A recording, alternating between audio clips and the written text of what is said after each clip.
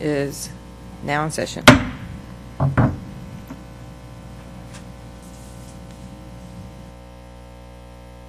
Roll call first. Okay. Nana Coppinger present. Earl Walker, Ali present. Judy McAllister present.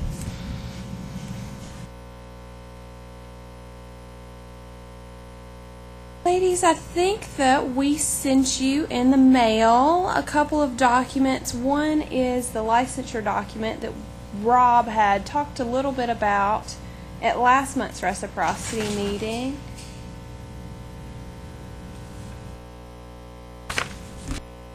Do you have any questions about that? Thoughts, comments?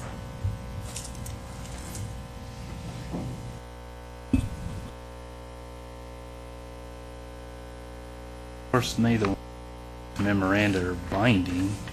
It's just a way to put things down so we can discuss it.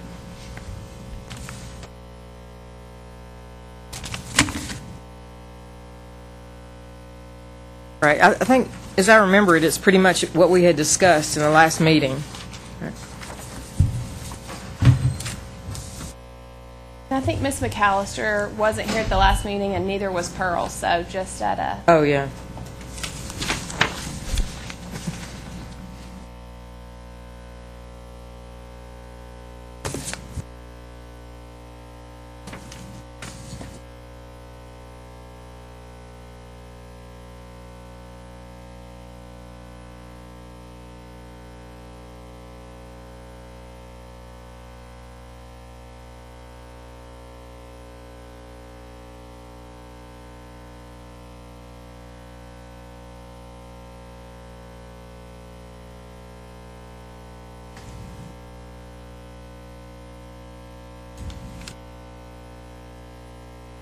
Did the full board receive this? Yes. Okay.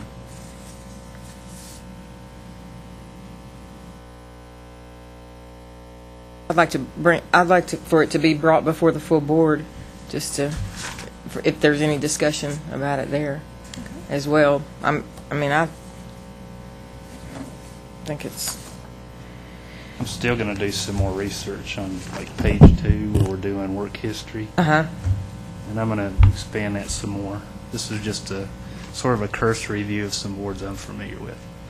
But there's more material out there. So this was compiled so there would be clarification. Was this as a result of something in particular? We looked at our application and we looked at some of the information on the website, which was both sent to you, and a spreadsheet of a lot of all the other states compiled and the hours that they accept. And the committee had decided that our work history portion of it is a little confusing, and further that we don't really have a blanket statement that provides all the information that the board can request to review. If you looked through it all, I'm sure you saw that, as well as a few different things. In order for us to be clear to our applicants, this is something that we're looking at as to how do you apply to the state of Tennessee. Either you apply through a regular application, you're coming in via reciprocity, meaning you meet all the requirements, is full reciprocity, and then partial reciprocity, there's likely something that doesn't meet our requirements. Excuse me. And then additionally, you could be a foreign applicant, and that is not coming from a U.S. state or territory. And then additionally, the last part of this memorandum provides work history information of the different types of work history proof that an applicant could provide.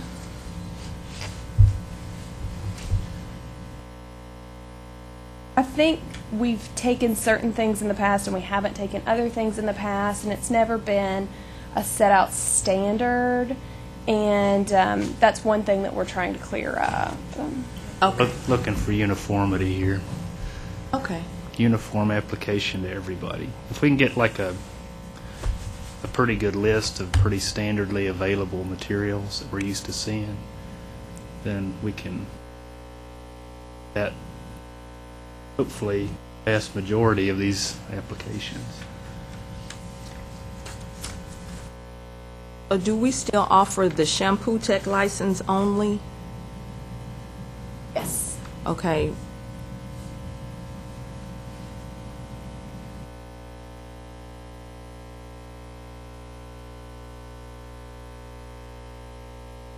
Because it says as a cosmetologist, manicurist, or esthetician, but it doesn't say natural hair tech or shampoo tech. That's correct. And this is just Rob's memorandum as legal counsel to the board members. He may have just been slight oversight since he's still learning our industry. We all are. Yes, we are. Thank you.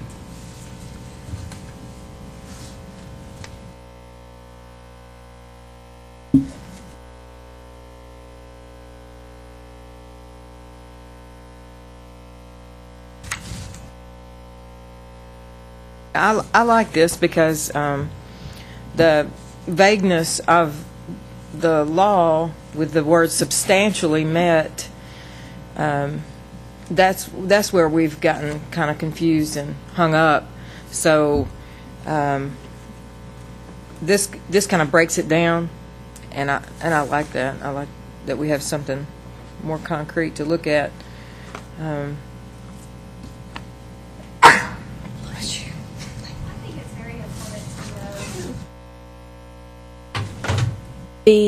Sorry, my microphone wasn't picking up. Ladies, if your red light does not come on, it means you're not picking up. Make sure to adjust it closer to you if the red light doesn't come on when you're speaking. It's important to note that foreign applications, I think right now we consider them as reciprocity applications because they're coming in from an area not Tennessee, and that there may be some other procedure of which we could review foreign applications. Because our reciprocal statute simply says the United States, another state. It doesn't say another country. Now, within the code, certain U.S. territories are considered states, but places like Vietnam or Ghana, I know there's been a couple of foreign applications from different countries, we're taking it as reciprocity simply because we don't have another application process for these individuals. So, and technically they could likely apply to test, and the board office could review to make sure they meet all the testing requirements, but it may be some different application that we may need to compile. So.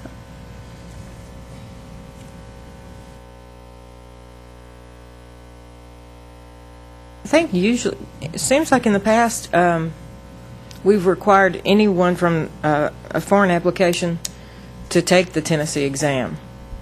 And that makes sense to me, just to verify that they know our laws and rules. And I don't really see a need to change that. Right, and I think the problem there is they come in applying through reciprocity thinking they may not have to test, where if we created some sort of rule in a different application for that person knowing that they're going to have to test, and we told them up front, you are a foreign applicant, you're going to have to test regardless, then that would save them the step of having to have the full board review their reciprocity application with them coming in believing I may not have to test to become licensed in Tennessee. Because I truly believe that that's what every reciprocal applicant thinks. I may meet this criteria and I may not have to test. Yeah, I think that'd be good to let them know on the front end. And to let them know that right now, currently, the Tennessee exam is only offered in English. They need to know that as well.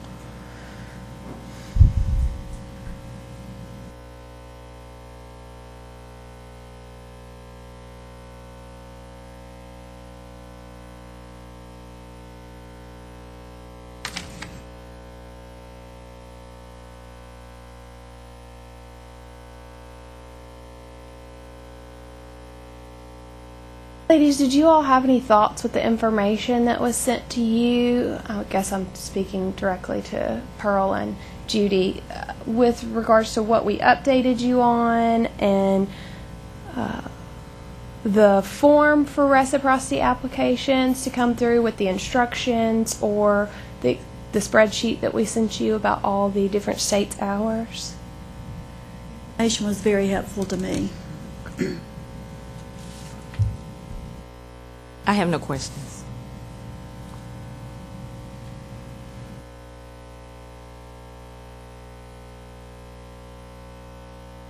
I just think you're basically saying, Rob, this is a work in progress, and so if you Learn by doing. keep tweaking it, and then work on the foreign application that we, so that they'll know we are going to. I mean, I guess we need to vote on that as a board, but I feel that they should take the Tennessee exam and to inform them on the front end that it's only offered in English. The only time when it's appropriate to waive the exam is under the other time, because partial reciprocity, somebody's coming in with a license that's, for lack of a better word, inferior to ours. They either didn't require as much schooling or an exam or as much practical experience, so they would probably need to take the exam as well. And then we're going to try to anticipate the most common scenario with the foreign applications. They could come here with schooling but no experience, or experience and no schooling, or some combination of both. That we're going to try to anticipate so we can apply. Again, what we're looking for is uniformity to make sure everybody that has a license from us has the same basic qualifications. Like I said, if you go to open the door to a cosmetology shop, you as the public should be able to expect that everybody in there has the same level of competency. Right. And that's what we're trying to do. Something else that's come to my attention that I actually just thought of, and I just from working these applications on a day-to-day basis, are reapplies. Lots of times we have applicants that have been licensed in Tennessee and they've taken the test and they maybe moved to Georgia or moved to Kentucky and moved to a different state, and they let their Tennessee license expire. It's been over 3 years. It may be 5, 10 years because they moved with a husband who had a job or whatever their situation may have been, and they come back in and they think, well, I've been licensed in Tennessee before. I can just reapply and come in reciprocally because I'm currently licensed in a different state.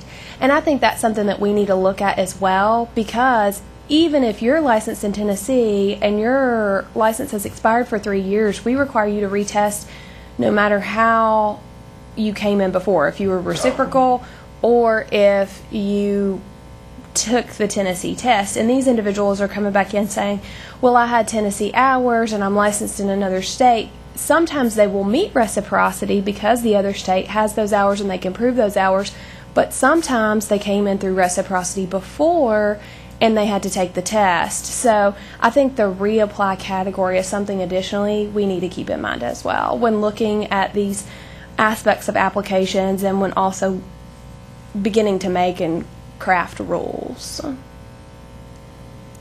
Just so you all know, that's another realm that has recently come to my attention. I think back to the foreign applications, a lot of times, you were saying if they meet full reciprocity, a lot of times we have trouble like discerning what kind of education they got. And so like the sheet that you gave us on all the states that shows their requirements, that's pretty clear cut, so many hours. And that I'm also interested, did they take an exam every time? Because I think that's important. And so a lot of times, if we don't have proof or if we don't feel confident that they, so that's a lot of times we're not sure if it's full reciprocity, and that's where we come into, you got to take the exam. Probably only ever going to come from another U.S. state for full reciprocity. That's the only way we're going to know based on the spreadsheet that the director provided. Foreign applications, it would be I wouldn't say impossible, but extremely rare. They would have to.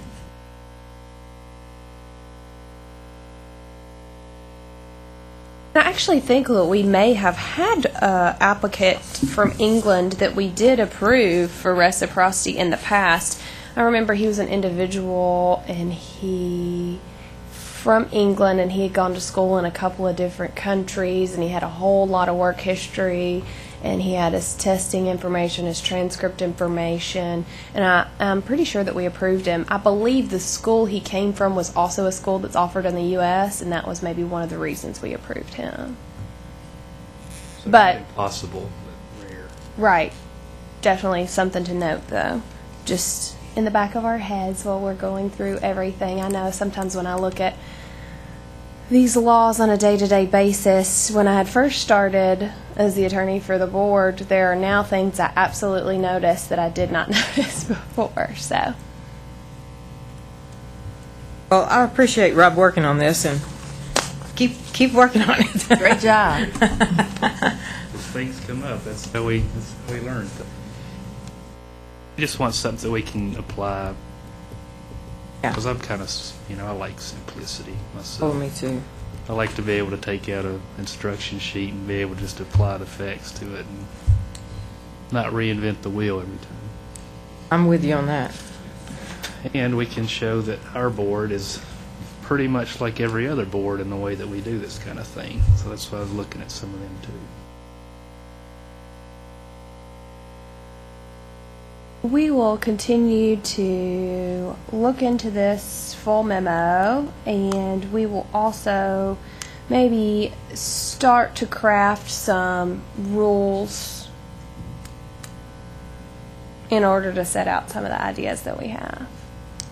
Does that sound like a okay thing for you all? Sure. Sure. I think just, once you tweak it a little more and present it to the whole board and everybody takes a look at it, and I think it's something that should be voted on. Absolutely. Okay. It will have to be voted. Okay. When it gets into the rules, it'll be posted on the website. People will be able to see why. Right. Well, the more information we can give them on the front end, the better off we are, and less work for us, and yeah. Know what to send instead of, does all this meet your requirements? Yeah. Okay. Did anybody have any questions about the minutes that were sent to them? We need to review March's and February's if there were any changes.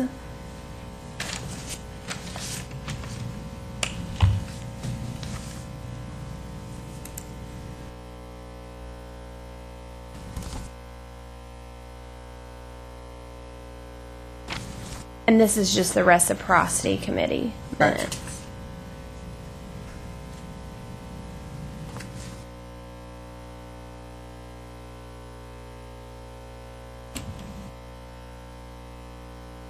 I don't think I saw any changes, but There When- there was one applicant that I changed, actually. Rena Bell, she was a test, not an approval, and I changed her. From your version to my version, it's different. oh, okay. Besides that, that's the only thing I changed. My apologies. On which one? Last month's, March. Oh, March. When it says that the motion was made to grant reciprocity recommendation, That's what I had recommended. that's what you recommended, and so instead of repeating exactly what they have to do, they'll just refer to what you recommended. Right, because sometimes you all didn't do what I recommended, so I would restate what the motion was. Okay. And I actually talked to other legal counsel about that, Rob and Laura Betty, to make sure I was doing that right with regards to the minutes, because I wanted to be positive, and that's what they advised, so that's why it's done that way. Okay. Just for the other two ladies up here, there were a few reciprocity issues that came before us that we, Merle and I, decided that they needed to be presented to the entire board. So we tabled them for the reciprocity meeting and presented them at the full board. And some of the others that we felt good about, that we went with the recommendation, we just went ahead and approved them. So, If y'all can just move to approve the February and March Reciprocity Committee meeting minutes, that would be perfect. Make the motion to approve the minutes from the March meeting. A second. Motion's been made to approve the March minutes, and seconded by Ms. Ali. All in favor? Aye. Ayes carried. And we also need a motion to approve the February minutes as well. She'll make a second motion. I'll make the motion to approve the February minutes, even though I don't have them. She doesn't.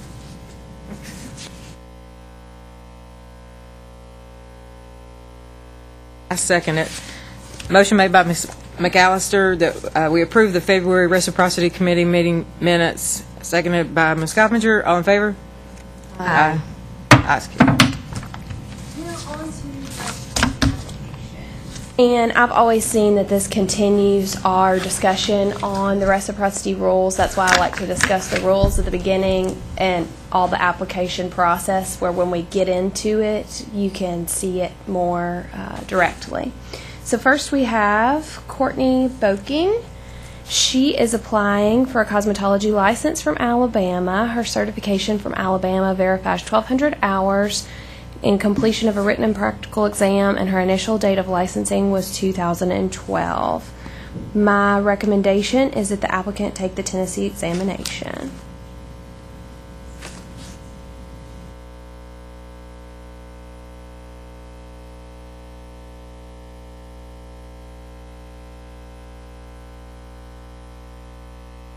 Make the motion that she takes the Tennessee exam.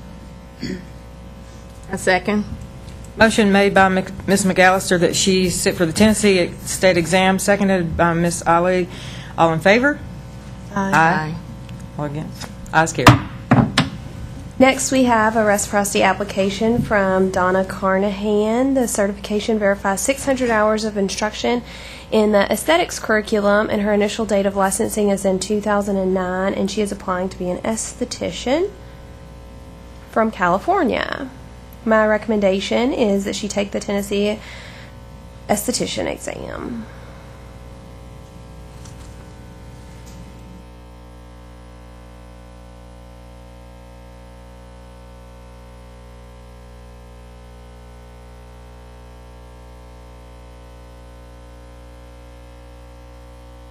She has 600 hours. Yes. Okay.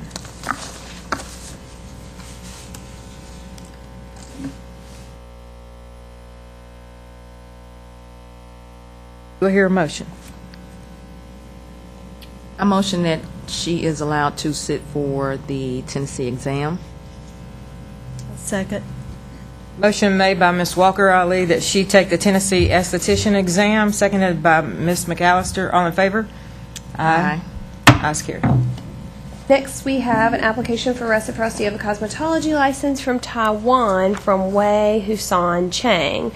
The applicant provided a letter which details her work history and testing from 1999 to the present. Her application states she has 1,200 hours from a vocational school in Taiwan. Her work history certificates are provided which verify work in the industry from May 2005 to 2007, July 2008 to December 2009, May 2010 to May 2011.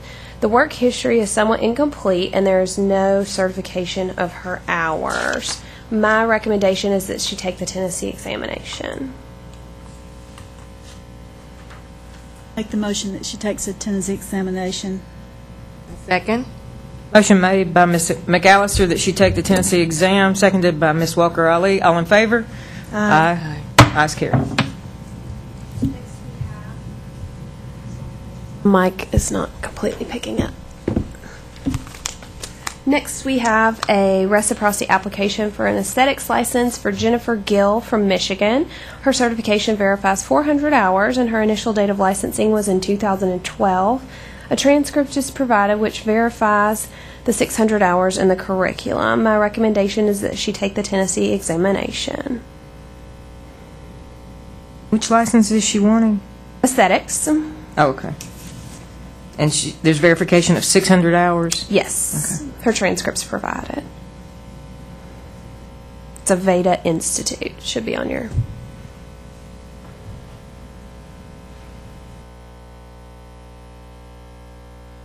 I'd like to make the motion that she is allowed to sit for the Tennessee exam.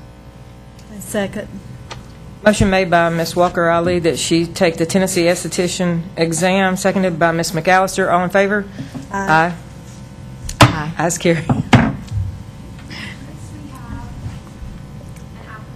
For reciprocity of a natural hairstylist license from Ghana for Comfort Kawaki. The applicant's information was previously presented to the board, and the board requested a transcript or additional information.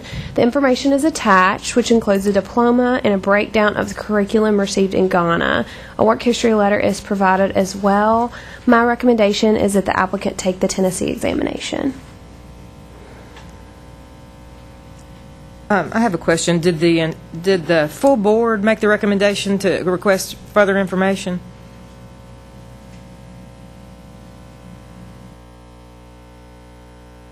Yes.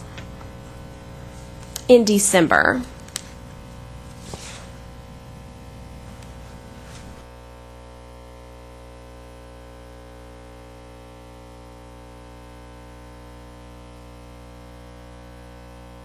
That letter is provided in your information.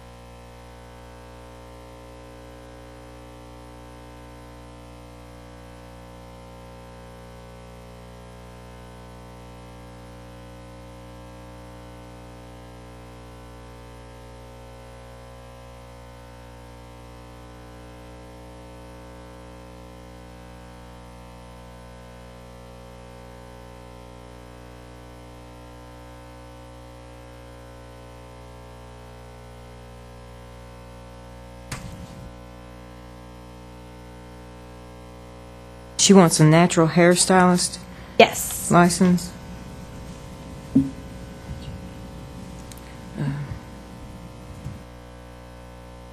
24. 24 is where the train.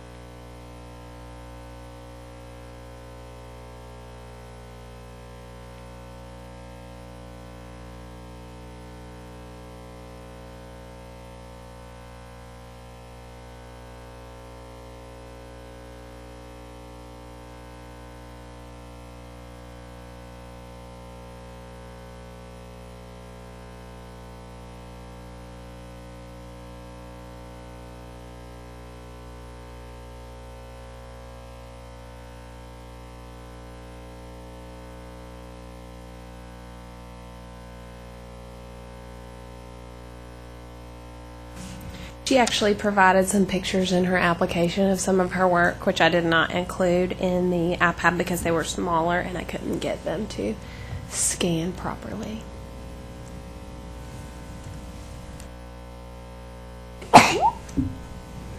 What's your recommendation again? That she test. I'd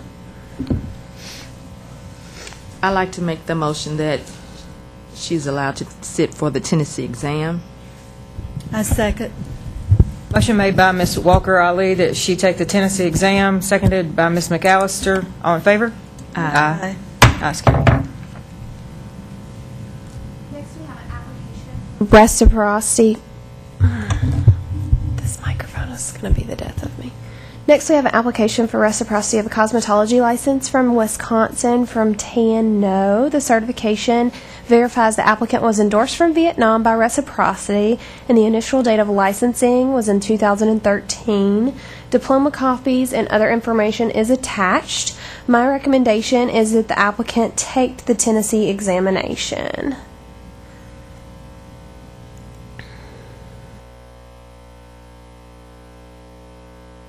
Is there any documentation of hours for this person?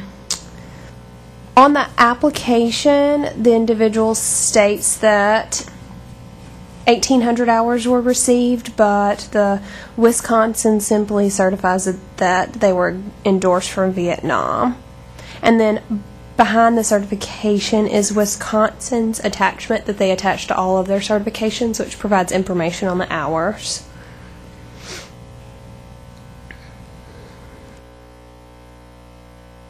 Make the motion that they stand the test. I second. Motion made by Ms. McAllister that they take the Tennessee exam, seconded by Ms. Walker Ali. All in favor? Aye. Ayes carried.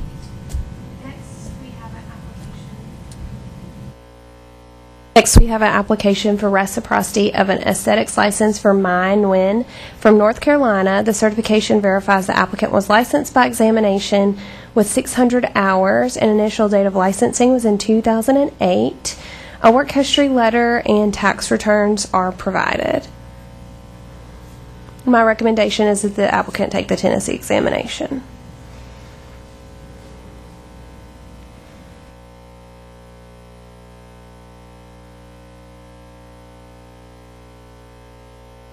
Work history falls short of 5 years, is it?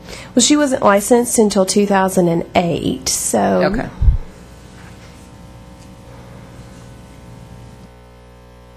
She does provide tax returns, I believe, for 2007, but they state that she was a student manicurist, and that's where I had questions. I believe this is the one. No, they just do not provide that.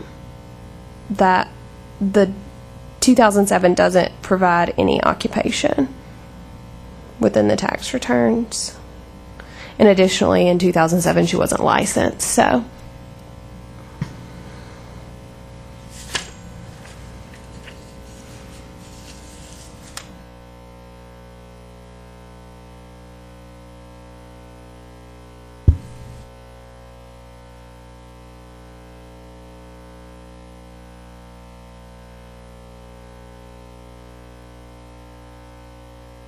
Make the motion that she take the Tennessee exam. I second. Motion made by Ms. McAllister that she take the Tennessee exam, seconded by Ms. Walker Ali. All in favor? Aye. Ayes carried. Next, we have an application. Next, we have an application for reciprocity of an aesthetic license for Alicia Parday from Arizona. The certification verifies the applicant was licensed by examination with 600 hours and initial date of licensing in 2012. Various certificates of additional training are provided. It's my recommendation that the applicant take the Tennessee examination.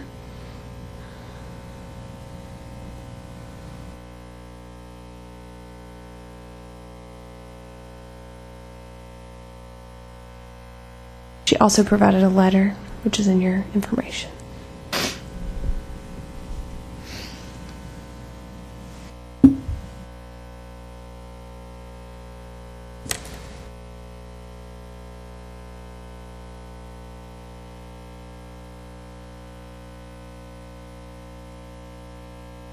I'd like to make a motion that the candidate be allowed to sit for the Tennessee exam. I second.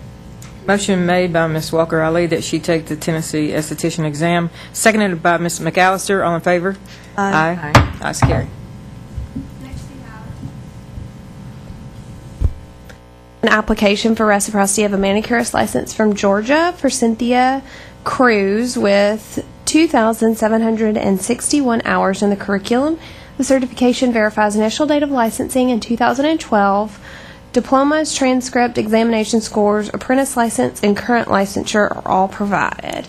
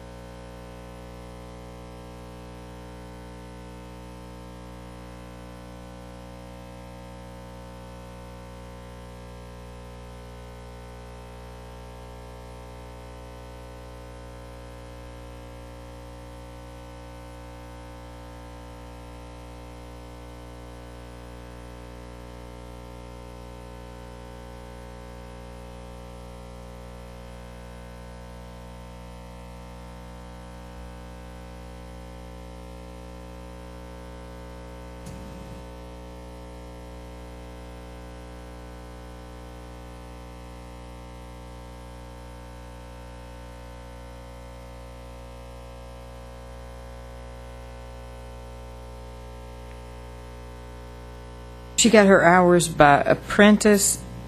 She has apprentice hours and then did take a written exam. Yes. Why does this say,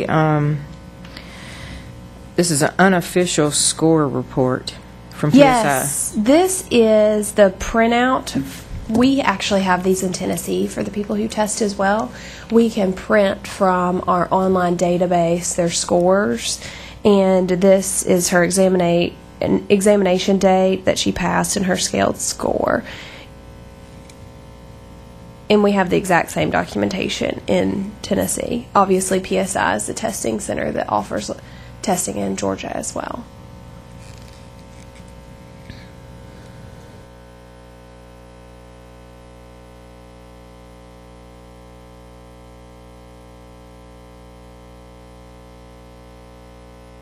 Did you have a recommendation? I didn't. I wasn't sure about the apprentice training. To me, it looks like she has some theory, 382 hours. And she's a manicurist. And the transcript was very specific, and it seemed like 2,700 hours is a lot more than 600 in the manicuring curriculum. So I haven't made a recommendation.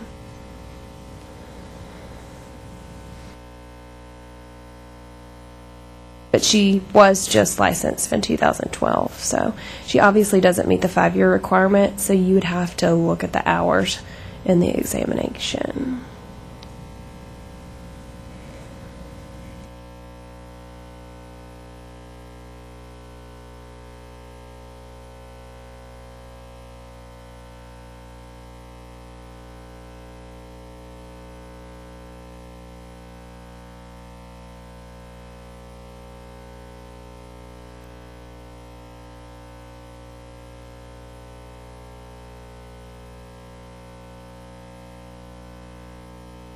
In lieu of the exceeding number of hours required, I would like to recommend that Ms. Cruz sit for the test. I second that. A motion's been made by Ms. Walker-Ali that she take the Tennessee manicurist exam, seconded by Ms. McAllister. All in favor? Aye. Ayes, carried.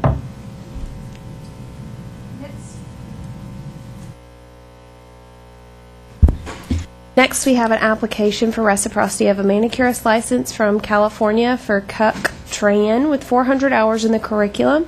The certification verifies initial date of licensing in 2011 with 400 hours. Tax returns and proof of training documents are provided. My recommendation is the applicant take the Tennessee examination.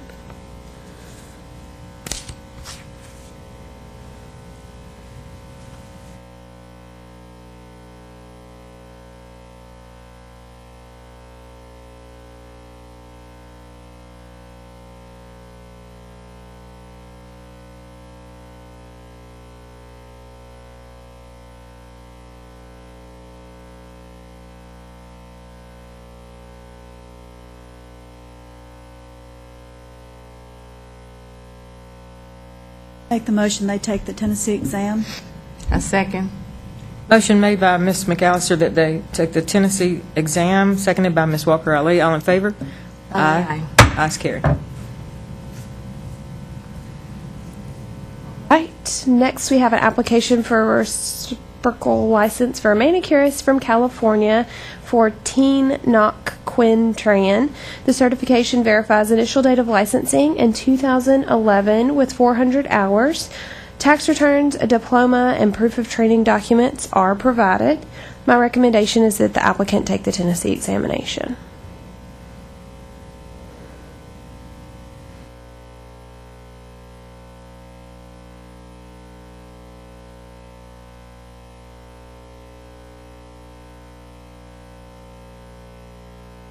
They hold a current license where?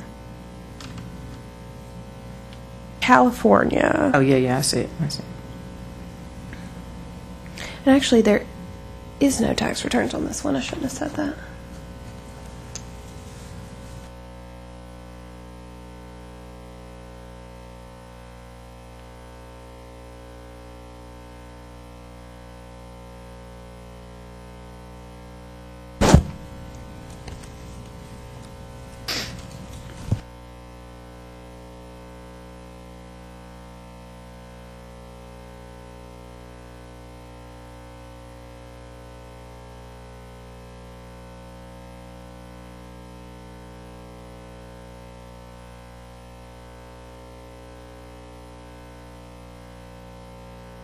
Make the motion they stand the Tennessee exam.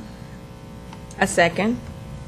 Motion made by Ms. McAllister that they take the Tennessee manicurist exam, seconded by Ms. Walker Ali. All in favor? Aye. Ayes carried.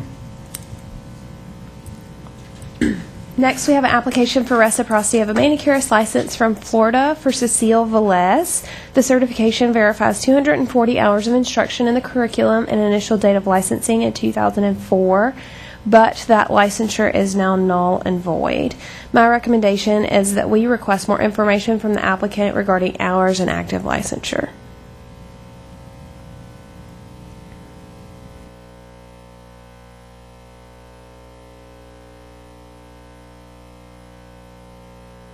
I move that we request more information from the applicant. I second that. Motion made by Ms. Walker Ali that we request more information from the applicant, seconded by Ms. McAllister. All in favor? Aye. Ayes carried.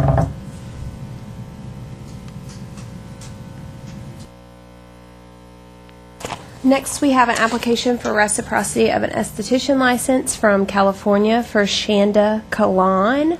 The certification and transcript verifies 600 hours of instruction in the curriculum and initial date of licensing in 2009. My recommendation is that the applicant take the Tennessee examination.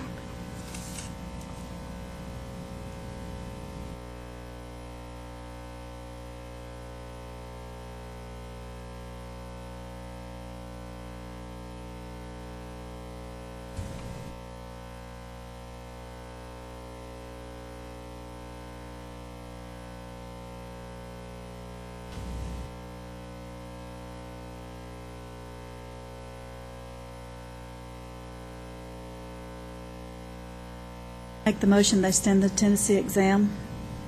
A second. Motion made by Ms. McAllister that you take the Tennessee esthetician exam, seconded by Ms. Walker Ali. All in favor? Aye. Ayes carried.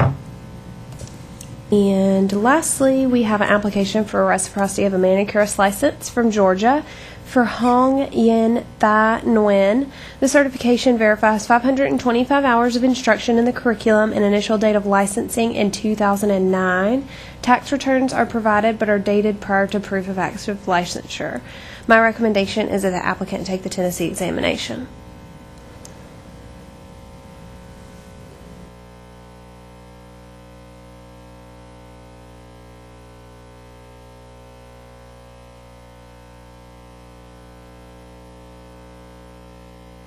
She, again, her tax returns are basically state that she was a student manicurist in her work history proof.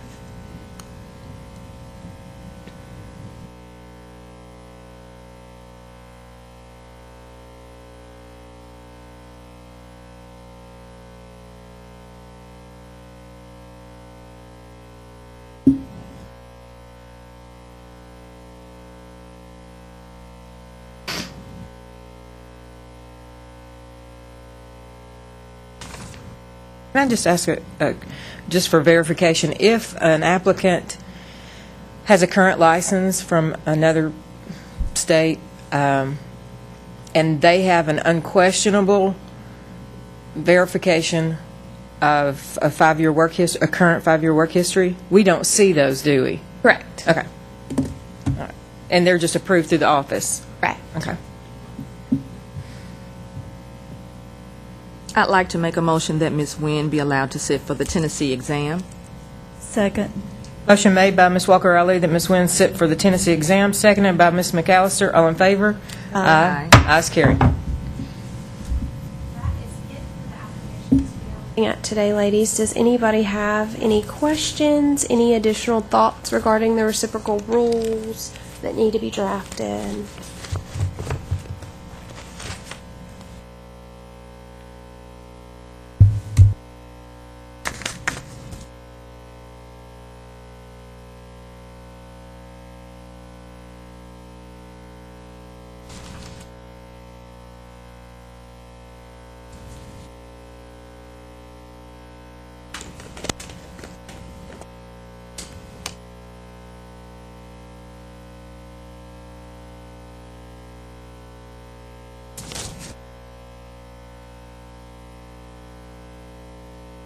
I think we definitely discuss the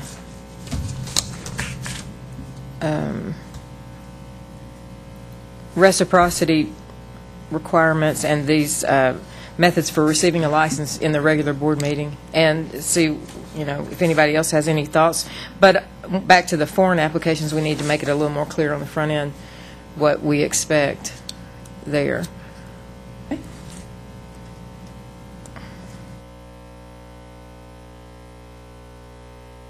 Anything else?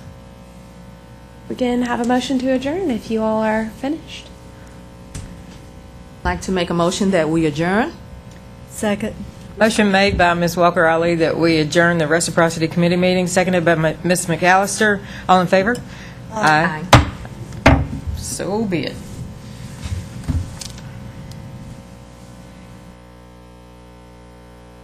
Well, we have quite some time before the next meeting, so. I probably should have said this during the meeting, but I think that because we're clear. We're ready to go if you are ready to start a couple minutes early.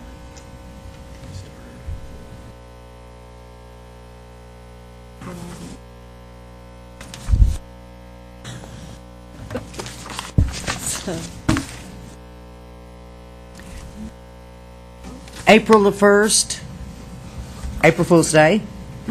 The Tennessee Board of Cosmetology is called to order. And at this time, we'll have roll calls starting with Ms. Huckabee. June Huckabee, present. Merle Smith, present. Donna Coppinger, present. Linda Colley, present. Judy McAllister, present. Rufus Hereford, present. Earl Walker Ali, present. Okay. Do we have any schools represented today? What school? Okay. Thank you. Also, in front of you, you have February's minutes. Has everyone read the February minutes? Is there any changes, or do I hear a motion we accept?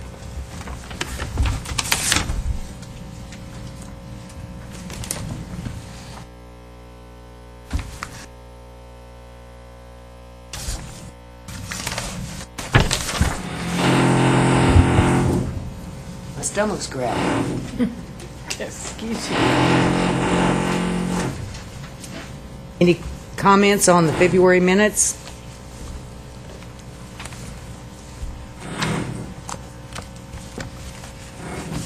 If not, do I hear a motion we accept? Make the motion we accept. A second. Motion made by Ms. McAllister, seconded by Ms. Walker Ali. All that we accept. All in favor say aye. Aye. Opposed, nay. Ayes carried. February minutes accepted. Also in front of you, you have March the 4th minutes. All right, is there any discussion on the minutes of March the 4th? The Rena Bell, who was said to be approved under the reciprocity part, wasn't approved. That was a typo on my part. We have moved her to be tested. That's the only change that was made. Do you know what page that is on?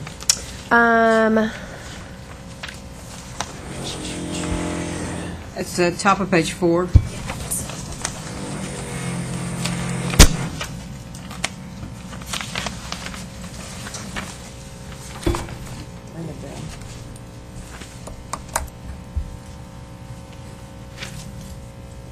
What was the name again?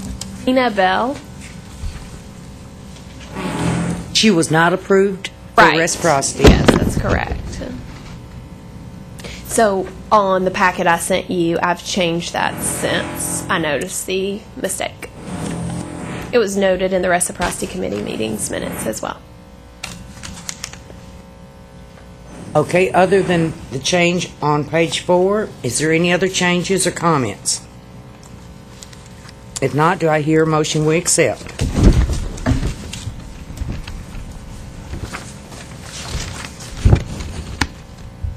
Make the motion to accept the minutes with the change. Motion's made by Ms. McAllister that we accept the March minutes with that one change. Do I hear a second?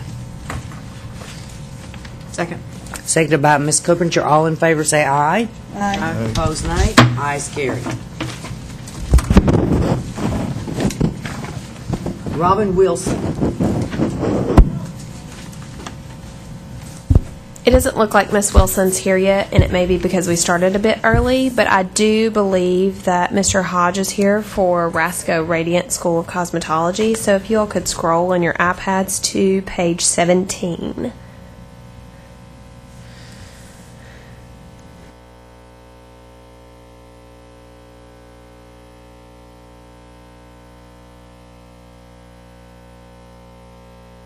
Mr. Hodge, would you step forward to the microphone, please, podium, and state your name?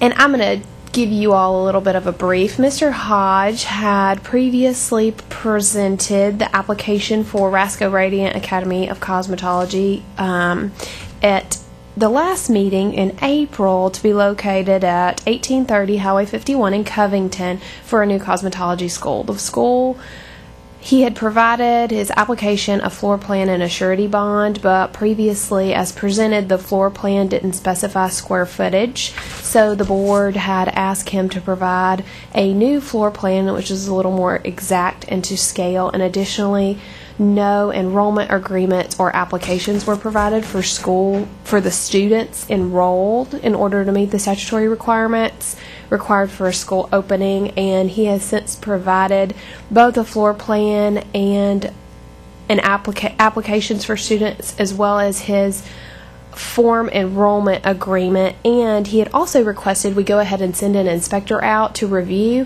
So the inspector took some pictures, and she also made some notes, and there's a lot of information on your iPad, so this may take a bit to go through. The floor plan is in yellow, and that's the square footage count. The room in the middle of the floor plan, I believe, is a cosmetology shop, and the yellow is counting the 2,223 square feet. And there may be some questions as to what is instructional floor space pursuant to the rules, and that's why Mr. Hodge is here today to explain that and answer any board's questions. And then the emails provided by the inspector, Ms. Hudson, are also on your iPads as well after the floor plan. Please read those and look at the pictures in order to address any questions for Mr. Hodge. Mr. Hodge, it may take them in just a few minutes. There's also a school packet which provides all his curriculum information after the 20 student applications and the enrollment agreement. So I don't know if y'all want to just start with the floor plan or how you want to go, but it's up to you all. He is asking for approval of his application.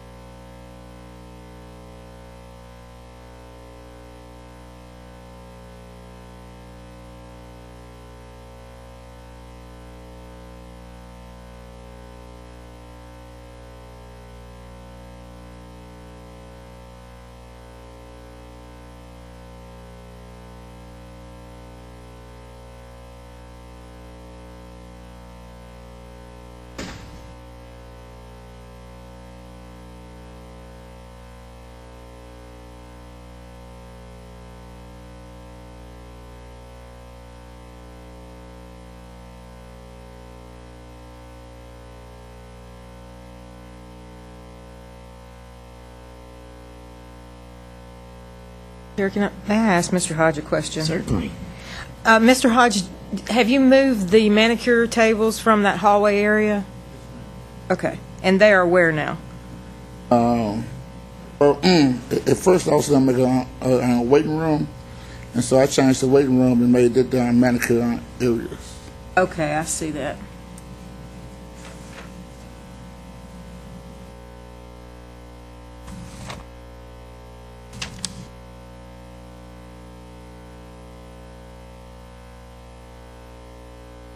Where it says reception, is that the waiting room? Right in front of the reception area, it's going to be the waiting room right there in front of the reception area.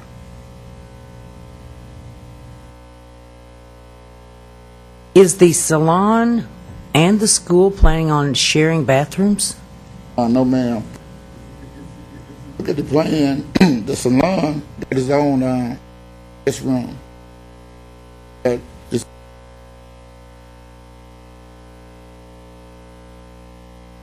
salon has a separate door for to go on the side of the building to the salon. The salon is totally different from the school.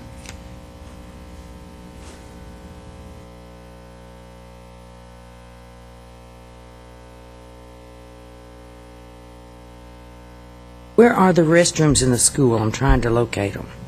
If you look at to your left in the front, you'll see women toilet and men toilet. Okay.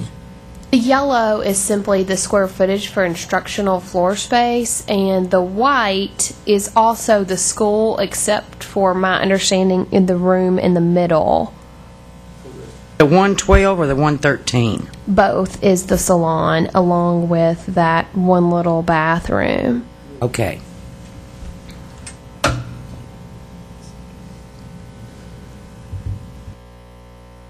With respect to the salon being in the same building, is this a strip mall or an office building, or what type of structure is it? It used to be a doctor's office. Is it one single building? With multiple suites? Yes, because the salon is kind of off to itself, and the school is kind of off to itself. It's just one suite, yeah. Did you say the salon has a separate entrance? Yes, sir. Is room 113 the reception area for the salon? 101 is the reception area for the school. No, I said for the salon. 113? Yes. Yes, that's the salon.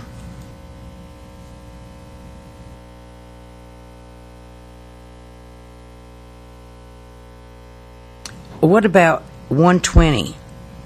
Is there any connection from that hall to the salon?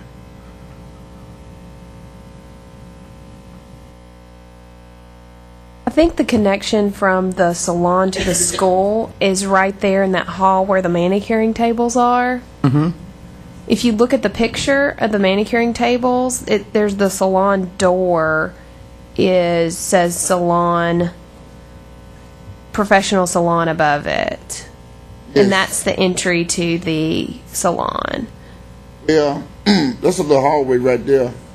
And it's big enough for us to make a little study area out of it. But the salon part, they're going to use separate doors to come into the salon. If they come into the school part, and whoever goes into the salon, they got to come in different doors.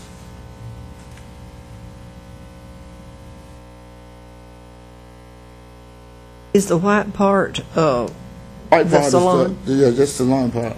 Well, it's got doors leading from the school if it's yellow into the salon.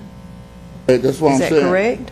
That little hall part right there, we blocked that door right there off. For you to get into the salon, you have to go on the side of the building.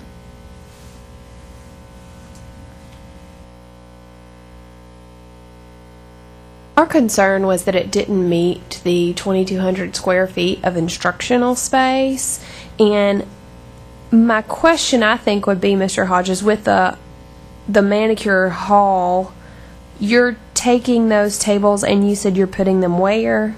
Putting them, as you come into the front of the building, it's right there to your right. It's that 102. Okay.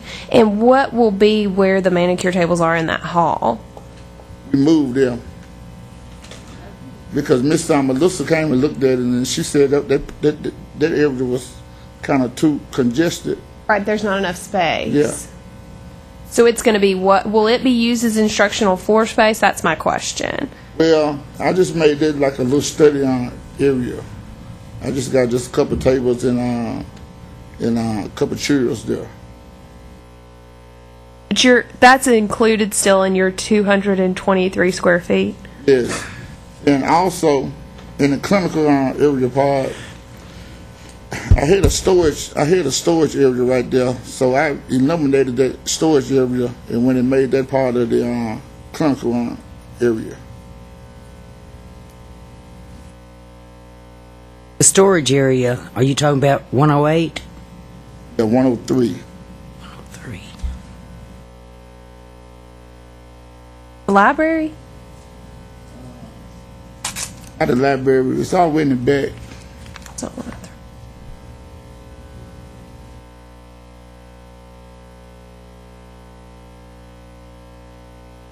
108, I'm sorry.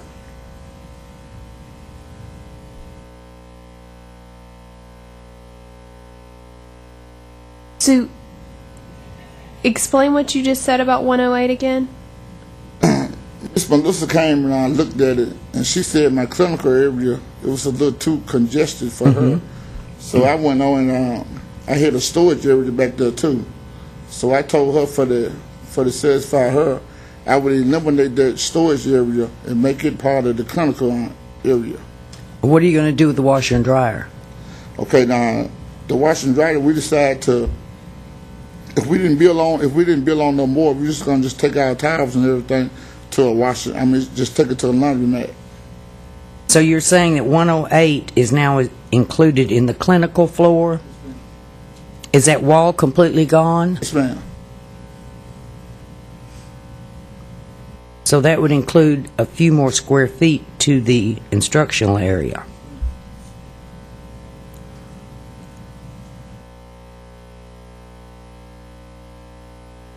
Do you have any idea how many square foot that is? It's 2,000. No, I'm talking about 108. It was like 123 square feet.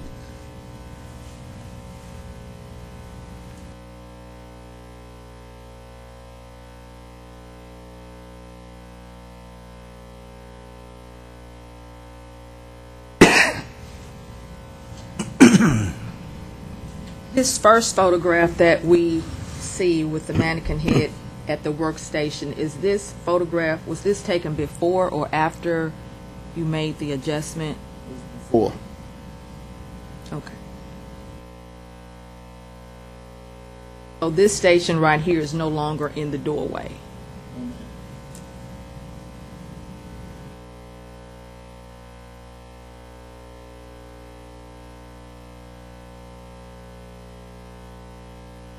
On the next to the, let's see,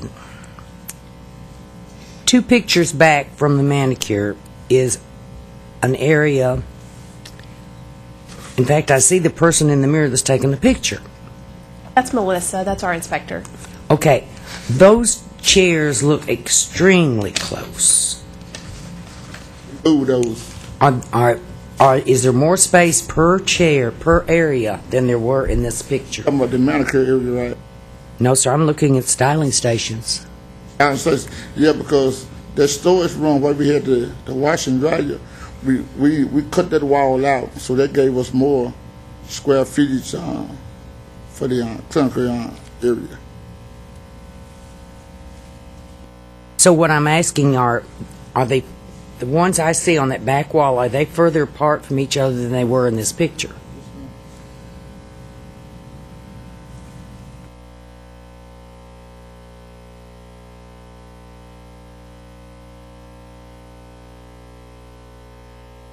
Okay, the last picture where the manicure tables are the pictures of them at the moment of the picture was made. Manicure tables are there, and it says professional salon. Is that door accessible to the salon? No, knocked the door off. And took the sign down when Melissa came and looked at it. But that door is completely blocked off from the school. At first, we thought that we could do it like that, but she told us that we couldn't use that same entranceway to the school, to the salon.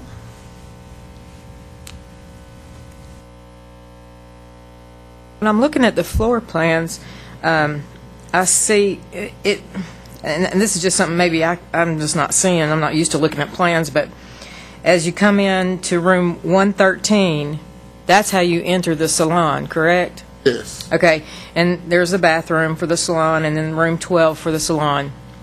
Where's the entrance, the separate entrance for the school? In front of the building. Right there. Double doors. Okay.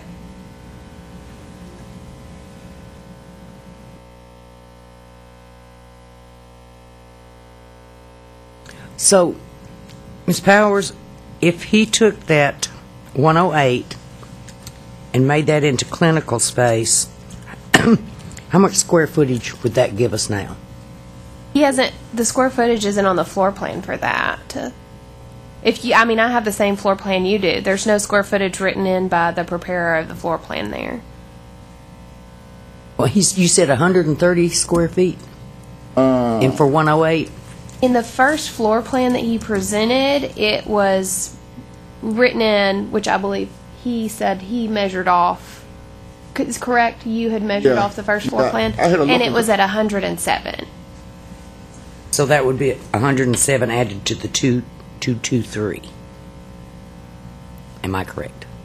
If everything else is considered instructional floor space, where the manicure tables were, where the study, the library, the reception, everything else would have to be considered as instructional floor space, is my understanding.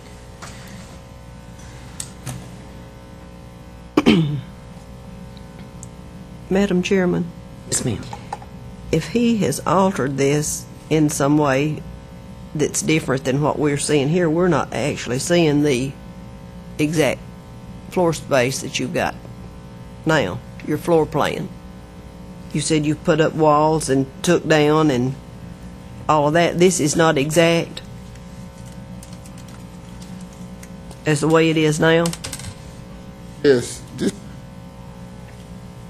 Last month, I submitted a different one from. This is the new one here. After we made the changes.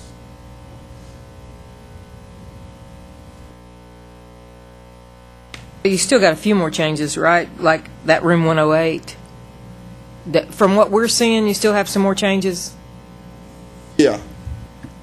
So this is not exact floor plan. Yes. Yes. This is a different floor plan from last month because after Melissa came and she kind of gave us some ideas that how would give us enough square footage and we had the manicure tables kind of like in that little hallway. She was saying the best just to eliminate the waiting room and put the manicure tables there, and then she also told me in the clinical area it was kind of congested right there, so I told her that I had some more square footage in the storage room, so I made that part of the clinical area. So it's exactly like this floor plan right now? Yes, ma'am. Except 108 has been made as part of the clinical floor. Well, if it's altered, it's not exactly. In 118, the manicure has been turned, those tables have been moved and put in the study. And the door at the end of 118 to the salon is now blocked off.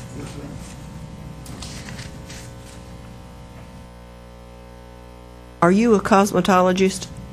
No.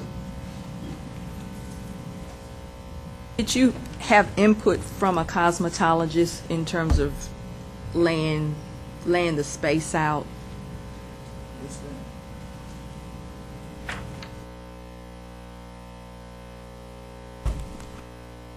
Because I've been in spaces and it looks beautiful, but without the input from an industry person, a lot of times you don't have the same. I got Miss Elsa McBride. She's been in cosmetology for the last 50 years. Okay, because in room 111, the shampoo area, which there's a photograph, is the second photograph, and the floor tiles, I know you need at least 6 of these out from the wall to comfortably accommodate the average person laying back with respect to their feet. You need at least 6 of these, and when I count across 6, it's just 1.5 prior to that wall, and then there's a counter here with mannequins, so, and on the pro holder, so I'm assuming that this is possibly an area where students can work on the mannequins. And I don't know how this is enough floor space for people to be standing, and then with the clients, the patrons, to be stretched out from the shampoo bowl. And the last one on the end, going back to the diagram, the yellow space 111, you actually have a shampoo bowl and chair that's in a doorway. And I don't know, as far as regulation goes, you need 5 shampoo bowls. Yes. But I don't think you're going to be able to use this last one because it's in a doorway. So that's why I asked about. Actually, all the shampoo bowls are back on the wall, so it's not in the hallway. No, sir. I didn't say it was in the hallway. It's in a doorway. If you look at the diagram, room 111. Yeah. So that's why I just made. No door there. There's not a door? No. What is that little space that looks like it has a door right there? 111. Correct. The way the shampoo bowls are set up is just an open space. Shows a little closet or something there in the. All the way on the back. That's a hot water heater. There's a hot water tank there? Yes. Okay. It's in a closet. The way the picture looks, the wall adjuts at the end in front of the last shampoo bowl, and I think it looks like there's a doorknob in the picture. Okay, that's fine, but nevertheless, the wall comes out Right. toward the shampoo bowl, so I don't see how it's going to be enough room to use this last shampoo bowl with the client stretched out because of the door, because of the closet there.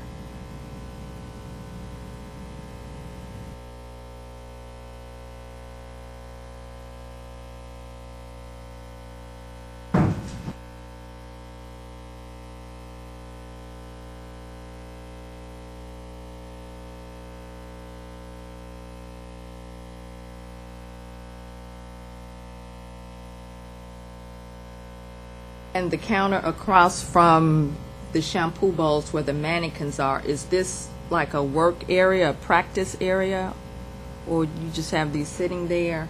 They just got them sitting there for now.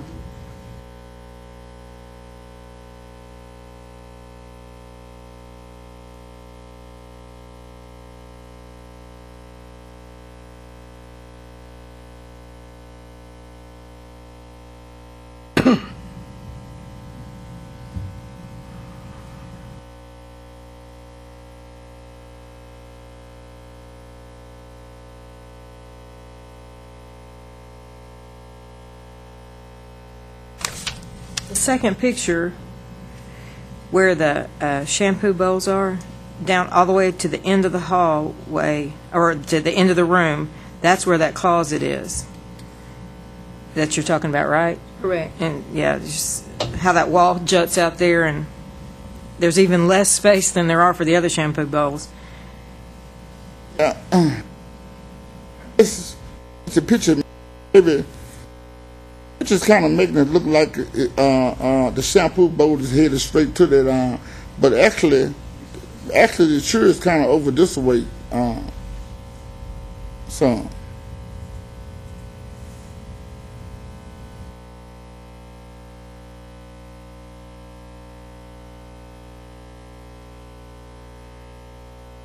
It does look like it's in front of it, but I mean, I guess that's for the short-legged clients.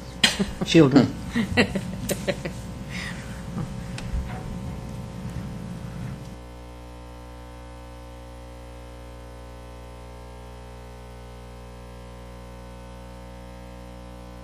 So am I correct in my thinking that this has been inspected once?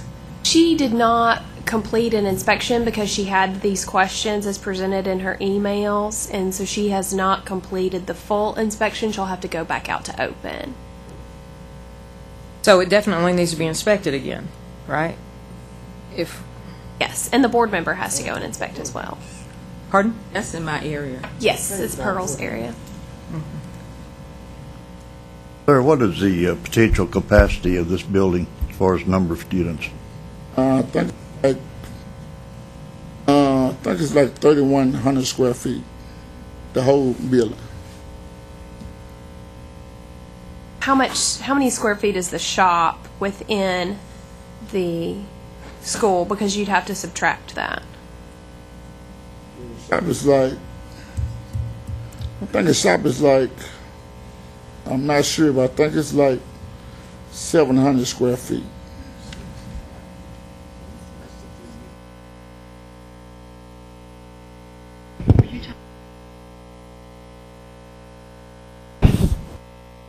The salon part is about like it's between 600 and 700.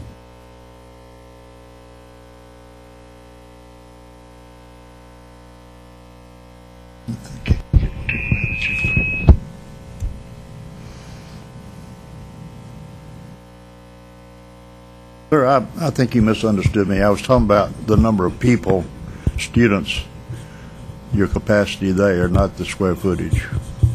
For the school? Mm-hmm. How many people, how many students do you think you can provide for?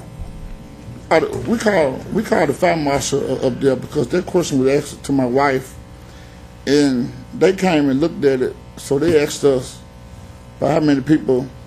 I told her the capacity we could hold 20 students, and the director and the instructor, and they was telling me that I called the fire marshal. That they was telling me that was fine. That wasn't no problem there. But they never did give me an actual count of how many people that could actually be in the school.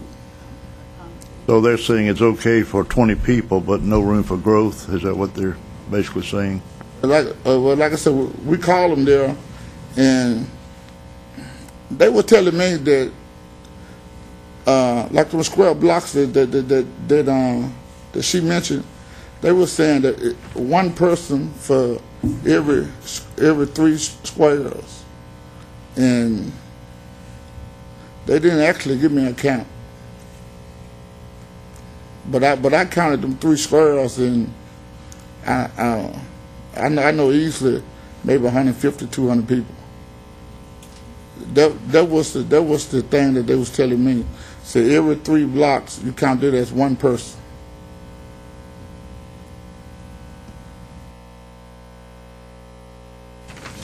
Sir, who was telling you this? On the fire marshal.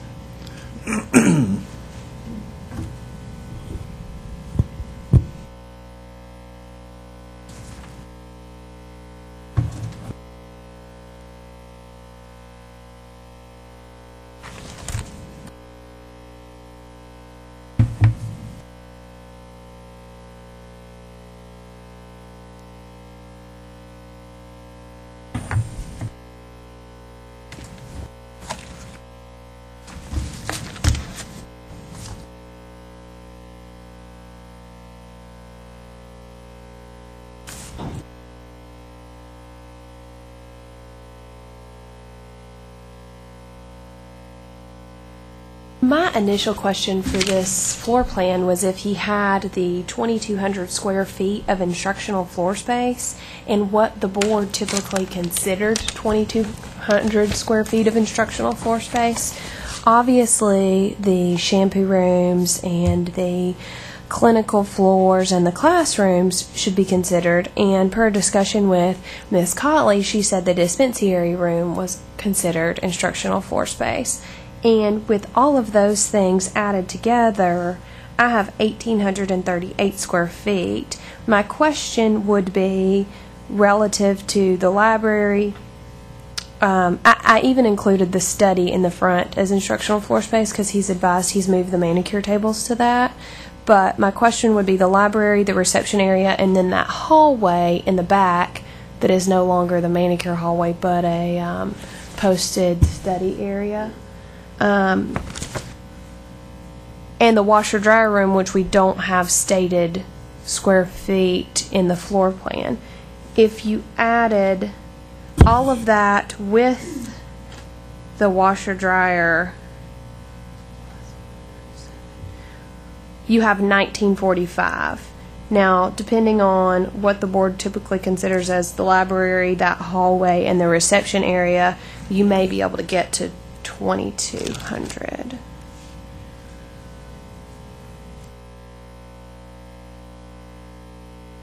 We're currently where with the total? If you, without the washer dryer area, without the library, without that manicure hallway, and without the reception, we're at 1,838. Now, if you add the washer dryer area, which he said he added to the clinical area, and the library, you're at 2,090. I was just unsure about that 60 square feet of reception and then that manicure hallway. Now, he has not added obviously the restrooms or the hallways into the square feet. Simply the yellow right here in this floor plan is what derives the 2,223 square feet. And that's what I'm adding with my calculations. But, you know, I don't know what the board's standard is for what is included in this rule as instructional floor space for schools. Or how much room do you have, excuse me, between the shampoo bowls? How many inches?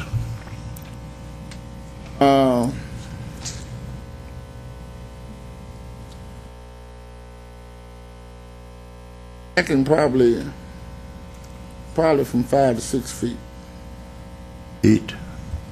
I got my shampoo areas, they on the wall, and the way that we set it up, I mean, we let the churros all the way out, and then I walk between the churros and the wall for the mannequins at, and I had plenty of space just to walk between there. Were there bodies in the chairs? But we just let the chairs just slide back. Because it's extra room when the chairs are out, and then when there are bodies in the chairs and the legs are out, that's extra space that's needed. That's why I was wondering how were bodies going to be in the chairs, and then there were students right there at this workstation. So maybe that workstation could be in another area because it's already tight. Actually, we put that shelf up there, and then we just set the mannequins there. But I mean, if it's a problem, what them dryers at, I got plenty enough room. I could move the mannequins. I mean, actually, we just set them up there.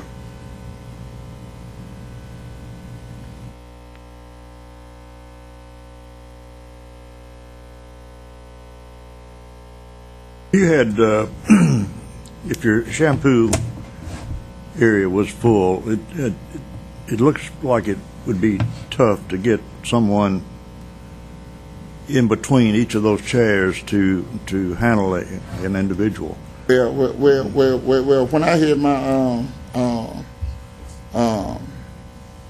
contractor for the place.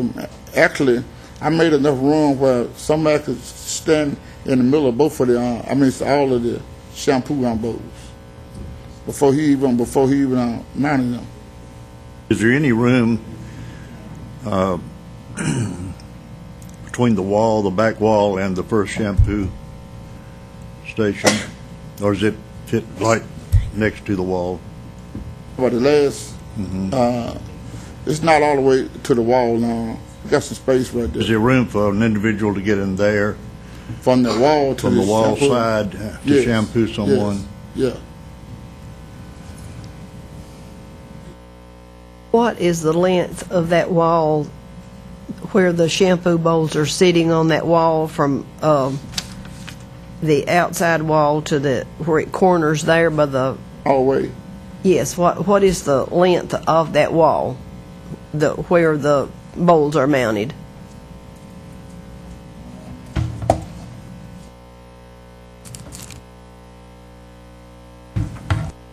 Who drew this out for you, sir? Scale is 1/4 inches equals 1 foot.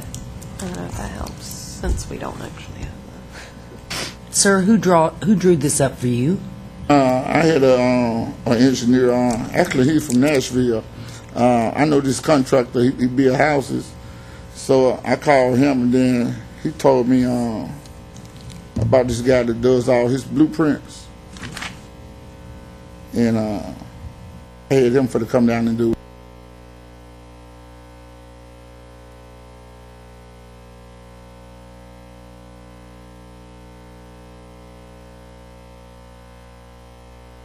Is there some discrepancy in the floor plan in the shampoo room? Because if you look at the floor plan, that last shampoo bowl, pursuant to the drawing, shows that it's almost flush. You would be standing in the hallway shampooing if you was standing by that shampoo bowl. Where in the hooded dryer room, it looks like there is some space between the dryer and the wall. And I guess that's what I think you were questioning, Mr. Hereford.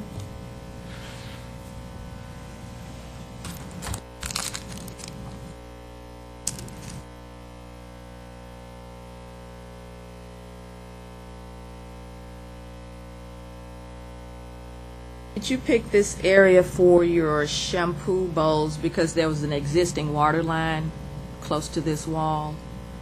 Actually, like I said, it was the doctor's office, and we actually reconstructed that whole building.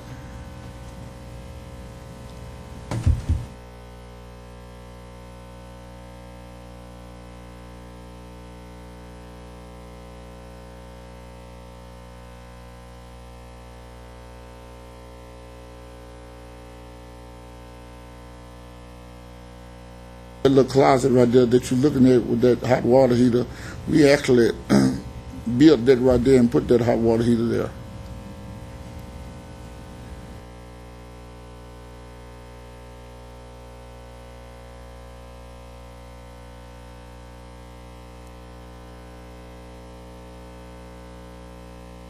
The hot water heater looks like it's in the closet in the manicure hallway, not in that little closet by the shampoo bowls, because it actually says water heater closet. Actually, that hot water heater there actually goes to them bathrooms over there. We got a separate. we kind of figured if we get busy, we needed 2 hot water tanks. So actually, it's 2 hot water tanks in the building.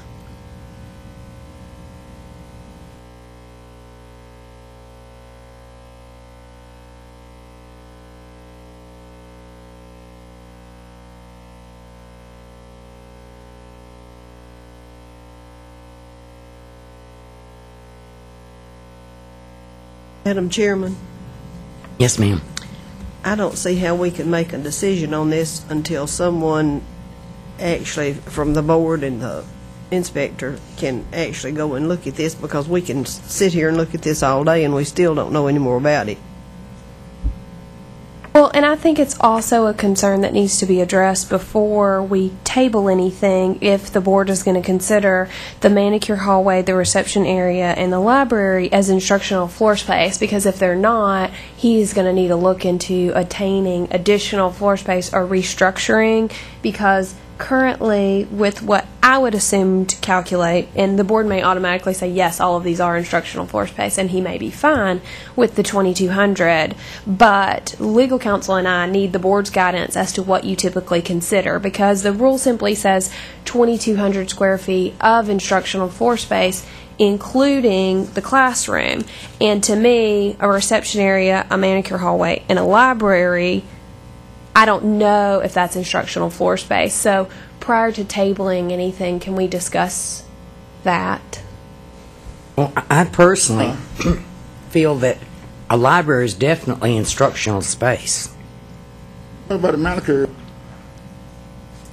Well, the manicure area you said had moved to the study. So I had included the study in my math, but I had not included the 180 square feet of that hallway because you said it was a study. Excuse me. Your manicure, it's in 102.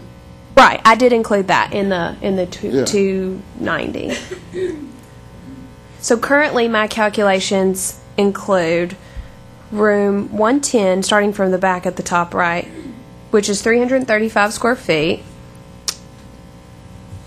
Room 111, which is the shampoo room, with 180 square feet. The clinical area, which is 130 square feet. The other clinical room, which is 425 square feet. The classroom, 106, with 210 square feet.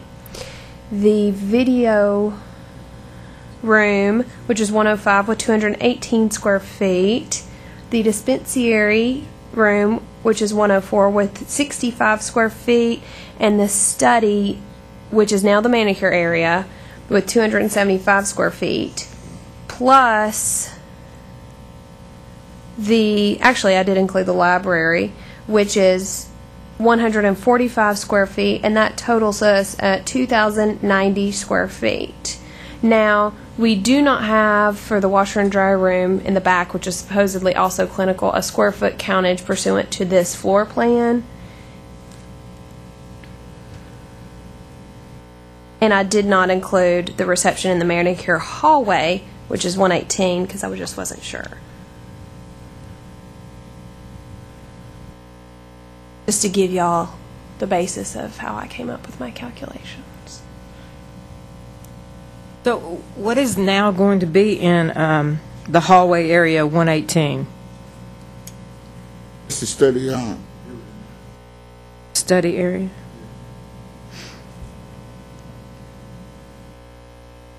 So this area 102 that was originally the study area, these are tables and chairs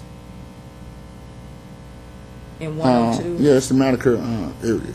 Oh, so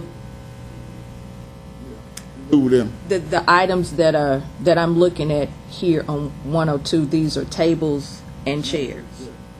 You're saying these are the manicuring tables? Yeah. With 4 chairs to each manicuring table? 2 chairs. Okay, that's not what I'm looking at. Right. He has said he's moved the manicure tables that were in that hallway to the study. And what have you done with these tables and chairs that were in the study? We had some chairs right there. We was going to use it for our waiting room. But actually, in the front of the reception area, that's the little waiting area right there. It's in the front of the reception area now.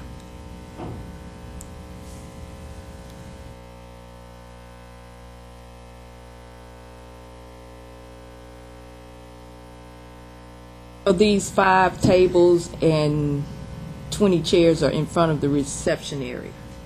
No.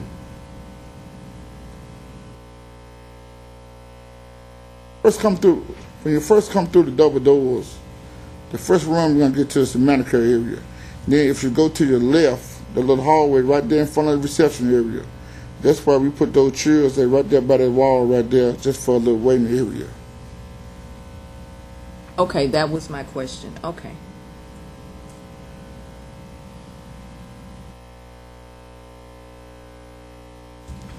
So if you include the square footage of the, Rachel, the 118 hallway, what does that bring it to? With or without the clinical washer dryer area? It's under wash and dry. Right. With what I'm assuming was previously presented in the previous floor plan with 107, with that 18, hold on. You're at 2270. But that's right. I think so. That includes what presently is 108. And what else did that include, Ms. Powers? That includes everything except the reception area, which is 60. If that hallway, the manicure hallway, if you include that, yes. It's everything but the just little block of 60 square feet reception.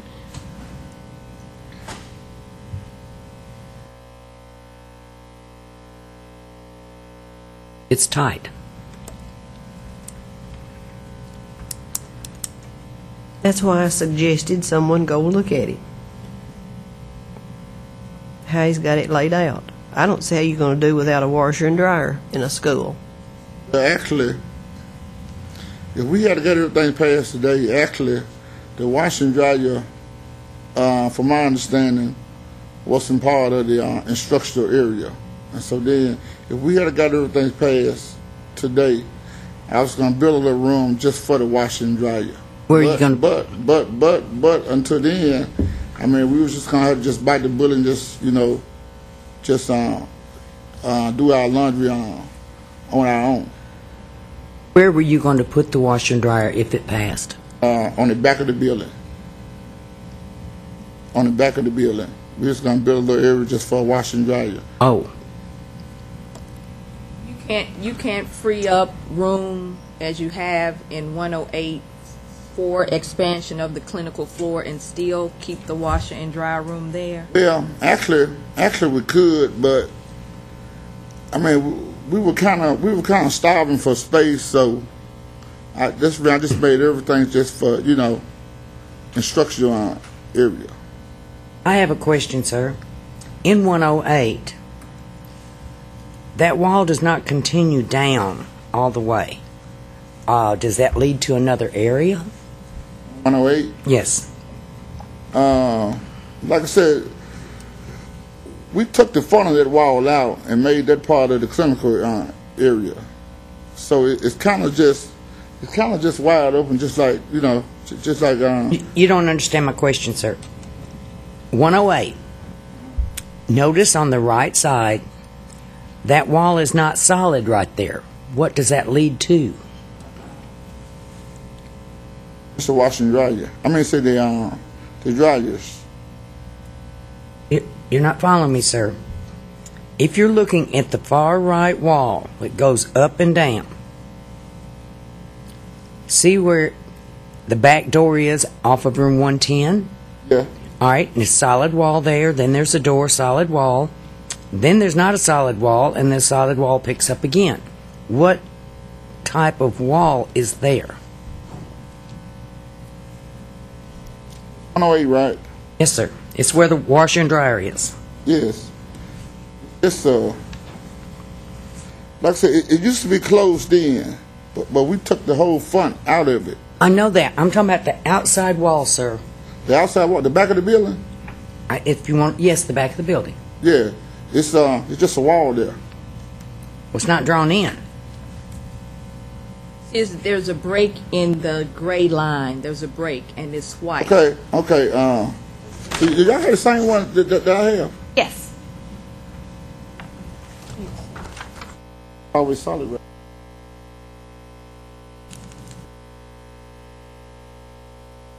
I don't think y'all got the same one. You bring an updated one? Yeah. Did you bring copies for everybody of this? Bring a copy.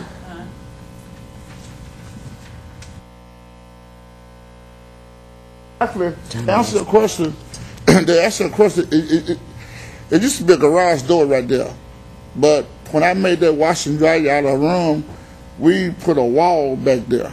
Okay, that's what I wanted to hear. Okay. What's different about it? Just exactly what we've been discussing. That's For why I example, the said we don't manicure- have a correct Right, we don't copy have in what he front of has. us. How can we approve it? Well, actually, I emailed Mr. Robert once. I don't know if he get it or not. Once I made the changes, Oh, he's Makes a lot taking more out this sense. wall. And then he's taken this and made this. See this?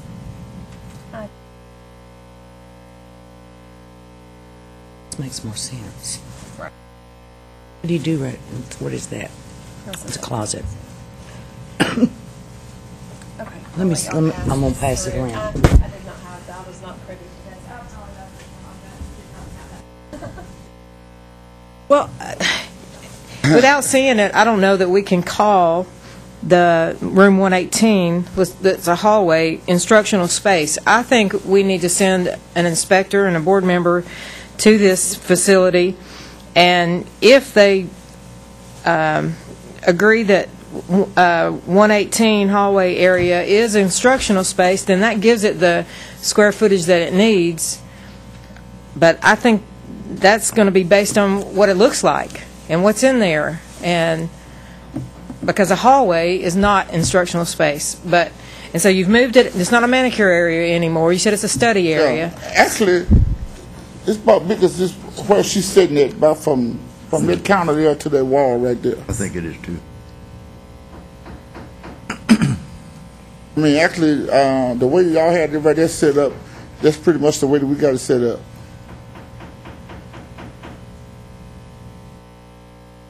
I keep coming back, Madam Chairman, to this shampoo area. I know this is a small part of what we're discussing, but in this drawing, this shampoo chair is next to the wall.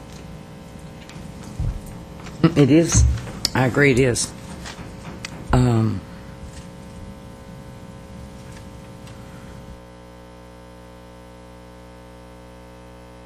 the counter isn't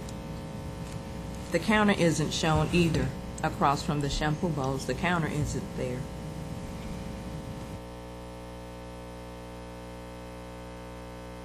Well, back to what Ms. Huckabee first said, and then Ms. Kuppinger said we need. Do you, as a board, feel that we need to send the inspector and the board member out ahead of time to give us another report? Yeah, I'd like to make a motion that we send an inspector and a board member to look at this space again and to determine what is actual instructional space by looking at it, and then we can determine the square footage. And I'm really disturbed that what we're looking at is not exactly what you intended, because you have something different. So I'd feel better. That is my motion, that we send an inspector and a board member to go back out and take a look at what changes you've made. Well, like I said, this Melissa came. Sir, just a moment. I got a motion on the floor. Okay, I'm sorry. We can't interrupt a motion. Motion's made by Ms. Kuppinger, seconded by Ms. Smith, that we send an inspector and a board member out and then report back. All in favor say aye. Aye. Opposed, nay. Ayes carried. Now, excuse me. Like I said, last month, y'all put us off for a whole month. So then that's when I talked to Mr. Robert, the attorney, and he told me he would send Melissa out ahead of time. And when Miss Melissa came, the only problem that she had was the clinical area, and actually the manicure tables too, which I made them changes. And like I said, I mean, I don't know. I made them changes, so I'm not understanding what other. I understand what he's saying about the shampoo, but she looked at that right there, so she didn't have no kind of question concerning that right there.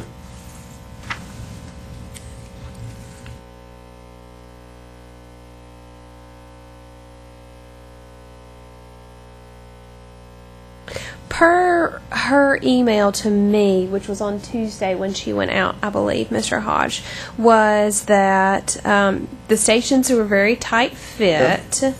and the manicure tables, there wasn't enough space to walk through, and that you needed to move those into what now is the reception area, and that you should get us changes prior to Friday. Now, you have gotten us changes, but we have just received those now. Like I said, I emailed them to Mr. Robert. I was under the impression. What day did you email those? I think they were like Wednesday, because he told me y'all wasn't working Good Friday. He told me he probably wasn't going to work Good Friday. So I emailed them to him like that Wednesday morning.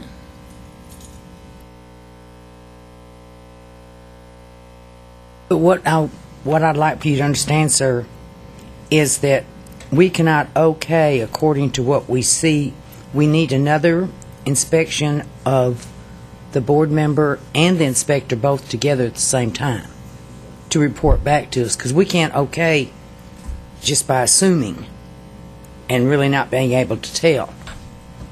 Now, here's your floor plan, which is not the one we have. You want to come? Somebody want to come and get it?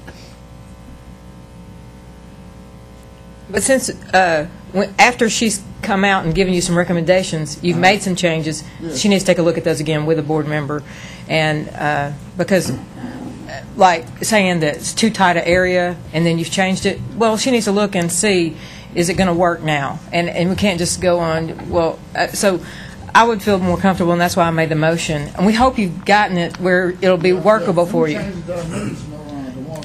Right. Well, she needs to go out with a board member, and they need to verify that it's going to be good to go. So, Mr. Hodge, can you talk into the microphone? The comm isn't going to pick you up if you're talking right there. Pearl, when you go out, do you mind scheduling that with Miss Hudson? That way you can go together. Sure. Okay. And Mr. Hodge, I didn't look close enough at your floor plan, but with the changes you've made, if you can include the square footage of what used to be the washer dry room, if it's not already on there, that would be beneficial to the board as well. Because right now we don't have that, and it looks like it would kick you above 2223, which would be very helpful if the board's going to include reception and that manicure hallway in their count. If they don't include the manicure hallway, you may still be right at 2,200. I'm not sure about the math of how many square feet that room is. So, This is just a suggestion. Not saying do this, but where the present wait a minute, gotta get my light. 118, where the manicure table was in the past, you've got 145 square feet that in that library, where the library could be put in that hall, and that would include another 145 square feet for real usable space. That's just a thought. Just a thought. You follow what I'm saying?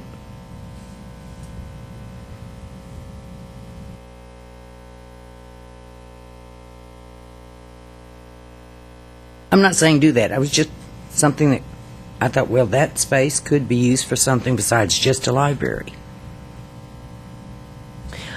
the board also needs to look at the 25 applications and the enrollment agreement to see if there are any issues with those two things. Okay, before we move on, I did have one more question, please, about the shampoo area. When the students are shampooing the clients, where will the products sit? Dispensary area, right? On top of the shelves. I got a mannequin table. Mannequin here. Are you going to put shelves up there above the sinks? Actually, there's a shelf already there. That they just got the mannequin heads on. No. Are there shelves going to be above the sink? I'm asking you, sir. Are the shelves going to be above the sink to put the shampoo products on? Yeah. Okay. But are they there yet?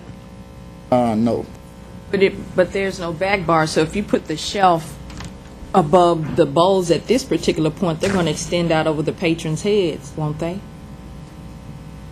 See See, there's no area between the bowl and the wall. Actually, if y'all look at that clinical area right there, 109, we got like a shelf right there in that corner.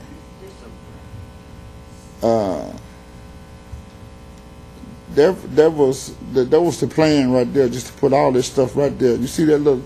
So where the mannequins are, that's where the products are going to sit. Look all the way across from the mannequins. You see that little in that corner right there? If you look at the floor plan, See, that's why someone's got to come out, because this is not working, because it's not complete. We don't know the space yet, how many square feet. So Ms. Walker will get in touch with the inspector and come out there, and Ms. Walker has great ideas. She can help you tremendously. In the space of that wall that's where the shampoo bowls are mounted, I'd like to know how many feet's in that. Okay. And that is something that's required for the schools to have the shampoo basins adequately spaced. So adequate. I think enough room for a patron to be seated with the chair relaxed back and their legs out, and individuals to be able to walk through. I think it's kind of in reference to maybe a fire code. If all of those were full and there's somebody at the very end, and you want everybody to be able to walk through properly without having to walk in and around people's feet. Does that make sense? So do you have his phone number, Earl? If someone was at chair 1 or 2 or 3, and then someone took a client to chair 4, and there are already patrons there with the legs stretched out, is there going to be enough room for them to pass with respect to the shelf coming out from the wall on the right?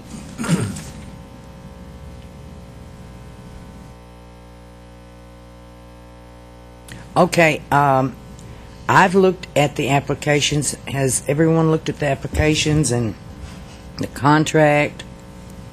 I have a question about, to the legal. Are applicants required to give their Social Security number for application? For a school application, we don't. The way it, We can ask, but I don't think we can force them to give. Pardon? Ask for social security numbers, but I don't think we can. the way most schools do, they don't need the Social Security number till they get ready to take their exam. Yes. But they normally request that they get a copy of it so they'll have it in the file. So when they get ready to send their application in for their exam, they've already got it and they don't have to wait on it. Right. That's not That's not something that the required. board regulates by No. a rule No. or law. Would it be helpful for Pearl to go over those while she's there? Applications? Yes. It's part of her inspection process, I believe. Right. I was would just be. asking. It would be. Not for opening, okay. Because the board's reviewing those, right? Correct. I was just asking because at least 6 of them are missing the Social Security numbers. That's why I ask. Well, of course, we're accredited, but we do require them for financial aid purposes. Actually, we had some people that so much identity fraud until they actually enroll.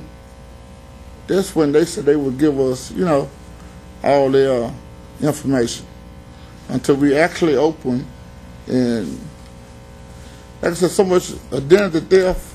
And then they said actually when we actually open, and then that's when they would give us our Social Security, give us their Social Security number. We had a few students, they were kind of concerned about that right there. They were saying that, well, y'all not open yet, why should I give y'all all of my personal information? Okay, well, Ms. Walker will get in touch with you as to the date that she and the inspector will come out and check the school out. Okay? Madam Chairman, Yes, ma'am. the manager of the school is going to be Ms. McBride, and she's also manager of the shop. The inspector reported that she was managing both. That's what we were reading. And I know right here, she's over this the salon part.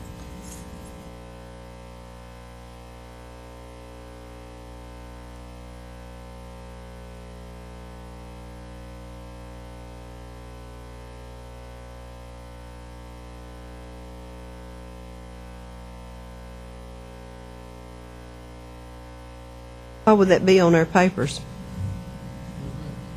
Why would it be on their papers that she is?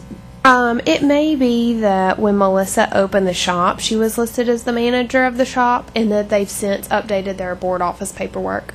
That's something I did not verify. Has Miss Randall updated to be the shop manager? So she should be on the shop application. Yes. Yes, on the salon. Okay. And what's your full name? What's her full name? Carney. Is this phone number that's on your cover page, 901-296-5102, is that your phone number at the school? Yes. Okay, thank you. It's on there. Is that the best contact number for you, sir? I'm giving myself 371. 901-371-6121. Thank you. So if inspector comes out and everything's look okayable, so what, I got to wait till another month to come back in front of you all? How does that work? Ms. Bowers? It's up to the board. If the board wants to approve him to open pursuant to Ms. Walker's and Ms. Hudson's approval, they can give them the authority to do that. Or if the board feels like it's best that they all re-review everything, it's up to the board. So if you all would like, pursuant to your previous vote, is that you wanted Pearl and Melissa to come back with the information about your questions and approval. But if you would like, Mr. Hodge is asking for the opening upon their approval when they go out. But if the board isn't comfortable doing that and feels like they need to review everything additionally, it's up to the board to vote on that. Do I hear any conversation on this subject?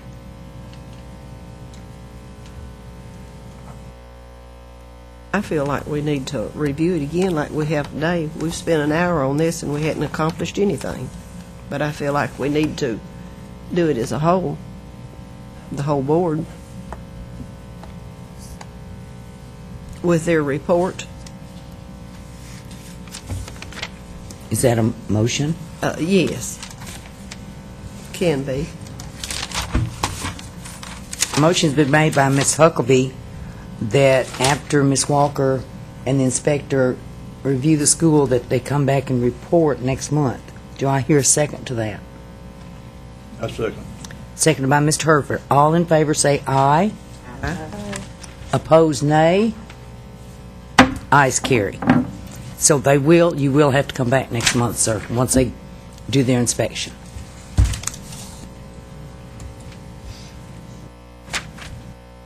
Thank you. I believe that Miss Gordon and Miss Wilson are here. They were first on the up here before the board list.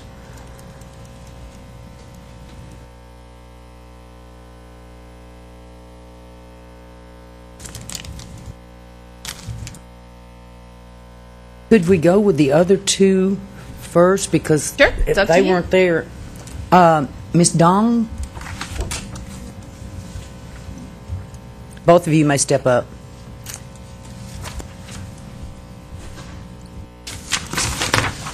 Please give your name, both of you, please. Lean forward. Bên Đòn. Get closer to it, sir. Twin. Okay.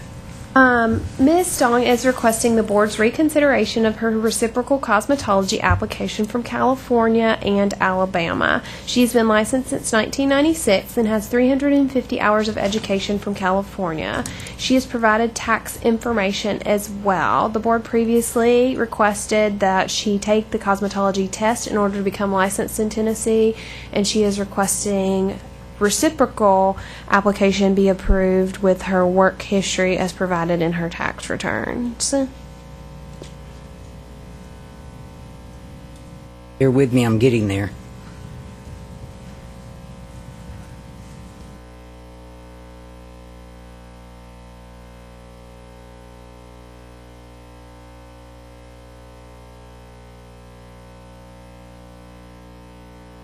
Her application starts on page 98, if that helps.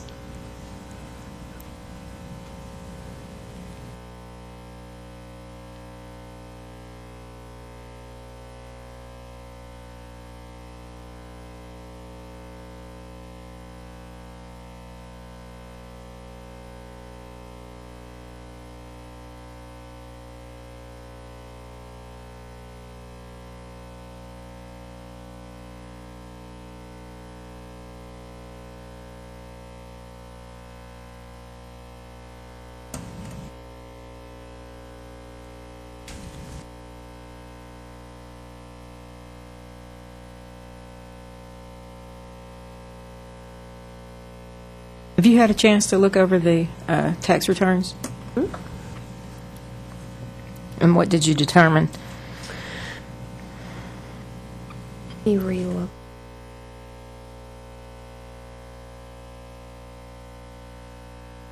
If I recall properly, it seemed as everything looked to be in order except in, I believe, the oldest one. It showed the occupation of her as being self-employed, but it could be that they were just flipped on the lines on the back of the tax return, where you sign and that's where you state your occupation. That her spouse was a nail tech and her occupation was self-employed. I think that's the only question I had.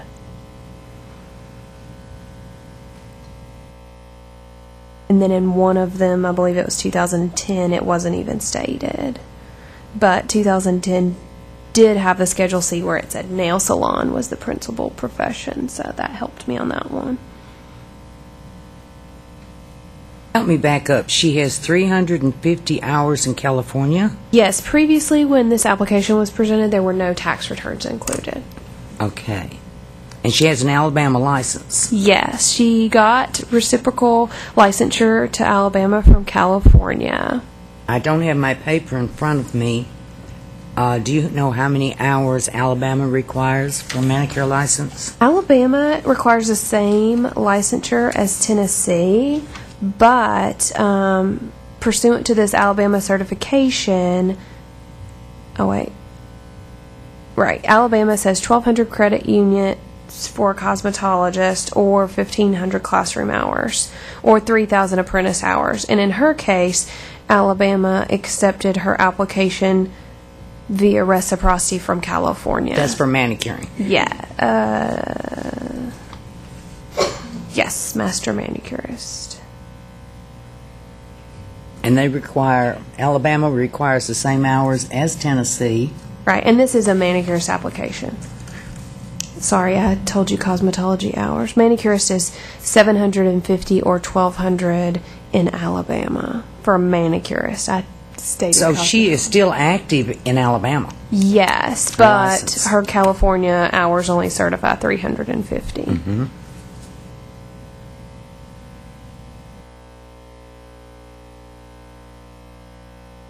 And I think that's why previously the board requested that she test. I think her work history just wasn't previously provided, and it looks to be sufficient.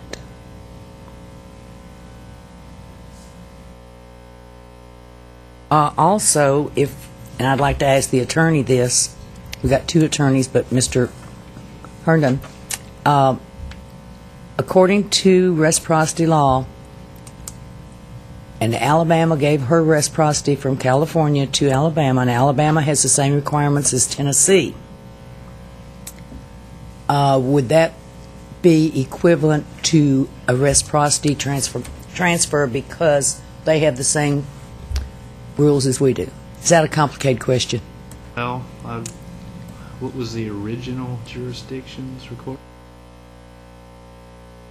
The way I review every reciprocal application is I go back to origination, because to me, where they were first licensed is where they're receiving their reciprocal training from. But to me, just because they come from Kentucky or Alabama and those states equal our hours does not mean that they have those hours, because some states don't require the same things through reciprocity as we do. So I maybe deem that as if they don't have active licensure in California, but she does in Alabama, then she is actively licensed in another state, but we still have to go back and look at her hours to make sure they are substantially equivalent.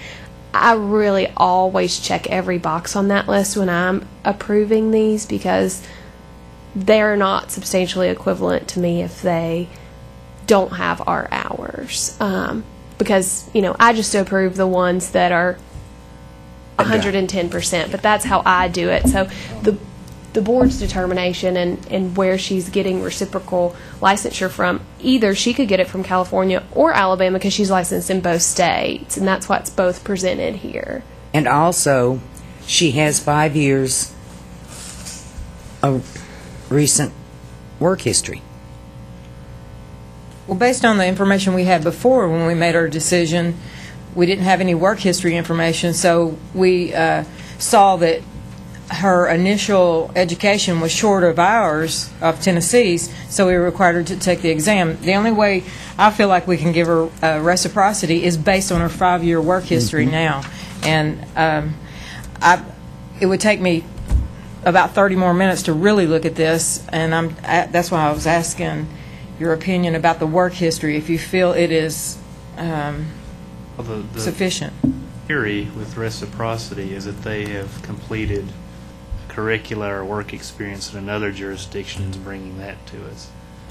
When you grant reciprocity based on another reciprocity, I just don't think that's really the intention. It's better to see where they got their training and their education. Right. That's really the idea behind. I wouldn't base it on where they got reciprocity from. I go back to the original issue of license and their education. But I'm saying now we either still require that she takes the exam, or we look at this 5-year work history to see if it meets our requirements for reciprocity. Which we did not have last month.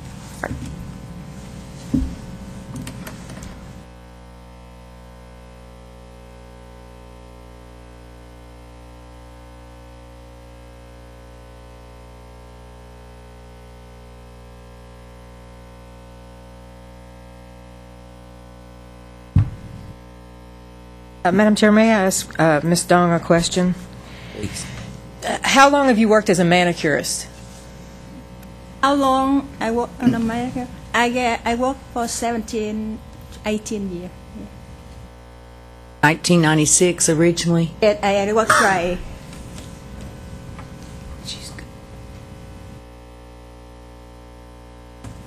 In the last 5 years, you've worked as a manicurist in the state of Alabama?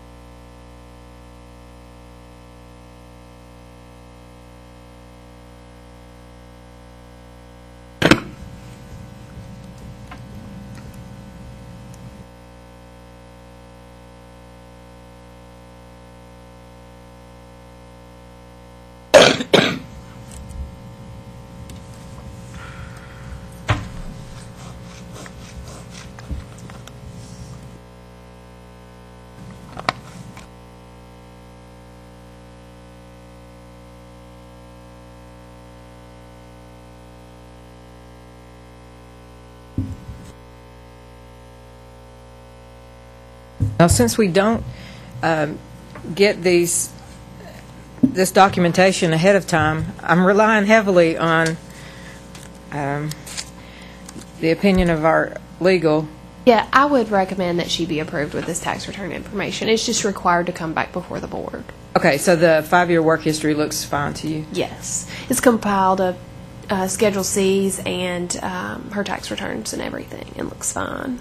I make a motion that we grant her reciprocity based on her 5-year current work history. Motion made by Ms. Coopinger, seconded by Ms. Walker-Alley, that we grant her reciprocity without taking the test because of her 5-year recent work history. All in favor say aye. Aye. Opposed, nay. Ayes carry. Thank you, everyone. I had job now. Thank you very much. You've been here a long time today. Thank you. I wait too long. You just get an application for reciprocity again, and We'll send you a letter, and you'll just send your $50 in, and you'll get your application, your license. thank you. Have a great day. Good luck. We'll send it to you in the mail, or we can email it if that's quicker. Either way. Okay. Okay. Thanks. Thank you. Okay. It's the cosmetology lottery.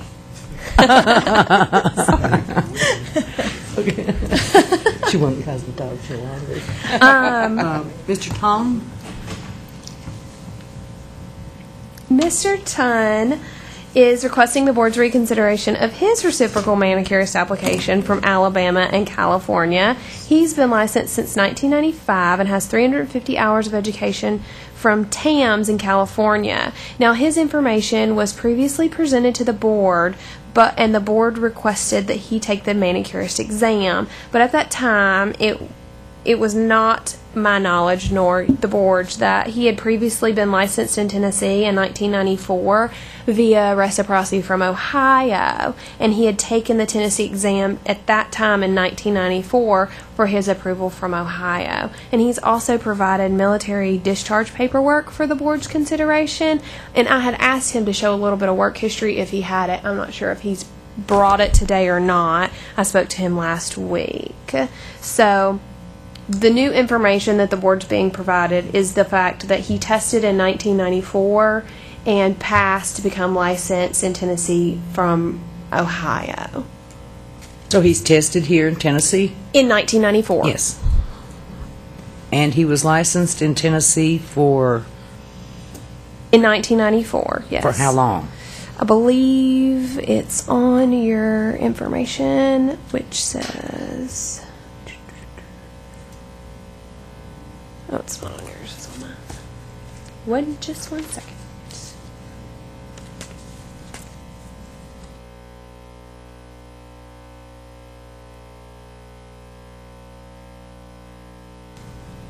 From 1995 to 1997.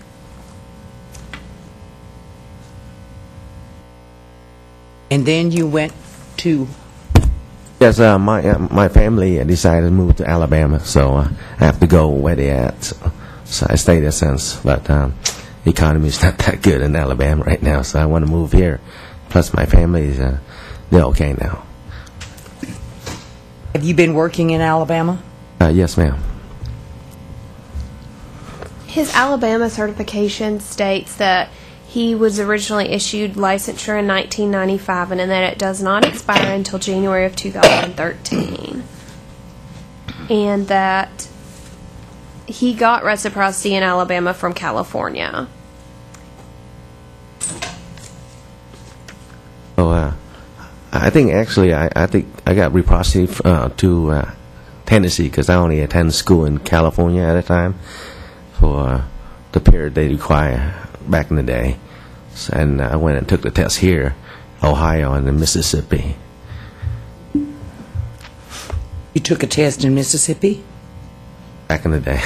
I took all three, Ohio, here, and Mississippi, all three tests. So you've taken all 3 exams? Yes, ma'am. I'm assuming you passed. Yes, ma'am. Do you know what years those were? I don't remember because I didn't plan to live in those states. So. Right, okay.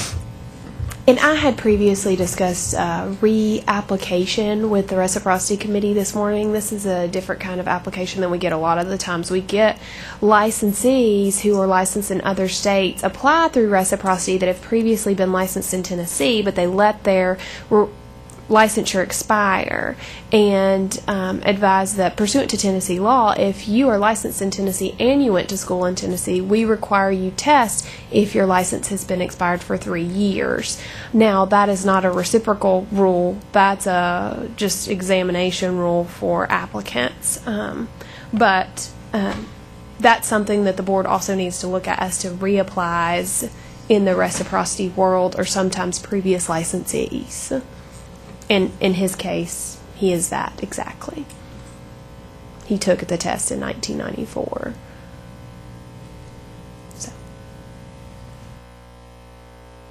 So your recommendation would be? My recommendation was previously that he take the Tennessee exam. We require even our own licensees to take the Tennessee exam after expiration for 3 years, but he's applying through reciprocity from Alabama, and that's how he's asking you consider his application. Mr. Tunn, did you bring any of your tax returns or letters showing your work history? Yes, ma'am. Can I see those? I had asked him to bring that because pursuant to only having 350 hours, he does not substantially meet our reciprocal information, and that it would be beneficial for him to bring his work history. He didn't have it when we spoke previously.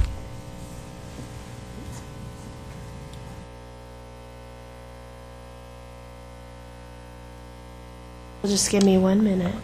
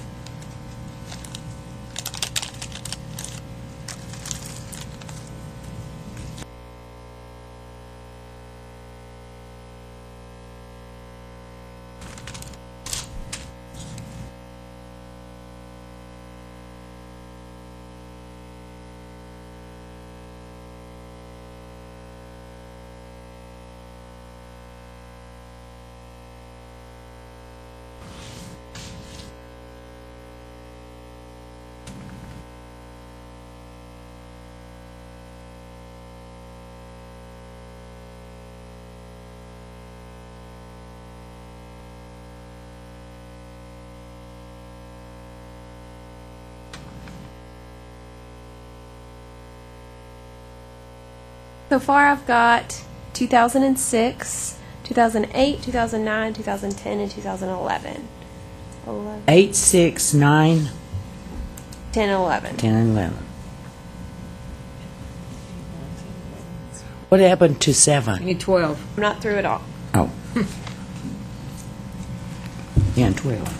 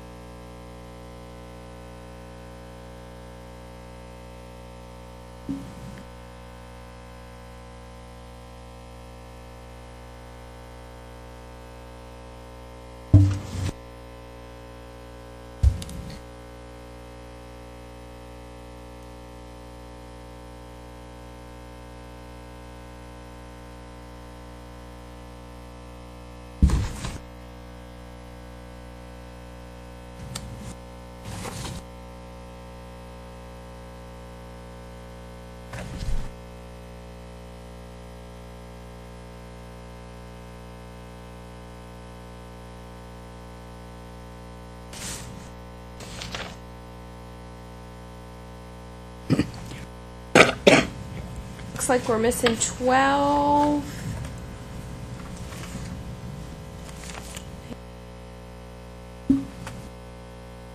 Did you work in 2012? We had 2012 would be good. Right. We don't have 2007. We have 2005 and 6, 8, 9, 10, and 11. I think during the time I was in the National Guard, so I have to go back to California to attend the training, all that, and the school, and I was attending the OCS program too. So I have to spend about 18 months over there. I think during this time, but I'm not sure. But I go back and forth a lot to attend. And in 2012, having order or request to be sent. If I call the iOS, they'll probably send me the record of everything. Say this that. year, and then Are you saying you were, what did you do in 2012? I misunderstood your, 2012, I probably just worked part-time, or the owner might not send in my W-2 or 1099. But I'm sure the iOS will have all the records. If whoever I worked for back then, they'll send it in the iOS.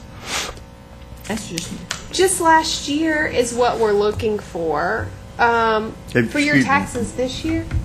I'm sorry. He may not have filed. Have you filed for this year? No, not yet, because I haven't have all the records on my hand yet from all those owners. don't have it. Where did you work in 2012? What salon? Got Luxury Nails in Fultondale, near Birmingham, and in Dalton's, Alabama.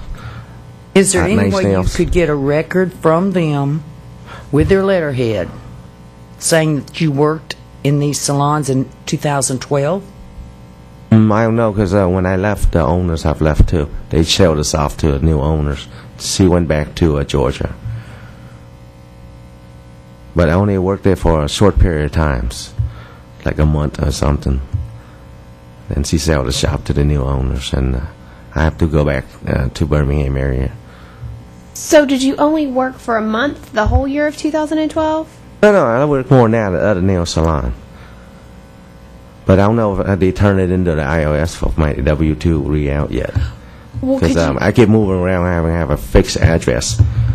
I keep borrowing address from my friends, but my family's in Alabama, so I don't know if they sent it to the address I request or not. But if I request party, they send it straight to the iOS, so I have a record of my work experience. Can you get a copy of what they sent to the IRS if they sent it? I hope so. Or just a letter from the different salons that you worked at, notarized saying that you worked there in 2012 to prove your work history? But I don't know how many years of taxes in there, but it's more than 5 years. It has to be current 5 years. The current law 5 says years. immediately preceding. Oop. But based on those papers, it says something about where if you do not meet the Tennessee requirement or attend a licensed cosmetology school, you don't have to provide 5 years of work experience with the iOS. I mean, they have the applications. And on that, I took the test here, which is the same. The lady earlier, she just got a reciprocity through Alabama, which Alabama have requirement the same as here, or even 150 hours more. And I've been having that license ever since. The lady before you got reciprocity based on her current 5-year work history. That's the only way she got Yes, reciprocity. but in the options of the applications, when they send it to me, which you have it on there, you have 3 options. One is to meet the Tennessee requirements, or a licensed cosmetology school, or 5-year experience. Of the 3 options, you list right there. You can choose one. It says a period of at least 5 years immediately preceding the date of application. Yes, but that was just one requirement out of the 3 choice. Which one do you think you meet? The cosmetology license school. All right, there's 2 choices. I don't know where you get the third one. There's a package in there that says meet. Yes, right. But your Tennessee license have expired. If somebody lives in Tennessee and and they've never gotten any other license, but they have a Tennessee license and they've let it be expired for more than 3 years, we require them to take the exam again. And yours is... Yes, but I've been licensed for a long time, since it's just the same as the same ladies that just got approved. I mean, I've been working just as long as her in the state of Alabama. Can you provide the board with proof that you worked in a salon in 2012? And if so, could you get a copy notarized by the salon owner saying what days, what months you worked in 2012? If you cannot do that, could you get from the IRS proof that they had sent in your W-2s to the IRS? That's my question. Those two things. I think I could, but it'd be a long time because that's way in Dothan. Dothan is right near, like, Panama City areas, and Sir, I live way up that's here. what will get you your license. That's what it takes, according to the Tennessee law. If you want reciprocity, you have to have 5 years previous, immediately 5 years of work, and you've got 4. And if you could prove through that 2012, you have met reciprocity. But it didn't say anything about current. It says immediately. The law, sir. Sir. Yes. Not the application. It's the on law. the application as well. It's on the application. Okay. Sir, do you plan on filing taxes for 2012? Yes, yes. As soon as I get my tax return remitted to me to my the address I request. Because you could bring that. But I don't have it today yet because I I'm saying moved. once it's completed and filed, you could bring that also. Excuse me? You could bring your tax return, a copy of your tax return from 2012 once you complete it. You could do that also. If I can order from the IRS to send me all the records that most of the owner usually send it in every year of their employees. And that'll take a while, about probably 6 to 8 weeks to get here. You can also take the test. That's right. I don't know why am I going through this hard time. I mean, Sir, I took the test just like everybody else. Sir, I what we're didn't- trying to do is, we have no choice but to follow what the law says. The law says you must, number one, have the reciprocity, let me read the exact words so we don't get confused again. And it only has 2 things. I had it in my hand. Here we go. Holds a valid license issued by another state or district of Columbia and has substantially met the qualifications for Tennessee license. Or furnish satisfactory proof that such applicant has continually and lawfully engaged in the occupation or practice for which a license is applied for a period of at least 5 years immediately preceding the date of application. Now, you, like Ms. Power said, if you want to waiver this, you could take the test. But I went out too many years ago. I mean, you can just like you can only have one chance in life. You know, and you attend school, take the test like everybody else. Okay, and that's just what I prove- did. All you have to do is prove to Ms. Powers that you worked in 2012 in a salon. That's all you have to do. Okay, I can do that, but I have to Good. call the IRS to have send me the applications. I mean, the records that the owner, the prior owner, would send it in of my W-2 or 1099. Yes, ma'am. Would the salon not send him his W-2, and he's responsible for taking it to do the paperwork to send it to the IRS? Is that right? Wouldn't he have a copy of that when he has his returns? He's got between now and the 15th to do it. He should have a copy. I hit the wrong button. 2 weeks. If he provides the 2012 proof, do I have the board's authority to approve him for reciprocity? That way he won't have to wait until the next board meeting? Well, I'd like to make a motion that if he can provide proof of the manicurist work in the year 2012, that we could give you authority to grant him reciprocity. Otherwise, I think we stick with our original motion that he sit for the Tennessee exam. It's a motion? That is. All right, motion's been made by Ms. Coopinger that he... But wait. What I know your motions are important, but don't you count like Alabama, where I worked for so long and with experience and the license I had active? I mean, I need a job right now. I've been unemployed for over a month, and I really want to move to this state to work. I mean, they'll give me a job if I have a license. This industry requires a license. I move everything up here right now. I got to move all the way back to Alabama to wait for all those papers. I mean, I do have an active license from Alabama, and all my papers right here. I've been sending to the school in California. It was costing me $100. Alabama, you have an active license? Yes, in Alabama right now. Well, you didn't put it. It doesn't It is. say. It's provided. It's provided. His Alabama certification is provided, but he Okay. obtained licensure from Alabama via reciprocity from California. Oh, Which is possibly is where where that's my hour. That's why I go to school, but I use the hour to come here to take the test. Right. And I get the license in Alabama and everything, so that's why I've been working all the time. Right. Well, the way the board looks at it, just like the lady before you, is they don't look at reciprocity from Alabama. They look for active licensure in Alabama, and then they look for your hours from California to see if you substantially meet. For example, when you previously tested in 1994, they required you test then because you only had 350 hours. Well, Yes, but see, back then, the Tennessee was only required like 250 hours, and that was many years ago. I mean, you can't bring back a dollar a gallon of gas until 2013. It's $4 a gallon now. I mean, you respect the U.S. Constitution law, like.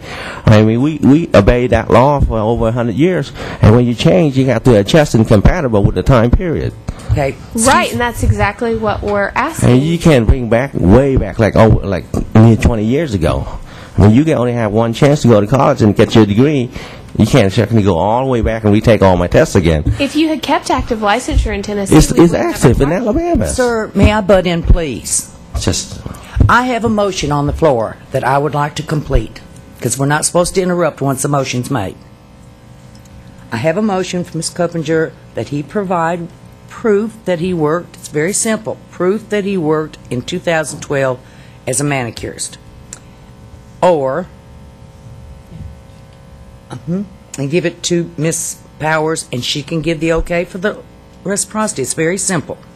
Do I hear a second? Second. Seconded by Ms. Huckabee. All in favor say aye. Aye. Opposed, nay. Ayes carried. See, it's that simple. All you have to do is provide your proof of work. now I got to move back to Alabama. That's it's like the whole U-Haul belonging. I got to go back there and work and wait. Sir, I don't understand why you have to go back to Alabama and wait and work. Because I don't have a license here. How am I going to work there? So all you have to do is get a tax transcript. Hello? Yes? A tax transcript. It's a 1-800 number that's called. Oh, take at least 6 weeks to get here. They have I have to things- go back. they I have to make things- money right now. So They I'll pay listen. my They rent, my have food. email and fax. Thank you, sir. They can fax. You can go to the IRS office and get a transcript immediately. Immediately? Yes. Okay. Where's the nearest IRS around here? Anywhere? HR in all block, anything? Because I don't know my way around here that well.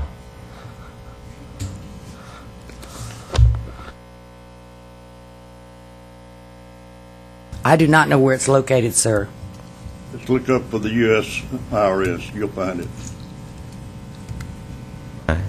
And the difference is the lady before you was not missing last year's work proof.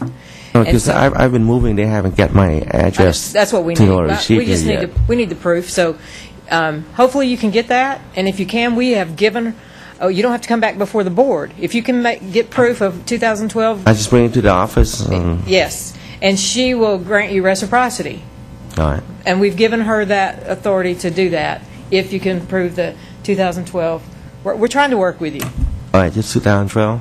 Mm-hmm. All right. She has everything else that she needs. All right. I'll find the nearest IRS office. Is there one around here, though? I mean, in the capital? Or I have to... There should be a call. Nashville IRS office, but I am not privy to its location. Ma'am? 8th and Broadway. Thank you. Thank you very much. Thank you, sir. Okay. Good luck. You guys, could you give us a 10-minute break? I've got to Yes. go to the sandbox. We can go on break.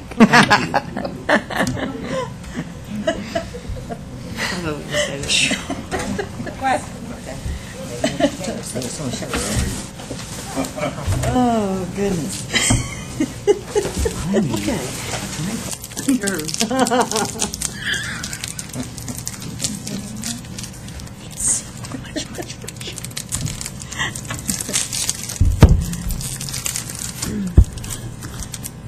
Meeting brought back to order. Yeah. Robin Wilson, Kara Gordon.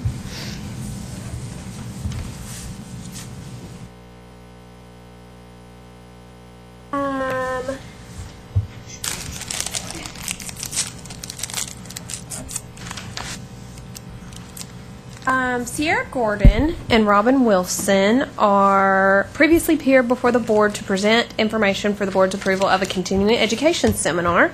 Seminar information dates and resumes of the instructors are provided, and all the information has been updated and it's represented on your iPad. It's actually the first thing, so if you go back to the very beginning. And the board previously tabled the request. Okay, Madam President, what do we do now since it is on the table? The individuals asked for reconsideration and to reappear before the board, so they have presented new information. I think we have to let them represent their new information and consider the request.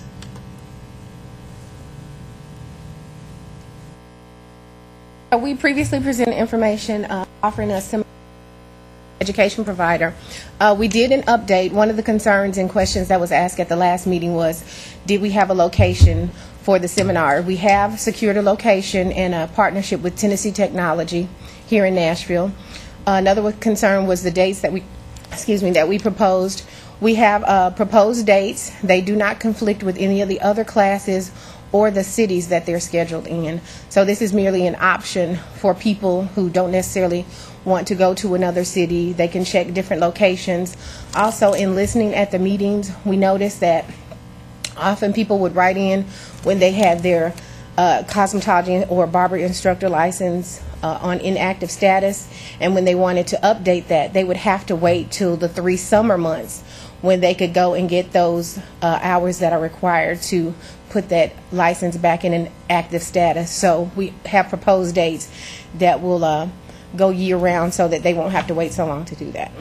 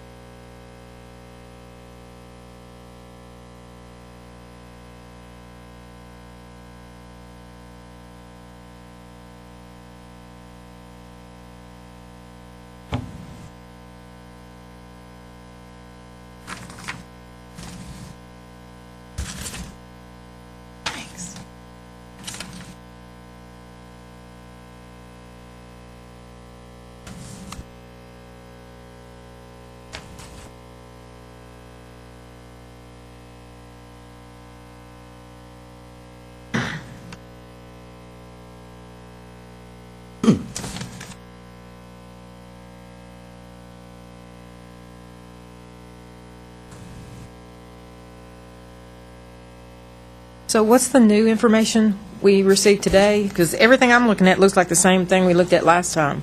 We have a secure location. Proposed. Those dates do not conflict with the other ones. I don't think that I was able to make that point last time. And I think that the details are expanded on what's being presented. I have a question. I noticed on Sunday, on the 8th, it says present, no, wrong page, excuse me.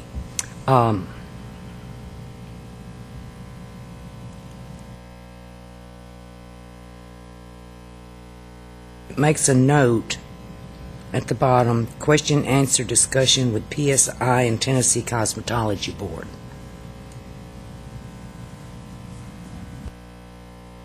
Question? The question is, are you planning on having a cosmetology board member there and a person from PSI? We would get the latest updated information from PSI. They send out updates all the time, so the latest updated information, but yes, we would like to invite a board member to be there to do a Q&A session. And I notice under course of study, workshop, seminar topics, ask about budgeting for business, career development, reciprocity. How does the reciprocity work in with this information? This is not necessarily, these are some other topics that we offer and have done workshops on before.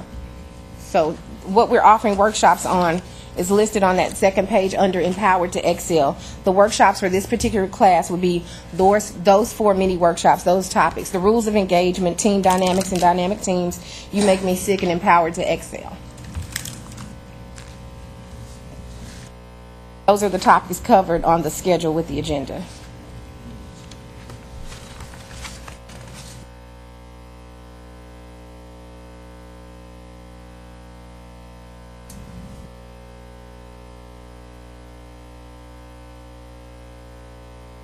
Which one, Sierra? Okay.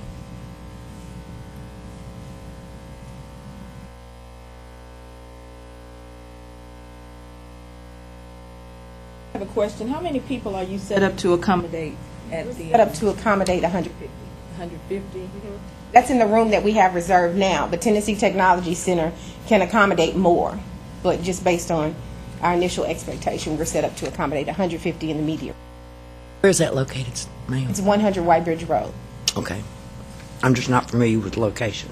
Is it located near a hotel? Do you have something worked out with the hotel if people come from out of town? Pending approval, yes, ma'am. We'll have a block of rooms in a close-by hotel. It's very close. White Bridge Road is very close to the West End area.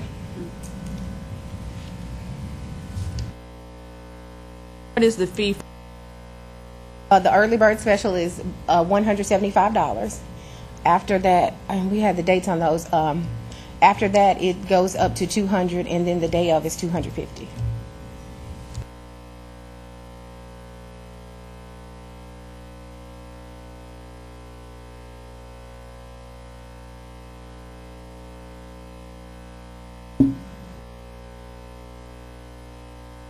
What is your minimum?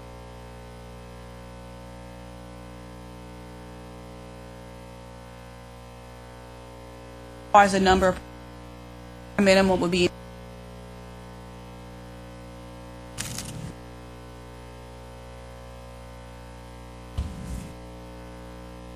If involved with this, how would you get the information to the state board, who has attended, and et cetera, et cetera? We know that we have to turn in the surveys and evaluations in a timely manner following that, so everyone who attends would have to survey that. We'll have sign-in sheets, and we'll have certificates of completion, so we'll have a roll showing who completed all 16 hours.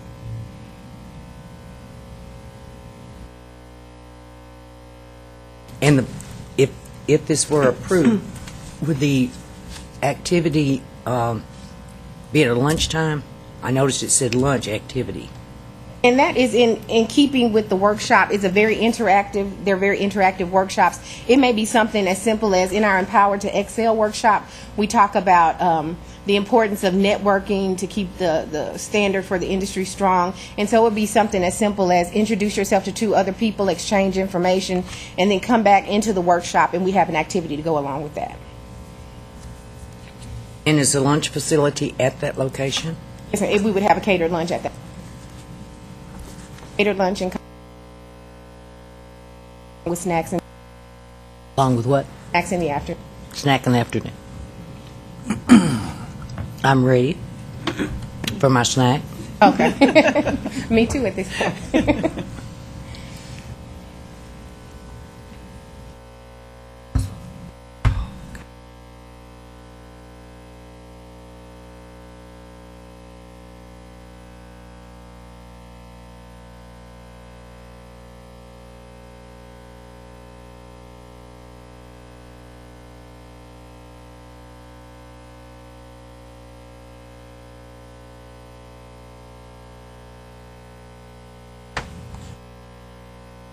This might be right in front of me, but I'm not sure. I'll just ask you, so I don't have to keep looking at this. Are y'all cosmetology instructors? Both of you? Both licensed, yes, ma'am. And when you had your planning meeting for this seminar, who all was in on the planning meeting for this particular seminar?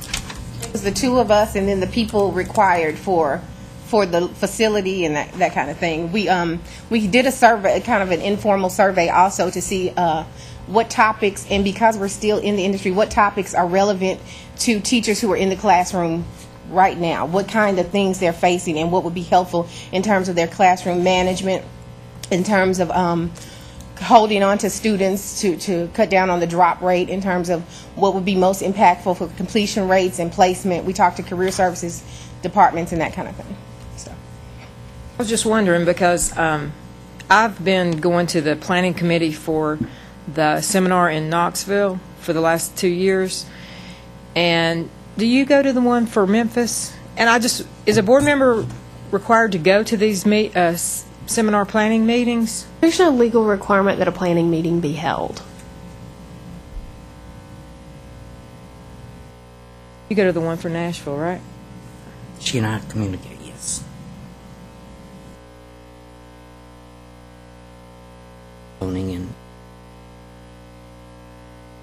and say we have no issue with including anybody from the board in future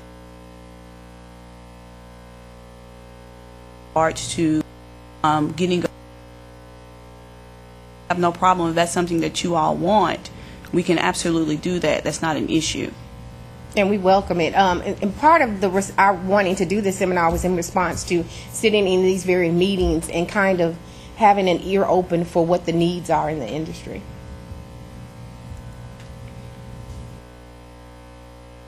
Currently, we have the seminars, all three, set up in universities. You know that.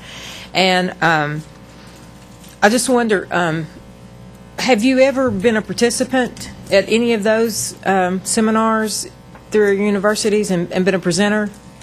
We have not been a presenter, but absolutely we have participated. It's required every 2 years to keep your. I mean, to be a presenter. That's what I meant. No, not presenter.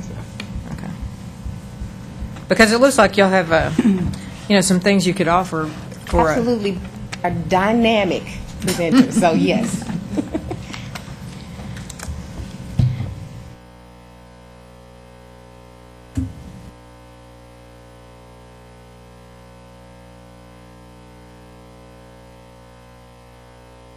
many of these seminars have you put on before? I've never endeavored to do one this big before. We've done small workshops and seminars at different schools and for different organizations. It hasn't just been limited to the cosmetology industry, though. We do a lot of work with the Tennessee Cancer Coalition, a lot of work with Susan G. Komen, a lot of different charities.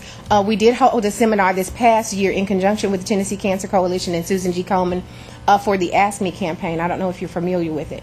But the Ask Me campaign brings out cosmetologists from all over Tennessee, and we educate them. It's usually held in the month of September on breast cancer information.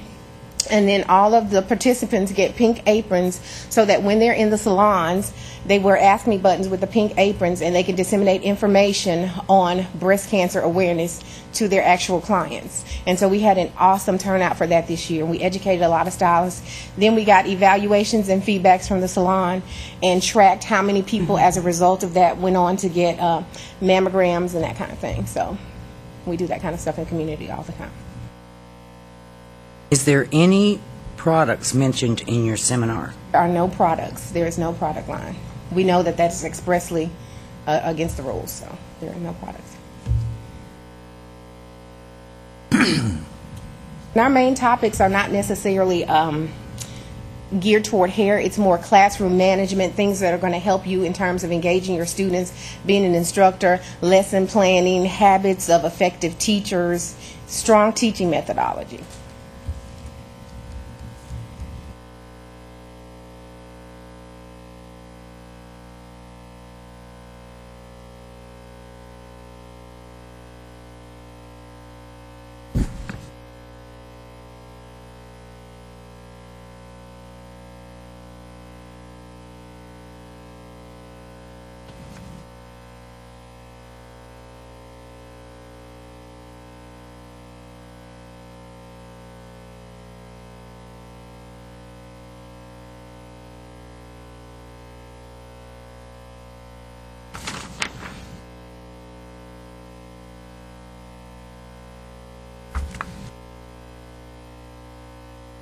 I'm just not real familiar with, do you call it Expert Ease? And is that your business? Or are you like a franchise of that business? No, that's us. And we decided to do that so that we could handle seminars that we like to offer in a professional way.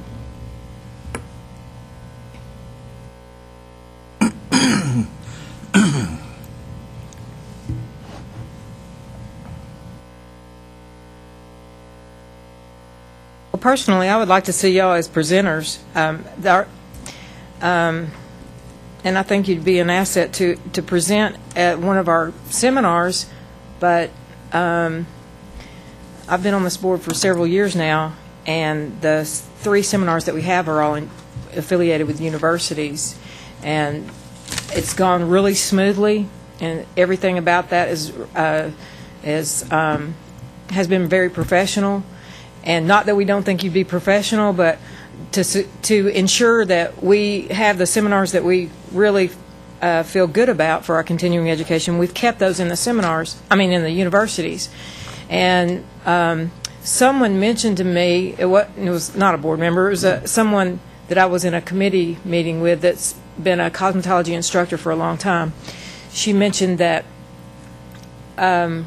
years ago when the seminars weren't in the university, it was a real problem that people would just try to throw together something, and it wasn't credible, it wasn't professional, and it was a nightmare for the board. And so I guess that's why we tightened up and put it in the universities, so that we could make sure that the integrity of the seminars were up to our expectations. And because we have attended, we do know what that standard is. But in terms of it being in a university, it's presented in, and it's held at a university. You have presenters from, for example, My Lady, and I know several of their speakers who do the Surfic. In fact, Lanita Griffith Browning, who came and presented last year, is a friend of mine. And so I'm aware of the standard.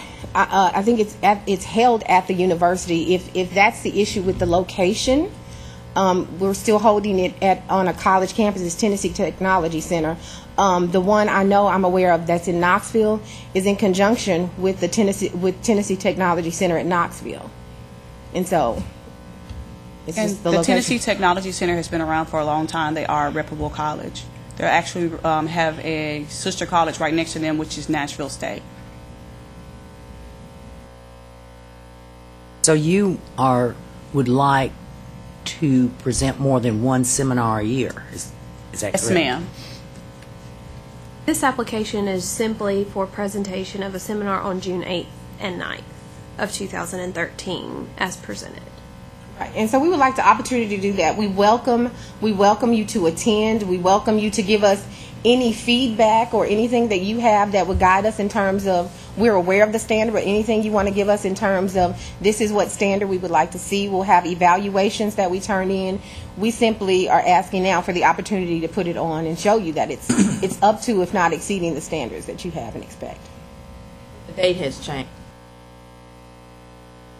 That's what I was fixing to ask, Because the Memphis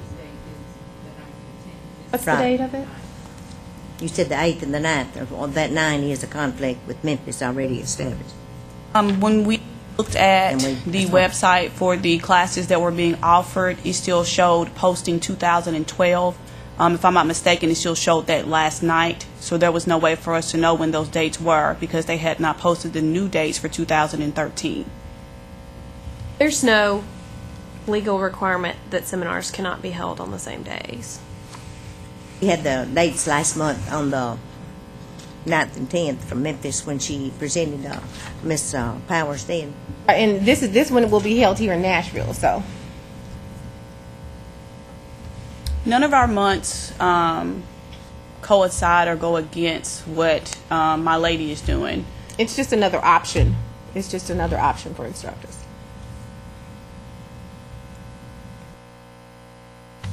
They being an instructor, and I'm sure Robin will agree, instructors should have an option, especially if they're going to have to go and pay their money for a class. And that's something instructors experience. Offer them an option.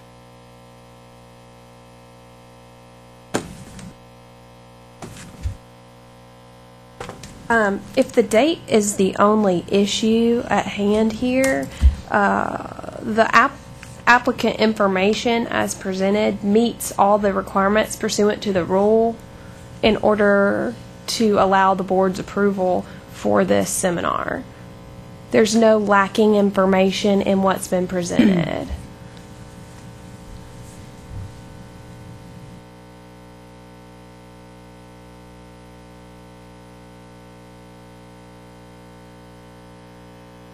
And actually, Counselor Herndon sent the board enclosed with the letter with your minutes, a memorandum about continuing education and the rule on continuing education and the information that needs to be met in order for the board to approve. And they meet all of the requirements. There's a statute, and then the rule sort of just parrots that. But I included both of those on the back of your memorandum. You say that again? Memorandum that was sent to you. Yeah. In the back, attached to the back is the actual, just the law and the rule that was just lifted and put on there so you can read it. Convenience. Okay. If they meet these bullet points, then they've met the legal requirements for this particular seminar.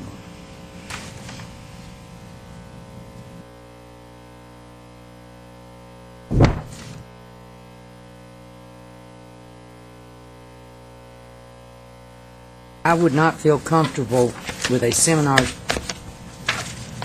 if there was not a board member there to at least observe what was going on. We've always had a board member at the seminar, any seminar.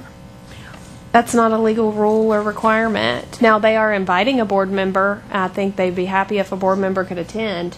So there doesn't look like there's going to be an issue with that, but as far as assigning a board member to attend, that's on you all. But there is no legal requirement or really authority to disapprove a seminar if there's not a board member in attendance. I didn't say that. I just said that we've always Right. had one attend. That's a good That's, idea. I mean, I think it's a great idea, but Invite you all, we'll feed you lunch. Madam Chairman, my feelings is, and I'm not against you doing something like this, but with respect to the other ones that have worked and got them all settled and everything, this should have come up earlier, you know, to think about, to toss it around and to consider it. I was here Well, last actually, we month. presented on March the 4th, and from March No, the I 4th... mean before any plans were being made for this year's seminars. Unfortunately, plans prior to coming. We had to make plans in order to have all of this ready to present to you and for it to be liable. But we did present on March the 4th of this year, and you all asked for another month up to date to be able to table it, look over, and think about it. Also, one of the issues that was raised last time was location. So we went ahead and moved forward with securing a location, and we're very deliberate in choosing an educational facility to do that, as opposed to, say, a hotel or that kind of thing.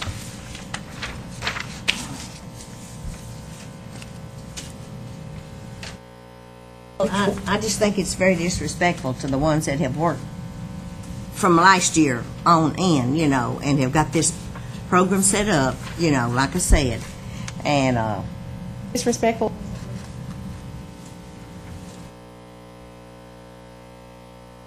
I can tell you, working in the cosmetology field, because not only am I a cosmetology instructor, I'm also a cosmetologist, that there is competition everywhere. And if people did not apply or do things along with other people because someone else was always doing it or already doing it, there will be things that would not be done, such as the gentleman who was here today to present a school. We have several schools already, but he cannot not open a school because there's already schools that exist. and to legal, mister, okay, there's nowhere in there that says we have to approve 1, 2, 3, 4, and 5, right? I mean, this is just for my point of information. Well, to receive a license, you're required to meet, for any license, certain aspects. You have to get the degree, you have to pass an exam. When you've met all the minimum requirements, then the licensing agency that grants the license cannot deny that, because they've met all the legal requirements. If they don't meet minimum requirements, you cannot grant one based on whatever that is. But if they've met everything that they're supposed to meet, you have to give them a license. If you don't, then you're acting outside of the scope of your authority. The scope of what? I'm sorry, I can hardly hear you, I'm sorry. If you don't grant a license when they've met the minimum requirements, you're acting outside of the scope of your authority. They've met all the requirements that the law requires. So legally, you have to give them a license. They asking for a license? Otherwise, you don't have any reason to deny it. No, Well, he's just they're- making an analogy. Yeah. They've met the legal enumerated requirements for this program as set out in the statute. And I sent a little memo here trying to, well, hopefully simplify it a little bit. But our rule actually does just it just repeats, for most part, what the statute says. And it just gives some bullet points of it, the application as to, it shall include, it's not elective, it doesn't say may, but it says shall, a summary of education experience, a resume for the instructors, the scheduled dates, the proposed curricula, and demonstrate to the satisfaction of the board that the program submitted for approval will contain at least 16 hours. The other stuff's a little bit, well, I guess it's not that fuzzy. Emphasize teaching methodology, restrict the size of classes sufficiently to ensure adequate attention to all participants. That sort of depends on where they propose to have it. Proceed for not more than 2 hours without a break. You can't have any kind of commercial promotion for products. And then after that, they submit the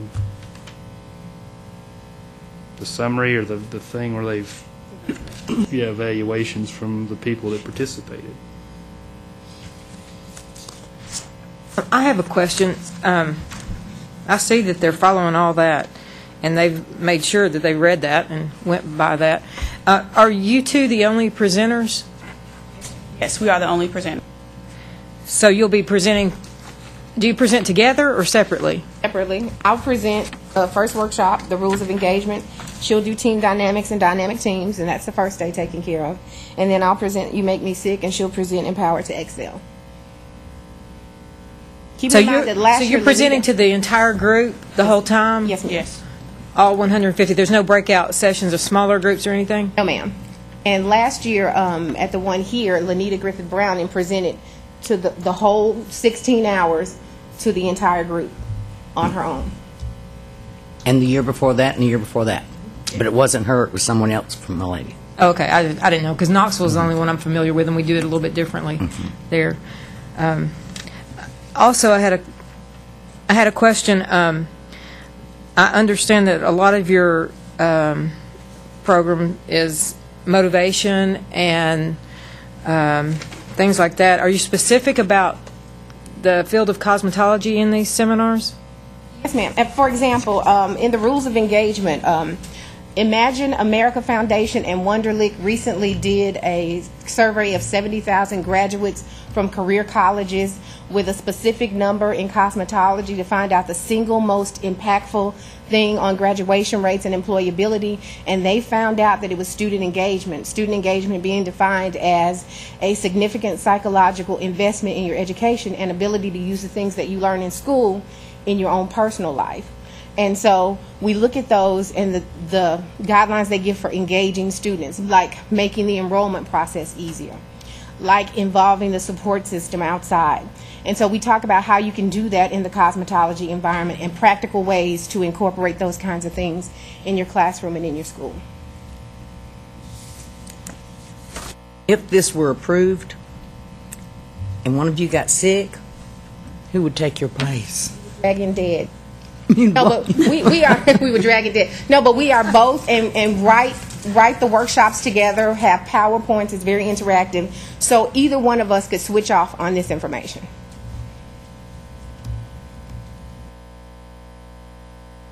Us to present is not a necessity. It's something that we wanted to do based on us seeing one person do it throughout the years. It seemed like they're running around, they're having to get people to make copies, they run out of copies, they run out of books, they're running up and down stairs. That was the reason that we wanted to initially do two. It's not necessarily needed, but if we had to do one person, it could be done. And because we wanted to be engaging, since I think that is one of the topics, hearing from one person for that whole 16 hours got to be, I mean, it was necessary, but it can be a little bit tedious. So it would be a change with the breaks, and then we switch off. So right. Different styles.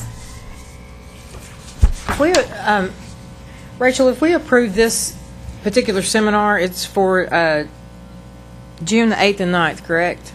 Yes, and if a board member attended, just for you all, if there's something wrong, the board could always, they'd have to approve the next seminar offered as well. So if they wanted to offer the same seminar again in November, they would have to come back before the board and request board approval for that seminar to be presented in November. And if there was something that the board member saw that they didn't like, or changes, or there was a problem with it, then it could be addressed at that time.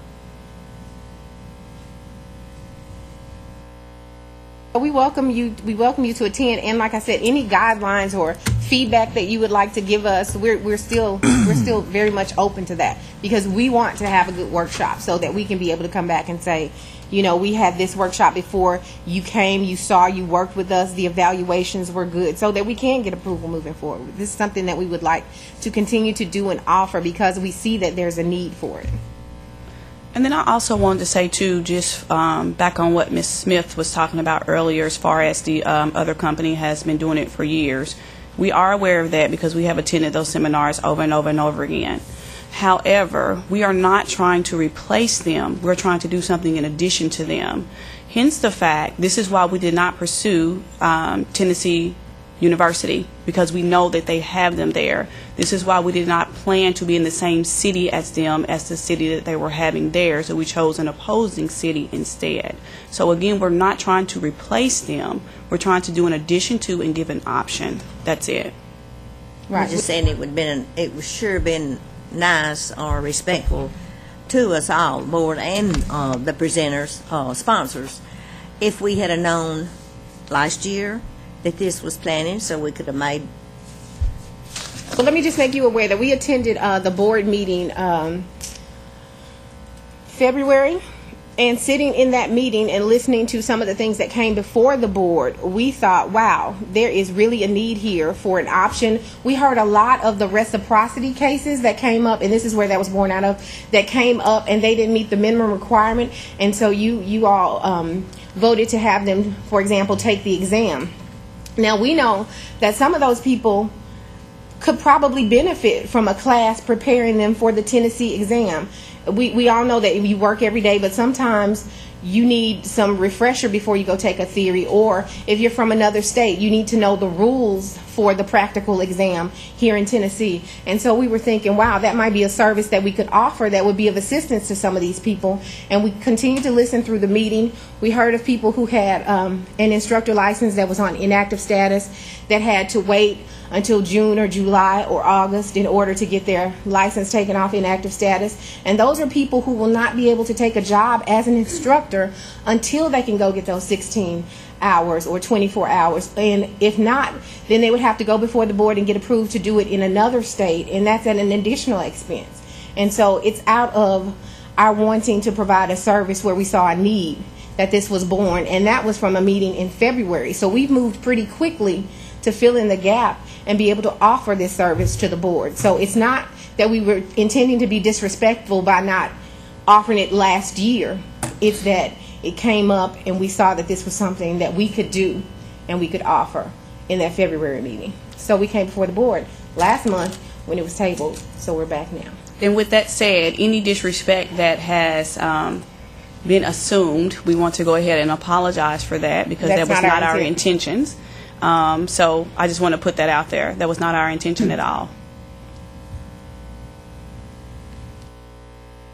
Anyone have any more questions? I have a comment, please. Yes, ma'am. I'm clear on the concern from my colleagues on the board with respect to additional instructor training seminars not being up to par. And I'm understanding that there were some that were outside of the 3 at the universities that were not up to par, but my first, or was it second, my first year on the board, we did approve a seminar that was of the company of our previous chairman, and that probably was a conflict of interest. So I just need clarity on how we are able to determine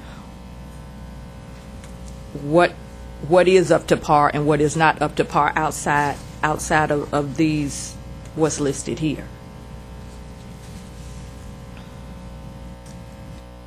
My answer to, not my answer, my comment is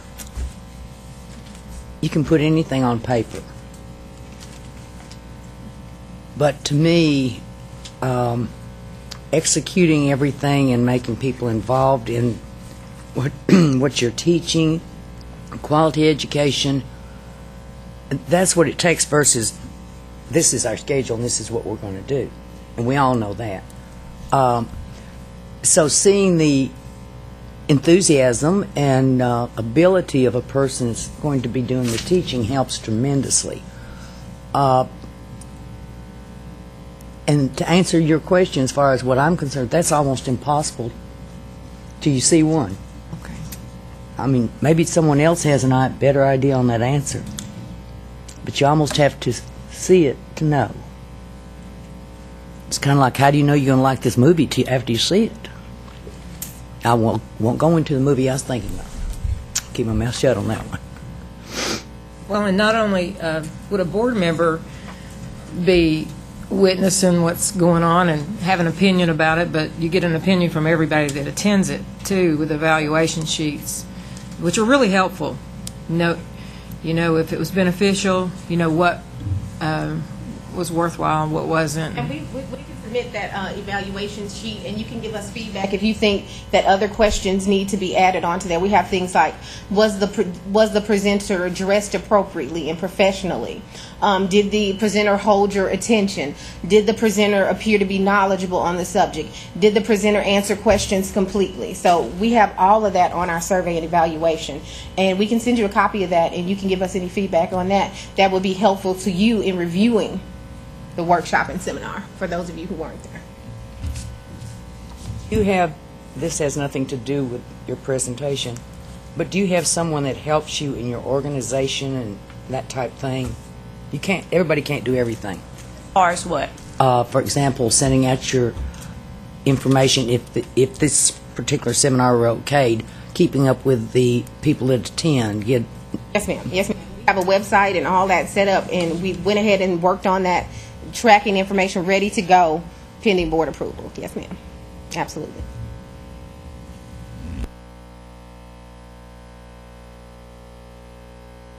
So if the board approved this, this would be for a one-time.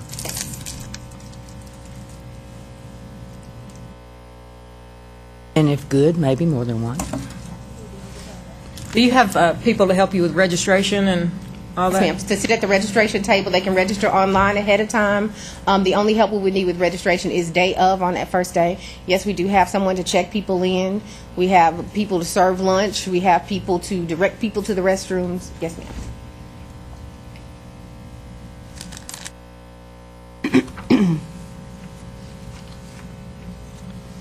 So from 8 to 10 on Saturday, that's a 2-hour period, you're having welcome, introduction of agenda, and educators and activity, the rules of engagement. That's what we'll introduce the presenters ourselves, to give a little background for credibility, talk about what the seminar is going to be like, what they can expect from the weekend, and then go over the program objectives for that particular workshop. I like to always share the learning objectives up front, and this is something I do in the classroom so that everybody knows what we're going to cover and what they can expect. And then at the end, they can evaluate it properly and say, yes, this was covered, and yes, we did learn this. So.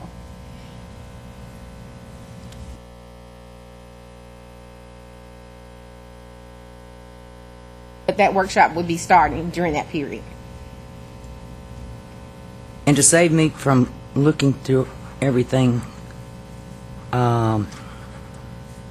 Robin, how long have you been an instructor, licensed instructor? You don't have to say your age, just how long. 14, 15. How about you, Sierra? Okay.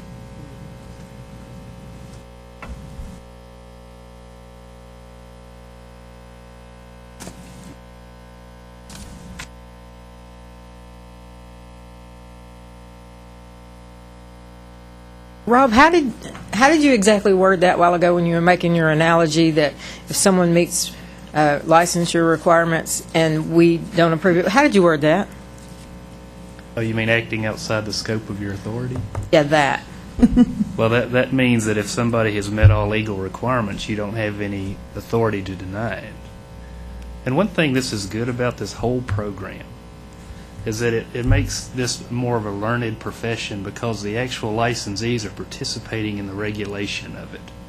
It's really good that it draws in some of the, I guess, more experienced licensees that are almost like mentors for the rest of them.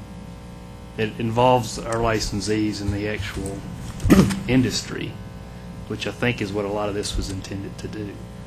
You have professors that teach for a living. Then you have practitioners that come in and instruct based on their war stories and their experience and stuff that you approve. Of course, you go and you watch the program to see what you think about it, but the whole idea of the program is to involve the actual practitioners in the regulation of the industry. And they will rise to a particular standard and will probably stay there. And other people will want to rise to that standard too.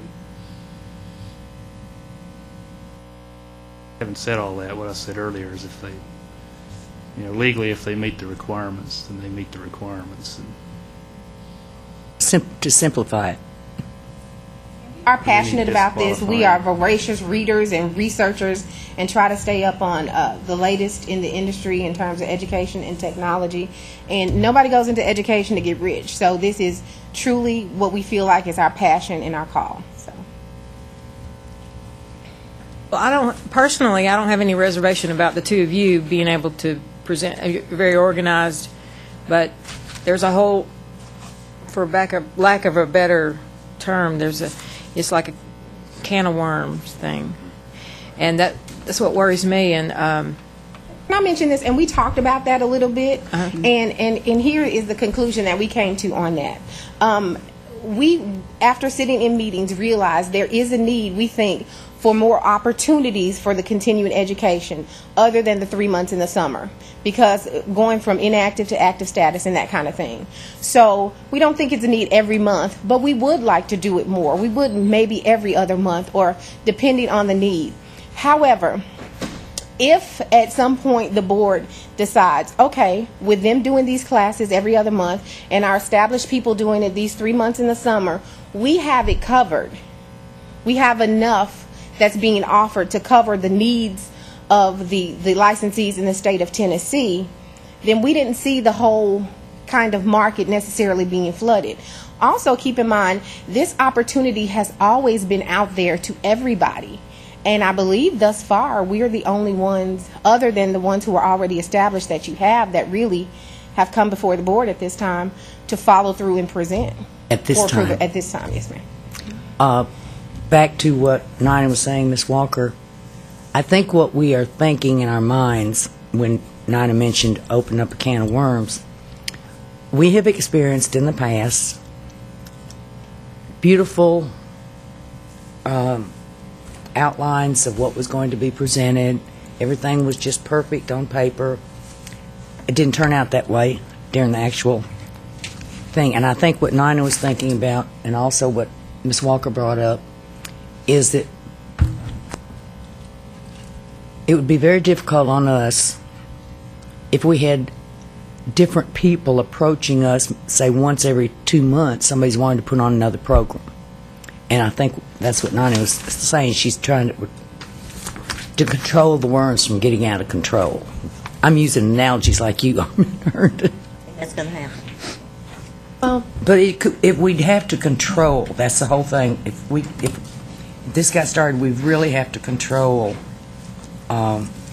Each seminar is up to the board for approval. So if they ever want to come back and do this again, they have to come before the board for approval again. So I'm talking about other people, not...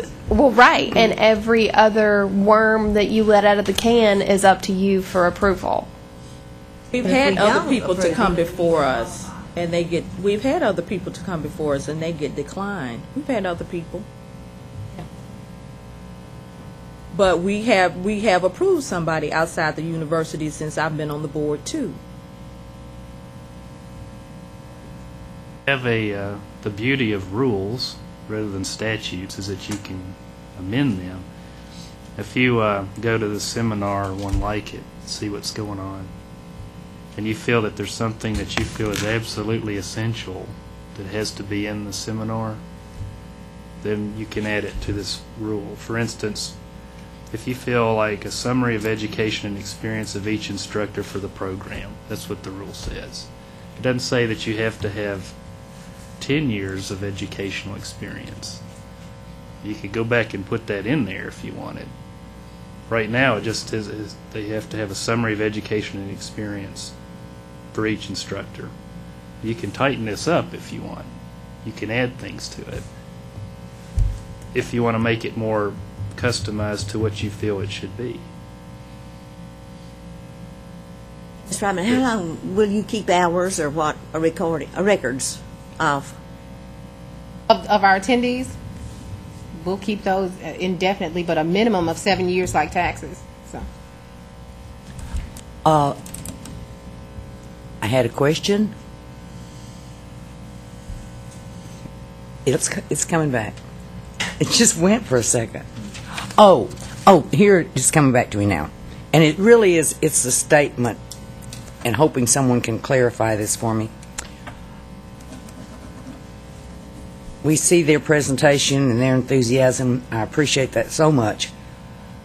What if next month we have another presentation and they meet the requirements just like in the memo that Mr. Herndon sent out?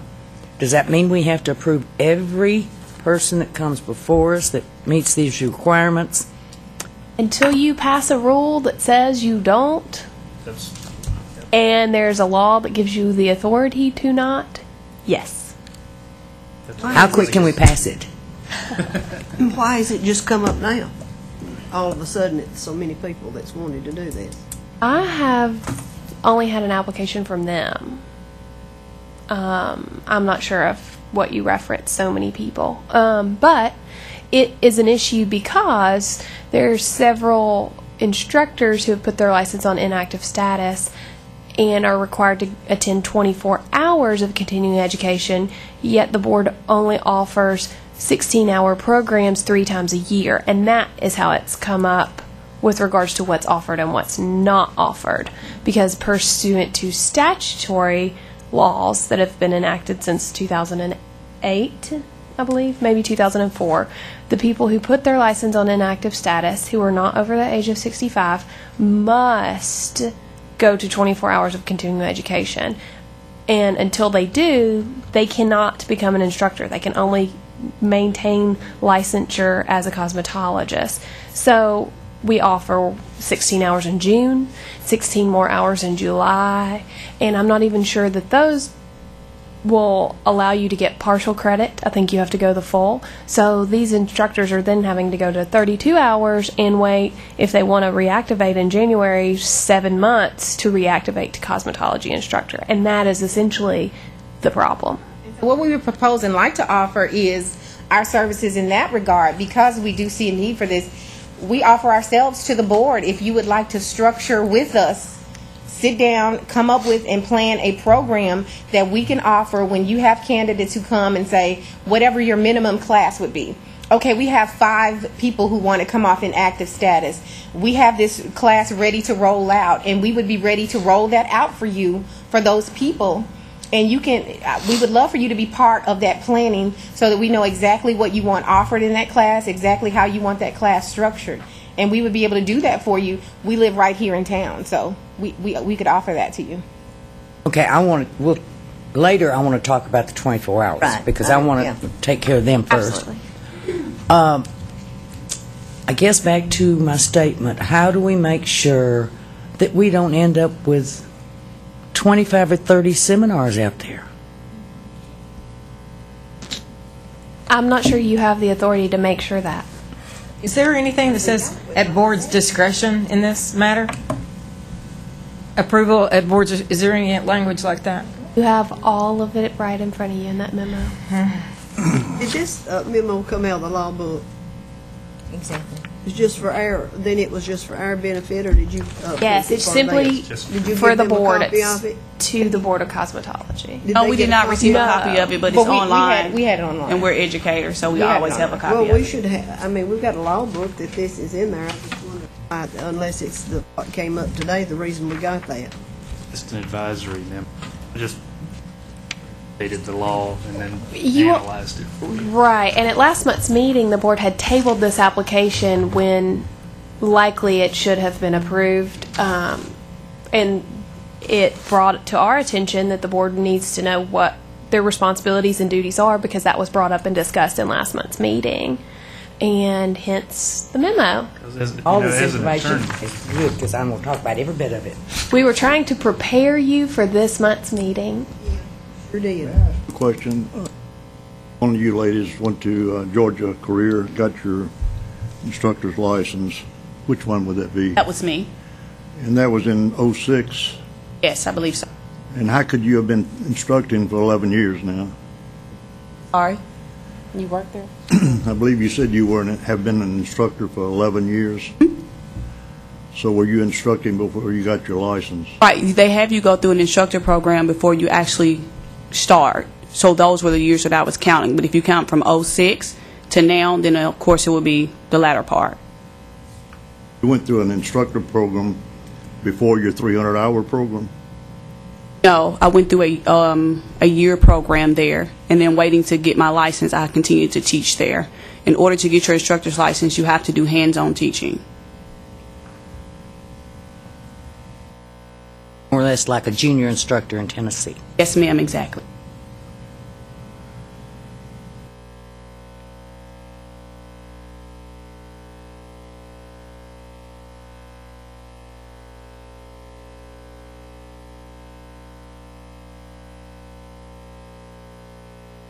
I'd like to make a motion that we approve their application. I second. Motion's been made by Ms. Walker, seconded by Ms. McAllister, that we approve the application. All in favor say aye. Aye. Opposed, nay. No. One no. Ayes carry.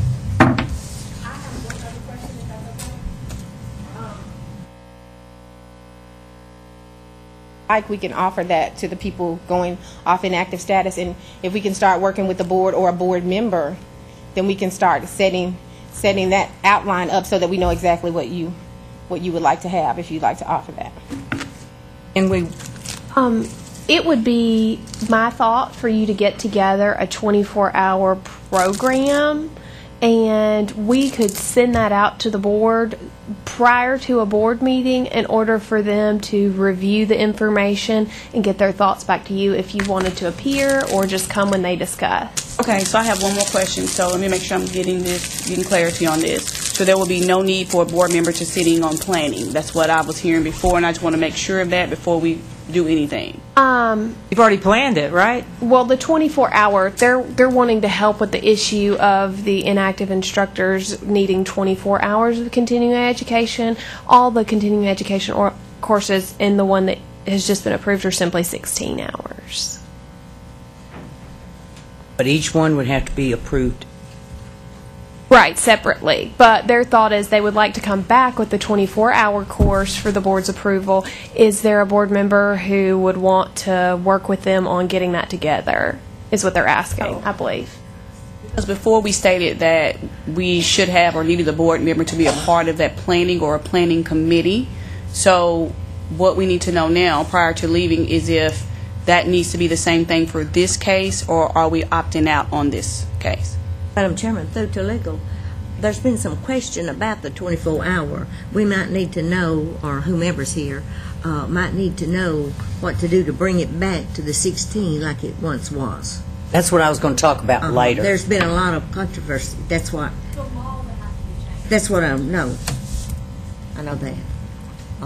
A representative would have to file a bill next session to open the cosmetology law and make that change, and it would simply have to delete the 24 and change it to 16, and that would happen next January. That's the reason I didn't want to bring that up till they were through, because I knew what was coming. That's the reason I interjected that. If any board member would like a detailed agenda or syllabus or lesson plan for the classes we offer, and we welcome any feedback on that. Well, my thought was, until we find out how many people that are inactive instructors that are interested in this 24 hours, as well organized as you girls are, you could put that together in a month and a half. I would suggest we wait and see what the demand is. Also, for this one, if you would like a more detailed breakdown of what we're going to be offering, if you want a copy of the PowerPoint, that kind of thing, if you would like to look over that to give us any feedback, say, no, we want more information on this or more teaching methodology on this, we'll be glad to offer that up, and we welcome, I know you're saying you should have been in on the planning before, but we can always expand that. We're open to your feedback on that, and so if you guys would like to participate in that way, we welcome that as well, moving forward, or we present. You email that, all that? Absolutely. Email that information? Okay. Thank you. While we're on this subject, we've always had a board member attend.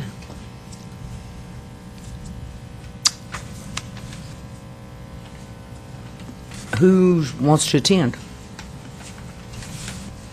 Is any one particular person that would like to? I feel we need a board member. Don't you live here? I don't know. Let's see, what's that date again? June 8th and 9th. How about you? Well, then I have to get okay from her to do it and get them. I'm fine with you attending on June 8th and 9th.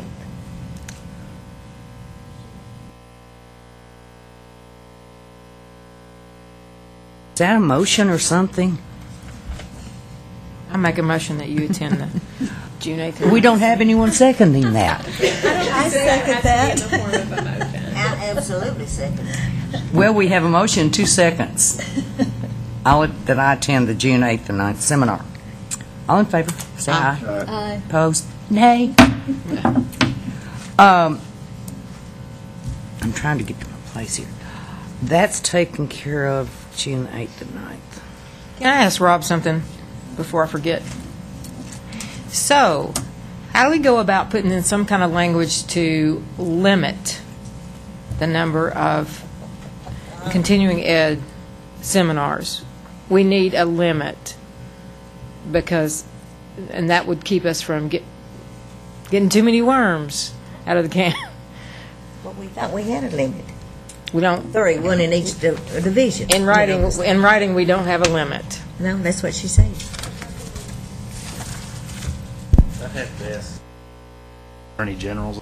Okay, I'm going to ask you to check on that and see if, before it gets out of hand, to check on what we could do to slip in our rules.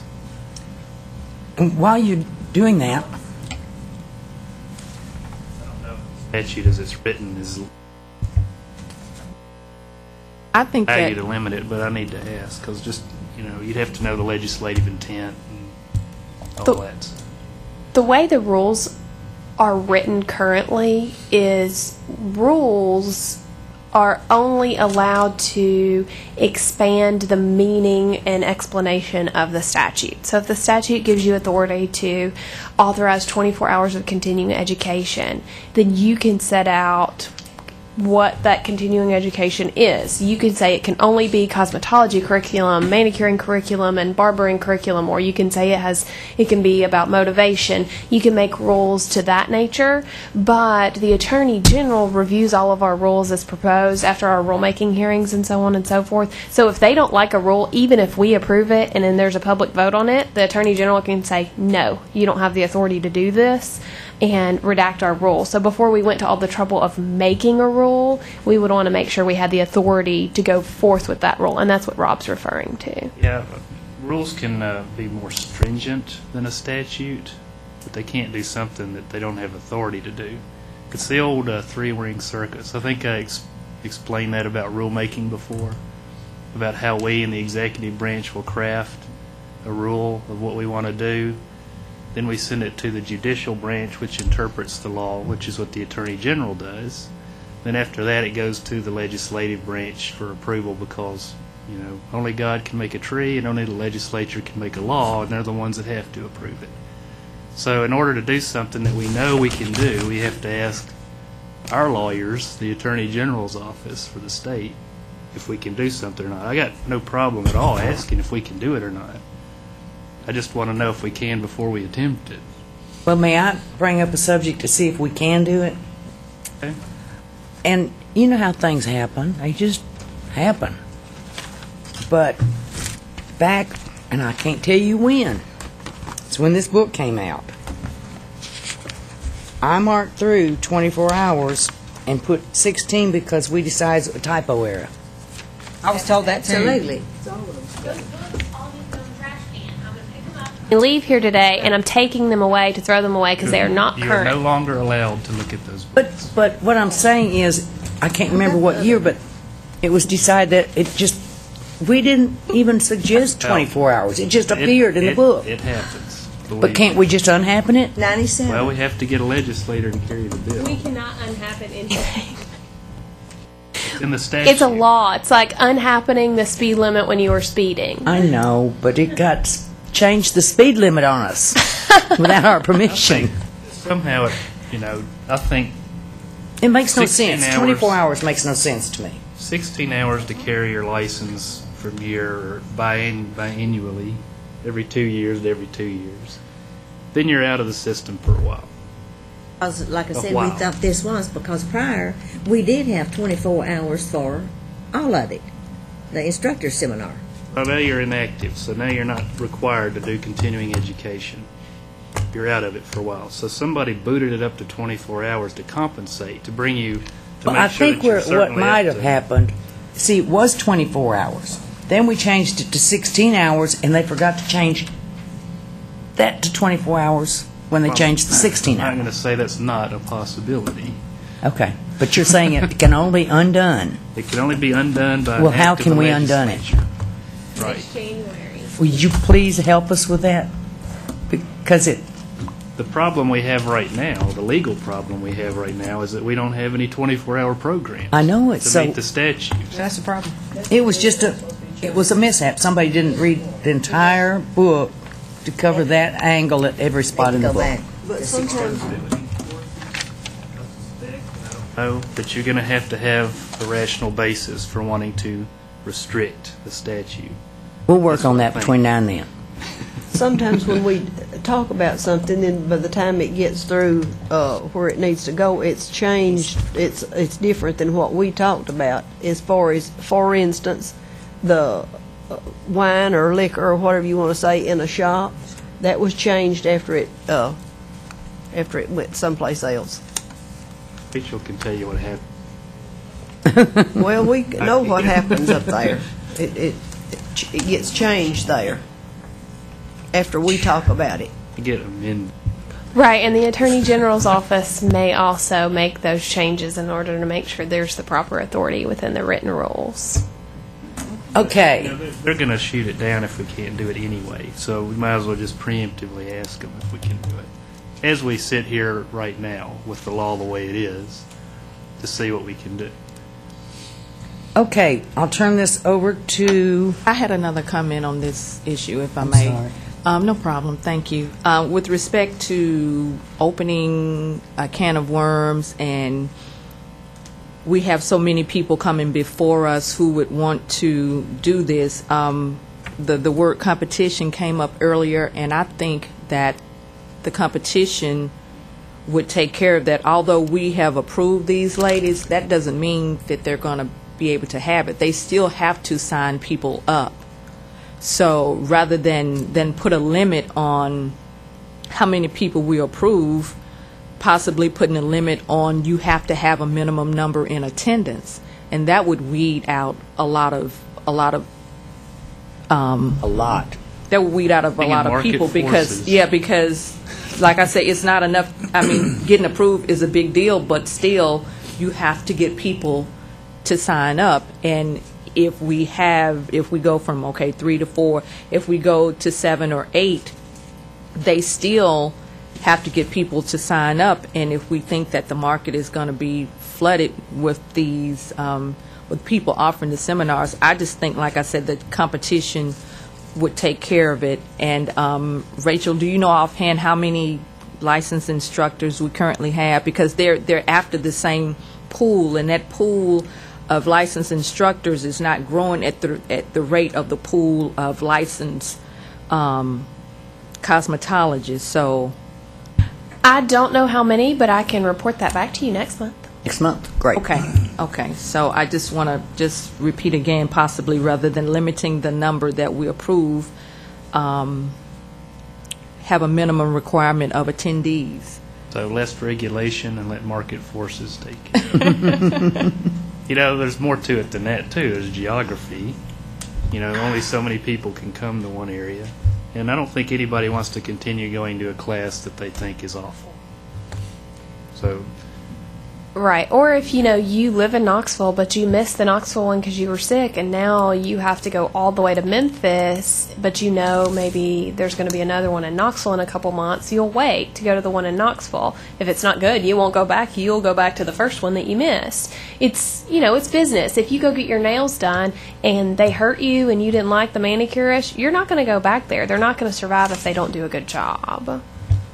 Well, I keep bringing this up, and as I mentioned last time, I sent this board a letter 2 to 3 years ago about this short course in teacher training. The board never responded to me, so I'm going to slap y'all's hands. But as it stands right now, in a short course, and teacher training is a short course, and we have a teacher come into our school, we have to either hire that teacher, trainee, or put her in another school. Because the law says a like industry, a like whatever. So I don't want to send my teachers to Georgia Career or some other school, and I don't know of any other schools in our surrounding area that I would want to send my training professionalism to them. So I can't get that straight. And why would I want to bring teachers in my inventory of teachers when I'm in this kind of position? So you're talking about how many teachers do we have out there? This is the kind of thing that's going to restrict teachers in schools to teach them.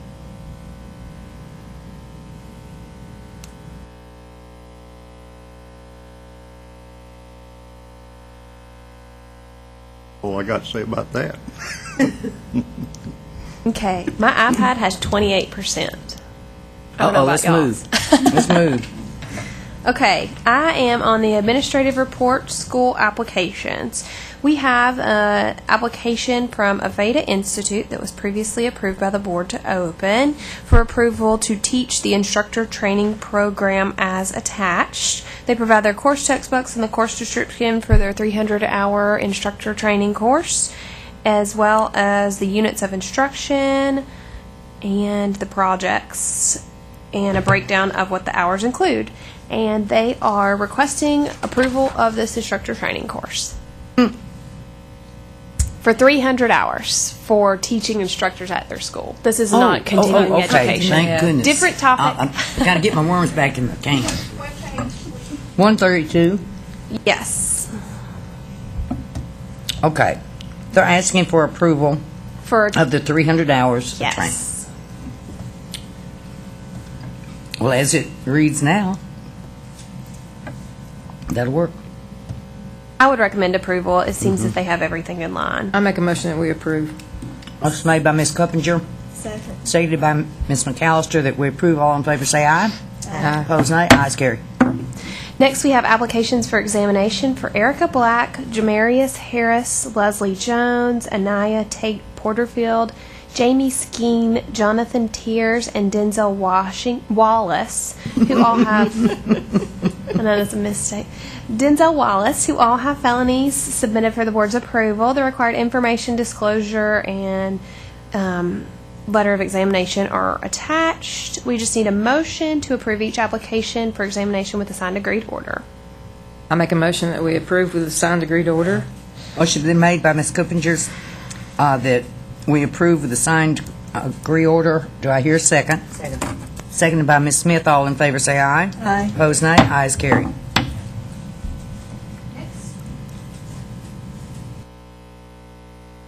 Next, we have a instructor seminar extension request for Patricia T. Tomlin Lewis to extend her education from 2011 to 2013 because of illness during 2011. A doctor's letter is provided, as well as her continuing education due date being in 2011.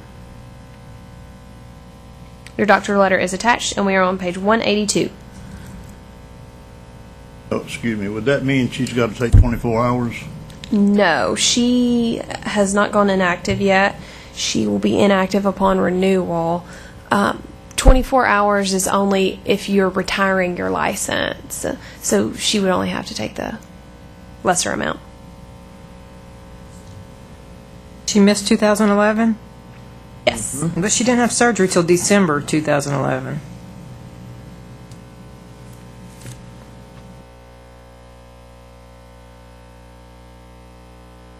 She provides a letter after her doctor letter about her illness, explaining she had foot surgery in 2011 and she had not been able to be on her feet for the past 2 years, and the fact that she's currently seeing her podiatrist for ongoing feet problems, and she's requesting another opportunity to attend to keep her license. She has been in the cosmetology industry since '78. What did she do 2012? That's let's see.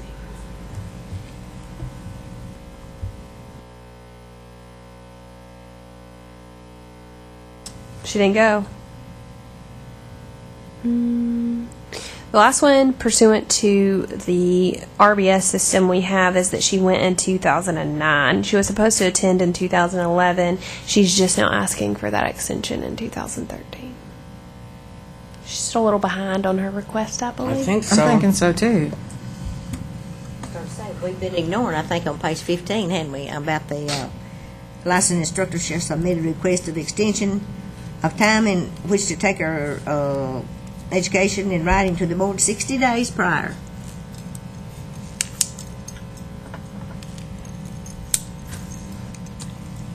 Any more questions, discussion?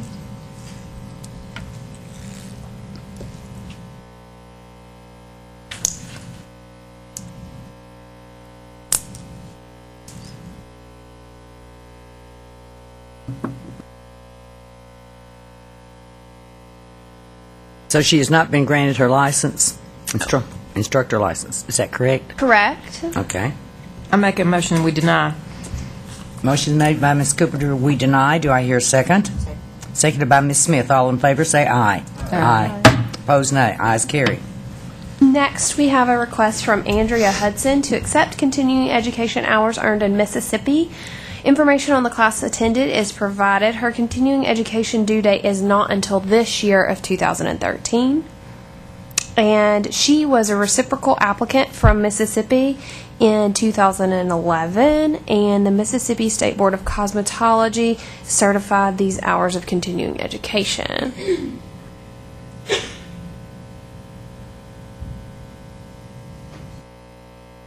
She's due to go again this year? She isn't required to go.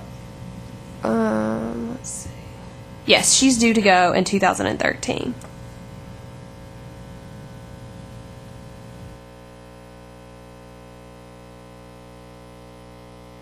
And she's asking for us to accept these 19.5 hours? Is that what it is?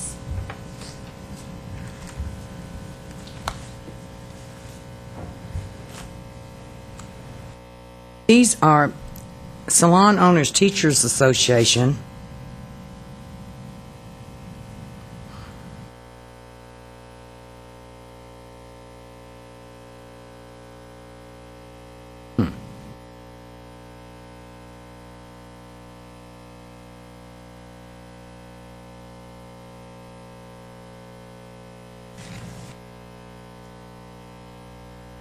She didn't send anything on other than that. She didn't send what the curriculum was or anything. No, she just sent the information because it's certified by the Mississippi Board. This is acceptable by Mississippi's board. I know we're different, and we can ask her to submit more information. Well, she better submit it quick. It comes up. Our seminars do.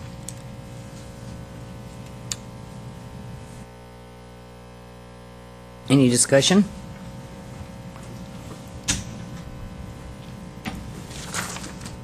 Do you want more information on the seminars?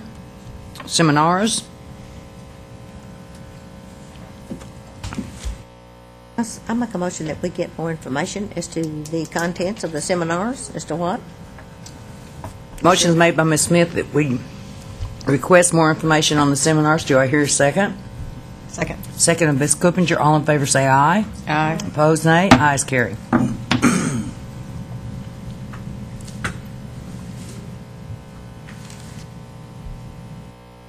Next, we have reciprocity. On your iPads, it's miscellaneous, so hold off on the iPads. I'm just going to advise what the reciprocity committee meeting did this morning and ask for a motion to approve.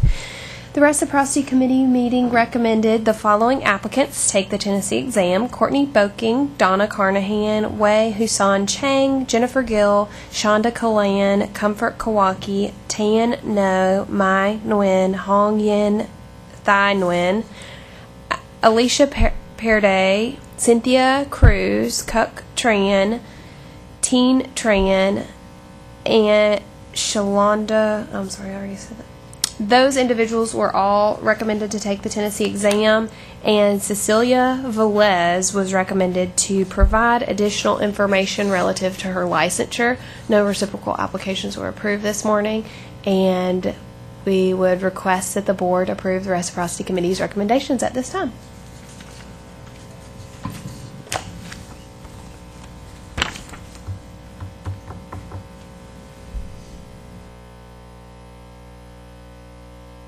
We just need a motion to approve the Reciprocity Committee's recommendations.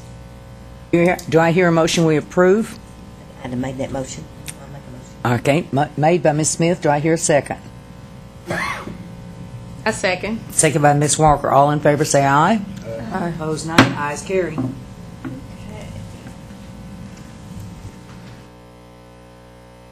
Next, we have miscellaneous request.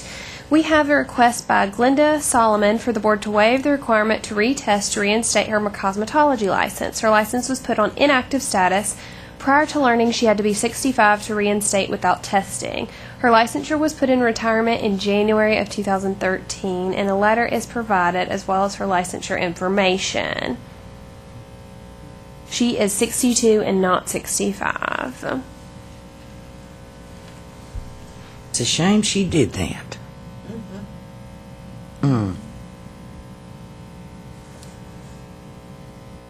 She was just put into retirement in January.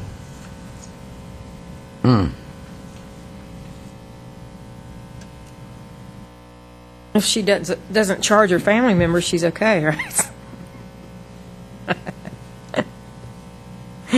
Yes. But at least she's trying to get it back and do it legal.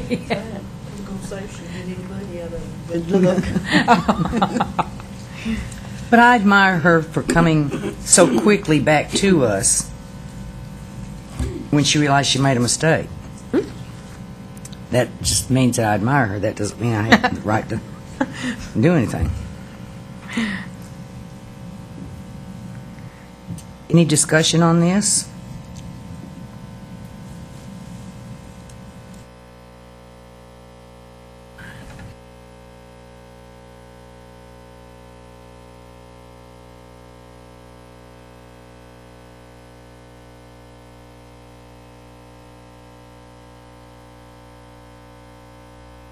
Legally, how would that work if we granted her license back? Would that be against the... She would just pay to reinstate.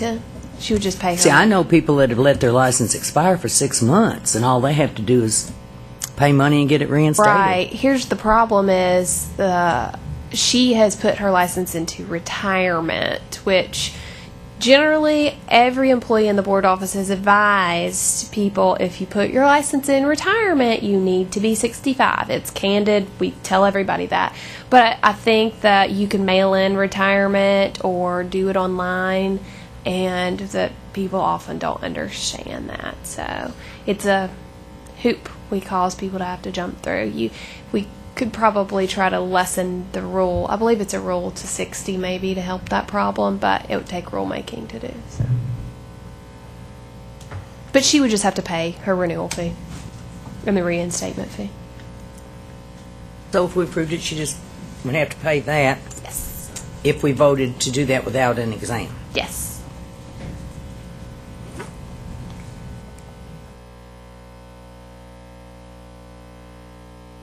Any discussion on this?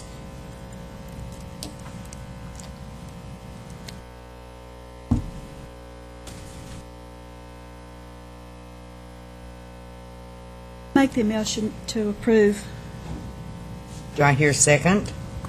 A second. Motion made by Ms. McAllister, seconded by Ms. Walker, that we approve her putting her license active again. All in favor say aye. Aye. Opposed, nay. Ayes carried. Next, we have a request from Nicole Byers to extend the amount of time to allow her to complete the instructor curriculum beyond 6 months. She's provided a letter and the dates her hours were obtained at Genesis Career College in Nashville.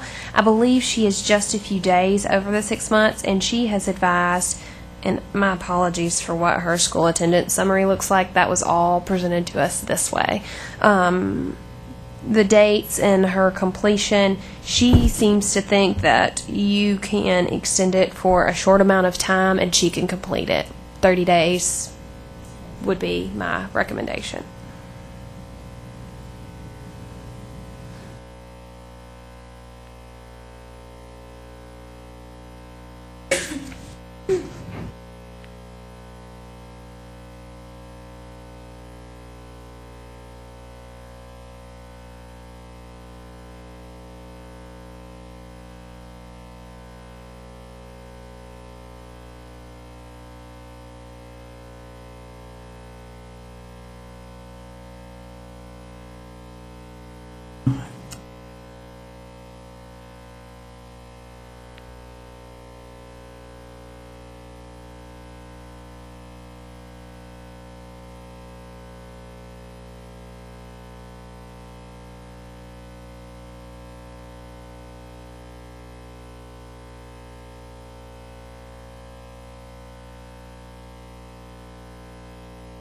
Rachel, is that your scribble? No, it's not.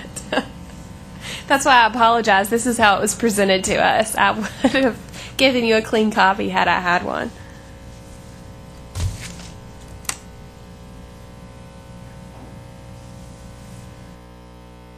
So she's just asking for an extension of the 6 months to complete the instructor curriculum. She had explained to me on the phone she'd been going through some hardships. Some family members had been very sick, and she just hadn't been able to get to the school to complete it in the 6 months. And my thought was that the board could possibly just vote to allow her 30 days to complete it within 30 days of today's meeting, and she still will have to test, obviously. Right, it's just giving her 30 more days to finish. And she didn't even ask for the 30 days. That's my personal recommendation. It's up to you all to make Madam a Chairman, vote. I had in mind, after reading it, that we could grant her 3 weeks.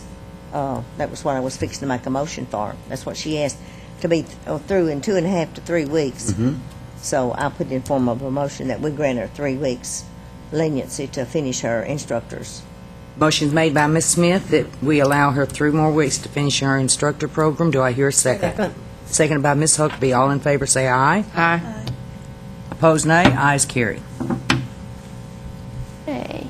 Next, we have a request from Goals Academy for approval of a continuing education class from Milady's Career Institute to be counted towards their instructor's continuing education. And I have set the email I received about this. It's offered on April 28th and 29th in Atlanta, Georgia.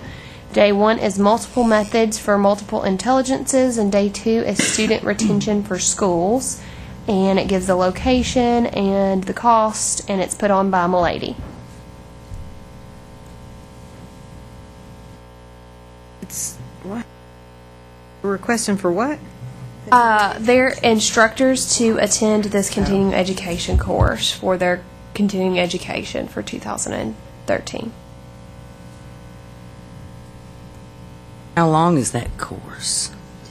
It doesn't say. I think that 2 could be days. something. Right. It says day 1 and day 2, but it doesn't give hours. So I think if the board was concerned about the hour requirement, that if it was indeed 16 hours, that we could approve contingent on it meeting the hour requirement. Otherwise, you could just approve for how many hours it was, and they'd have to go to a different seminar to get those hours.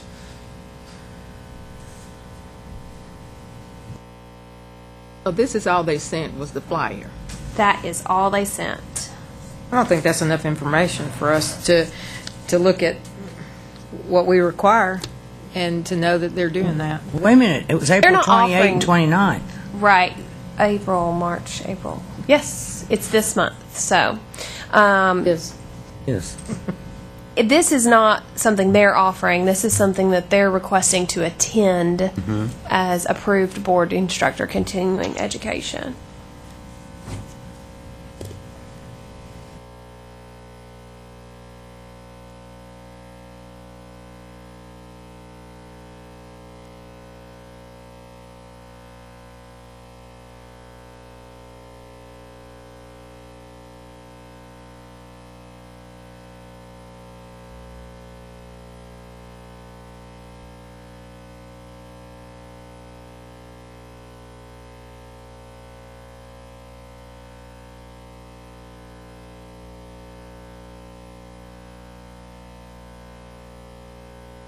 I'd say based on the information we've received, that we deny, because there's not enough information to approve it, in my opinion. Is that a motion? Sure. Motion is made by Ms. Coppinger that we deny because it's not enough information. Second. Seconded by Ms. Smith. All in favor say aye. Aye. Opposed, nay. Ayes carry.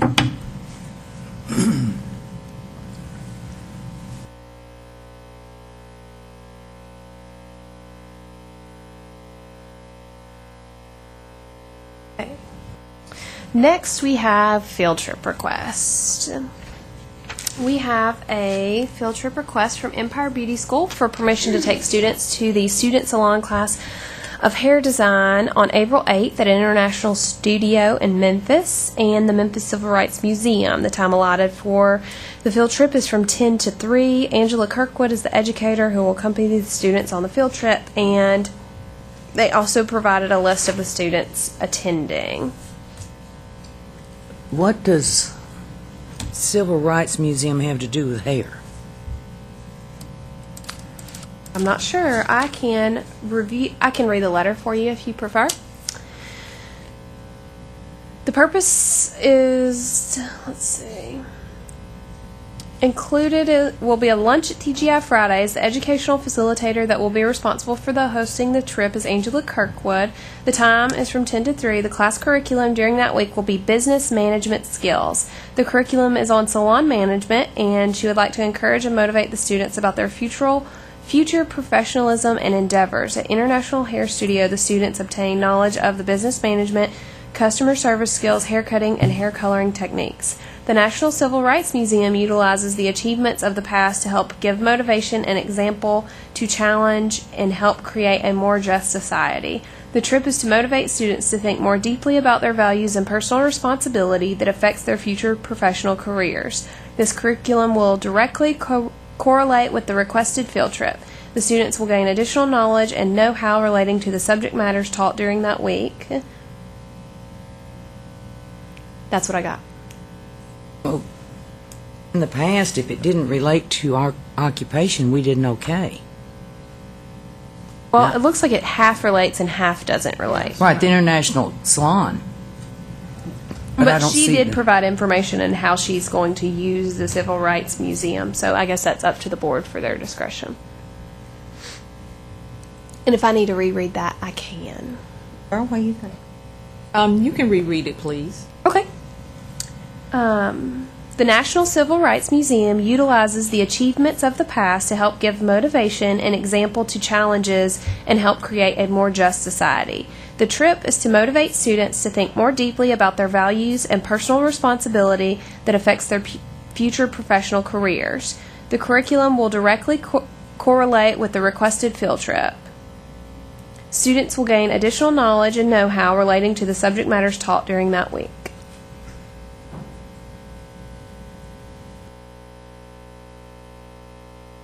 I make a motion that we approve. Motion's been made by Ms. Coppinger. We approve. Do I hear a second to that? A second. Second by Mr. Herford. All in favor say aye. Aye. Opposed, nay. Ayes carry. Next, we have a field trip request from Fayetteville College for permission to take a small group of senior-level students and estheticians to visit Dragonfly Farm to study essential oils and see how they are used and made. The trip will take place on Tuesday, April the 23rd, and the time will be at 11 a.m. for about 2 hours.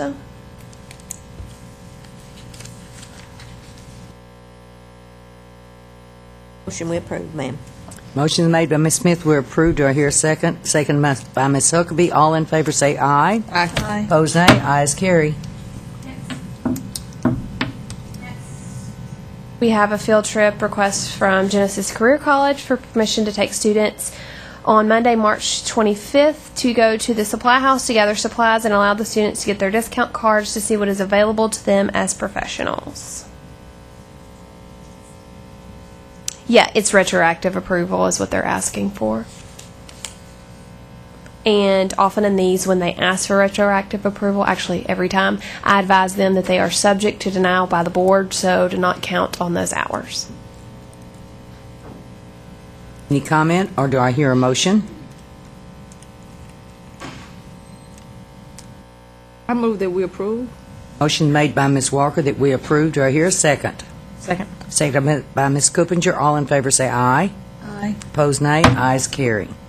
Next, we have another field trip request from Georgia Career Institute for permission for Catherine Blaylock, the nail instructor from Georgia Career Institute McMinnville campus, to take a field trip to Broadway Hair and Nails, Cosmetology Professional and State Beauty Supply House in Cookeville. The trip will be on March 11th, and they'll leave the school at 9 and return at 3.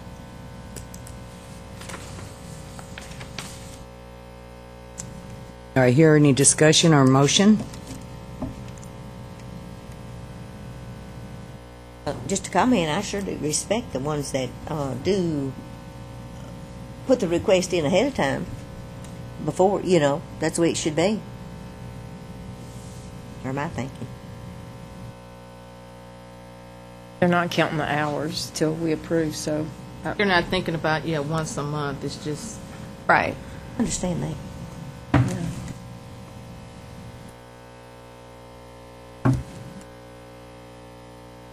I make a motion we approve. Motion made by Ms. Coopinger. We approve. Do I hear a second? Second. Seconded by Ms. McAllister. All in favor say aye. Aye. Opposed, nay. Ayes carry.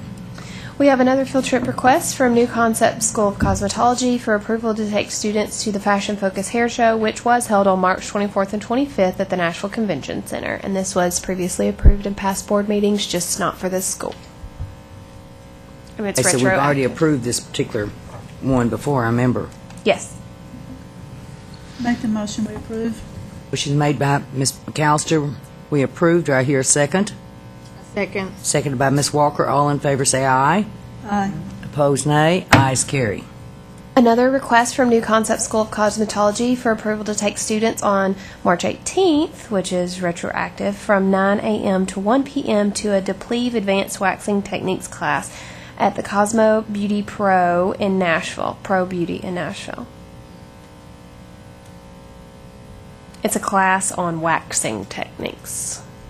Make the motion to approve. Motion made by Ms. McAllister to approve. Do I hear a second? A second. Seconded by Ms. Walker. All in favor say aye. Aye. Opposed, nay. Ayes carry.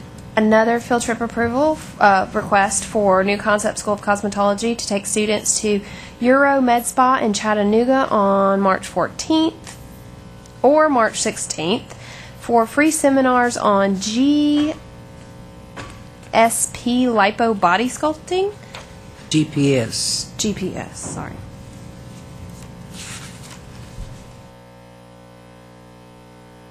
Sculpting? I don't know what it is. Is that something that falls in their education? It must. The ad provides lovely pictures of what your body looks like before and after the sculpting, and additionally says that they discuss lipo, stem cell procedures, Botox fillers, and fractional. Gee, we don't even, No. we don't control that. No, they'll think they can do that if they go. Is that a motion? I make They a can mo- go, but they can't get hours for it. Yeah, that's what they're wanting, though, approval for hours. I make a motion we deny. Motion made by Ms. Cooper. We deny. Do I hear a second? Seconded by Ms., was that Ms. Smith or Ms. Huckabee? Huckabee. Ms. Huckabee. All in favor say aye. Aye. Aye. Opposed, nay. Ayes carry. But they've already been, anyway. Maybe. Sometimes they won't go if they get the email from me that it's retroactive approval. They'll just look for the next time the class is offered. field trip request from Paul Mitchell, the School of Knoxville, permission to take students to take future professionals on a salon visit on May 7th. They will be accompanied by several licensed learning leaders from the school. That's all they gave.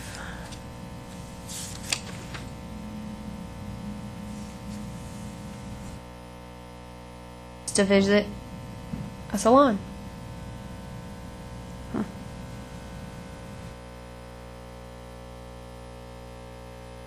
Any discussion or motion?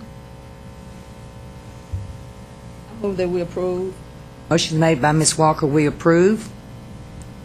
Second. Seconded by Ms. McAllister. All in favor say aye. Aye. Aye. Opposed, nay. Ayes carry. Y'all are getting weak on your eyes. A field trip request from Paul Mitchell, the School of Murfreesboro, for permission to take students to Campus Crossing Apartments on April 17th to perform hair and makeup services for a fashion show for Dana Janelle. All state guidelines for sanitation will be followed. A licensed instructor will be present, and the students will not be receiving any hours for volunteer work given. Looks like they just want approval to go.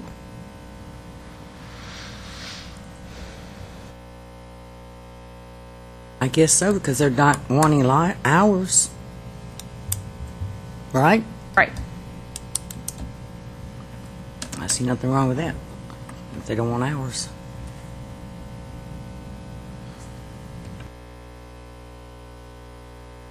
I think they want field trip hours. They're not going to. No, they don't want hours. They just want permission to go to the field trip. We have to. Oh, can't they? We don't really need to make a motion on that, do we? Well, I think since they're providing, students are providing hair and makeup services for a fashion show, that's why they're requesting approval from the board. That is correct. That's why they're requesting. I'm the director.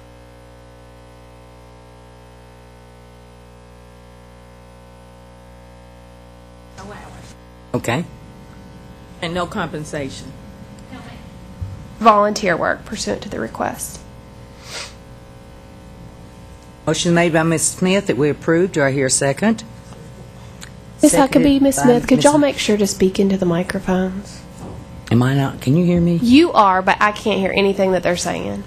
Motion was made by Ms. Smith and seconded by Ms. Huckabee that we accept their field trip. All in favor say aye. Aye. Opposed, nay. Ayes carry.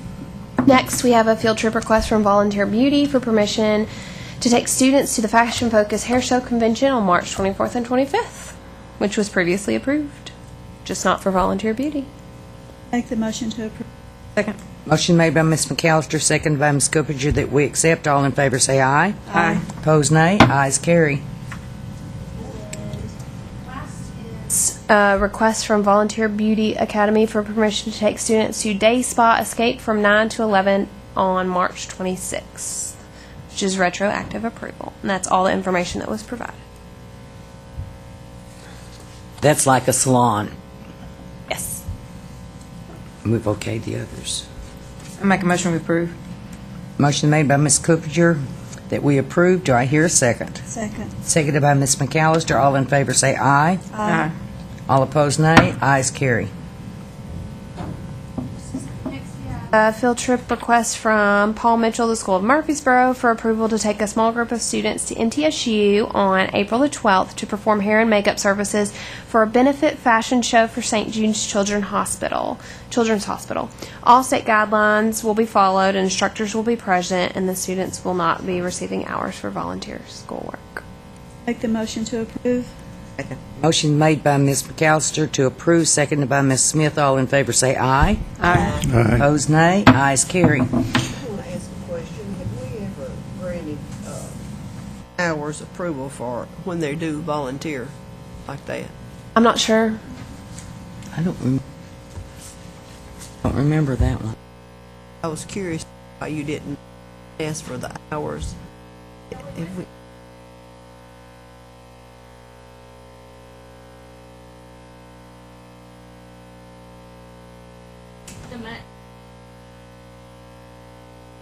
Aren't sure. Thank you. I think I recommended you got hours on a previous trip. Next, we are on to the legal report. How long is it, 30 case. sir? 30. We got to take a quick break. Quick, Okay. like 3 minutes. 3. I'm timing you. Please stop.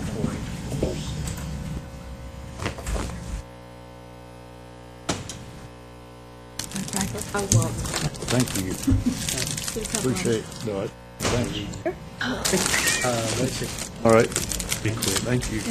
If you could just mark the ones you've gone to and the ones you usually go to, that would be fantastic. Okay. And My maybe school's make, if you've already I been do this all the year, yeah, if you've already haven't, you could one of your normal Okay. ones. And if there's Okay. something open that nobody's ever gone. Okay. So then change it. Yeah, right. It's terrible. We on? As soon as you can. We're ready. Within Rachel, 2 you weeks, reading? Maybe. Yes, I can read. Yes. Good luck. Okay, I'll turn it over to you, Ms. Herndon. Rachel's going to read it. Oh, We're not saying you're slow. Yes, you are. Well, Compared to Rachel, please, Rachel, I got to get to a meeting. Okay. This is not forever. I will not be here forever. Case number 1L 2013-003011. The complaint alleges the respondent, a licensed cosmetology school, knowingly received enrollment fees from the complainant despite being aware that the complainant's high school educational credentials were unacceptable, and then later refused to approve the complainant to take the applicable examination after the complainant had completed the respondent's coursework in violation of TCA 624127. The complainant has since been satisfied by the respondent's remedial action and requests the complaint be dismissed.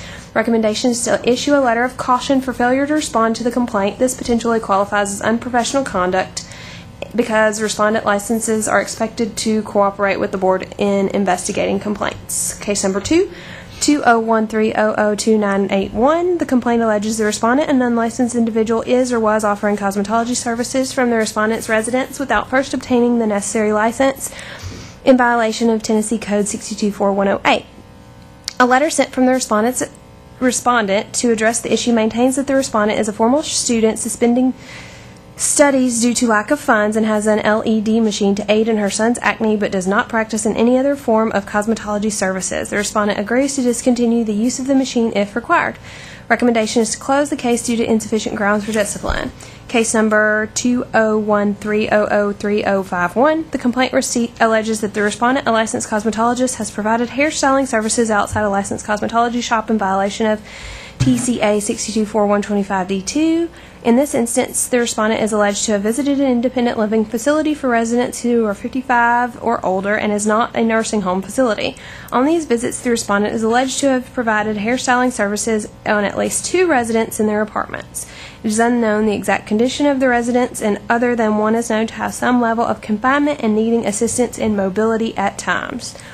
Also unknown is whether the respondent received payment for these services. The respondent describes these persons as friends that were made during the respondent's brief residency at the facility. Although the facility is not a nursing home, TCA 624125D2B provides an exception to licensee providing services only in a licensed shop if the client is actually ill and serviced in the client's residence. Recommendation: close with a letter of warning against practicing outside a licensed cosmetology shop. Case number 20130036061. The complaint alleges the respondent, a licensed cosmetology shop, is operating in a residential area that is not zoned for such business. The complaint file contains a valid business license at the address indicated and an inspection report with a score of 100 for the facility. Recommendation is to dismiss the case for lack of disciplinary grounds. Case number 201300451. The complaint alleges that the respondent, a licensed cosmetology school, engaged in unprofessional conduct in violation of TCA 624127B2 by failing to adhere to its policy of paying for its graduates' examination and license fees in the case of the complainant. This arrangement is not a licensing issue in the board's law and rules. Since the complaint was filed, all self-imposed obligations have been met on the respondent's part, and there has been no further communication from either party. Recommendation is to dismiss the case for lack of disciplinary grounds. Case number 20130011861. At December 26, 2012, notice of violation alleges the area inspector observed 3 individuals practicing on clients' manicure without valid board-issued licenses in a licensed manicure shop in violation of TCA 624108. The inspector also observed unclean floors and workstations in all in violation of administrative rules. Recommendation is to authorize a formal hearing with authority to settle by consent order for a civil penalty of $1,500. Case number 2013-001821, a December 19, 2013 notice of violation reports the area inspector observed an individual servicing a client's haircut in a licensed cosmetology shop. Further, the inspector found a washer-dryer inside the restroom of the shop in violation of administrative rules. Recommendation is closed with a letter of warning. Number 8, case number 20130033781, a January 18, 2013 notice of violation alleges the shop was open for business and the owner of the shop, also a licensed manicurist, was performing an acrylic nail service on a client without valid board-issued shop license in violation of TCA 624118. Board office records indicate that no application to license the shop has been received as of the date of this report. Recommendation is to authorize a formal hearing with authority to settle by consent order for a civil penalty of $250 with a cease and desist notice against operating the shop until a valid shop license is issued.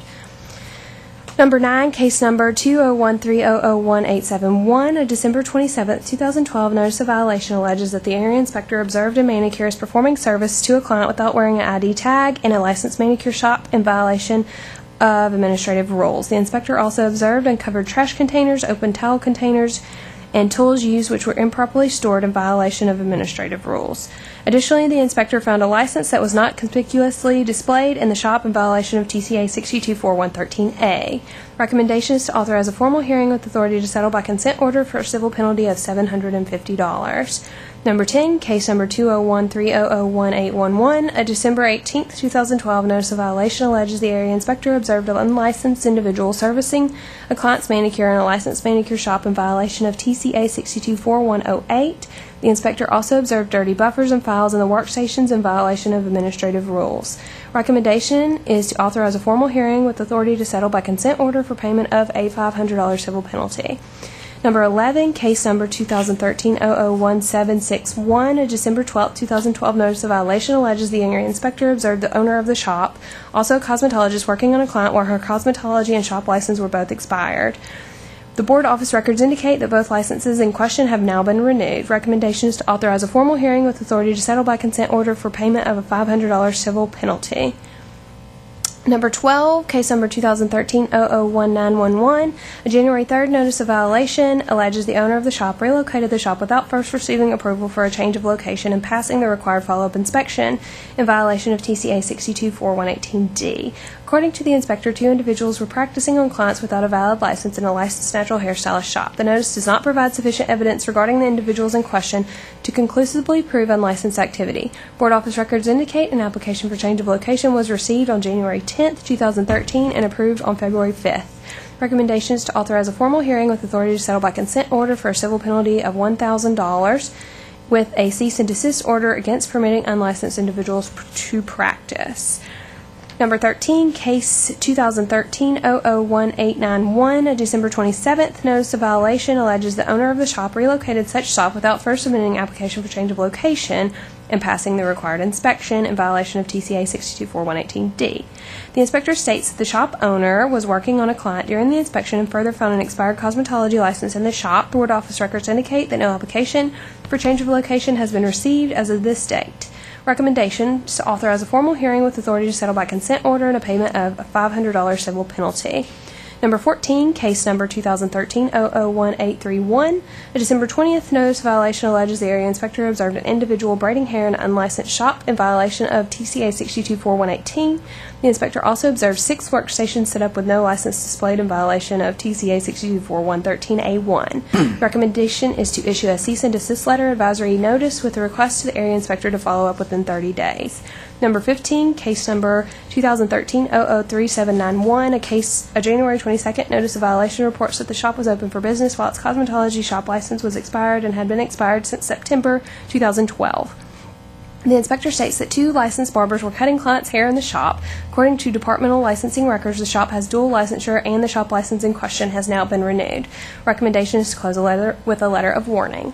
Number 16, case number 2013-003801, a January 25th notice of violation alleges the area inspector observed the owner of the shop performing a shampoo on a client while the shop license was expired and have been expired since January of 2008. The board had previously authorized a cease and desist notice in March 2012 against the respondent for operating the shop without a valid license. The recommendation is to authorize a formal hearing with authority to settle by consent order and a civil penalty payment of $1,000. Number 17, case number 2013-003821, January 25th, notice of violation alleges the area inspector observed the shop owner's, also the manager's, expired license posted at the workstation in the licensed cosmetology shop. The inspector states that the owner-manager was not present in the shop. However, one licensed stylist was present in the shop. The inspector observed a master barber license posted in the shop and stated the shop does not hold a barber license. No services were being provided at the time of the inspection.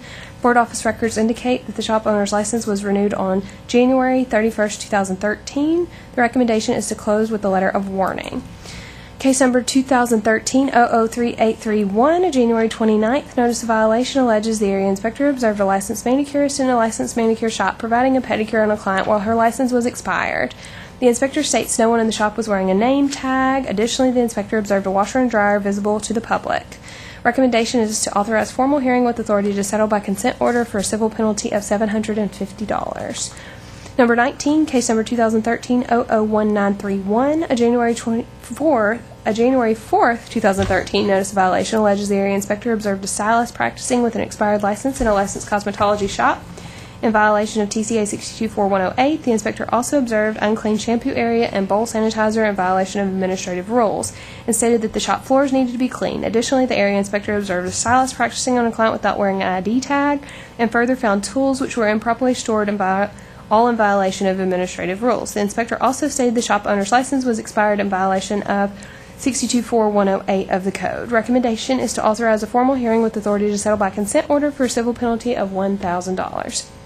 Number 20, case number 2013-004021, February 15th, 2013, notice of violation alleges the area inspector observed an unlicensed individual working on a client in a licensed manicure shop in violation of TCA 624-108. Recommendation is to authorize a formal hearing with authority to settle by consent order for a civil penalty of $500.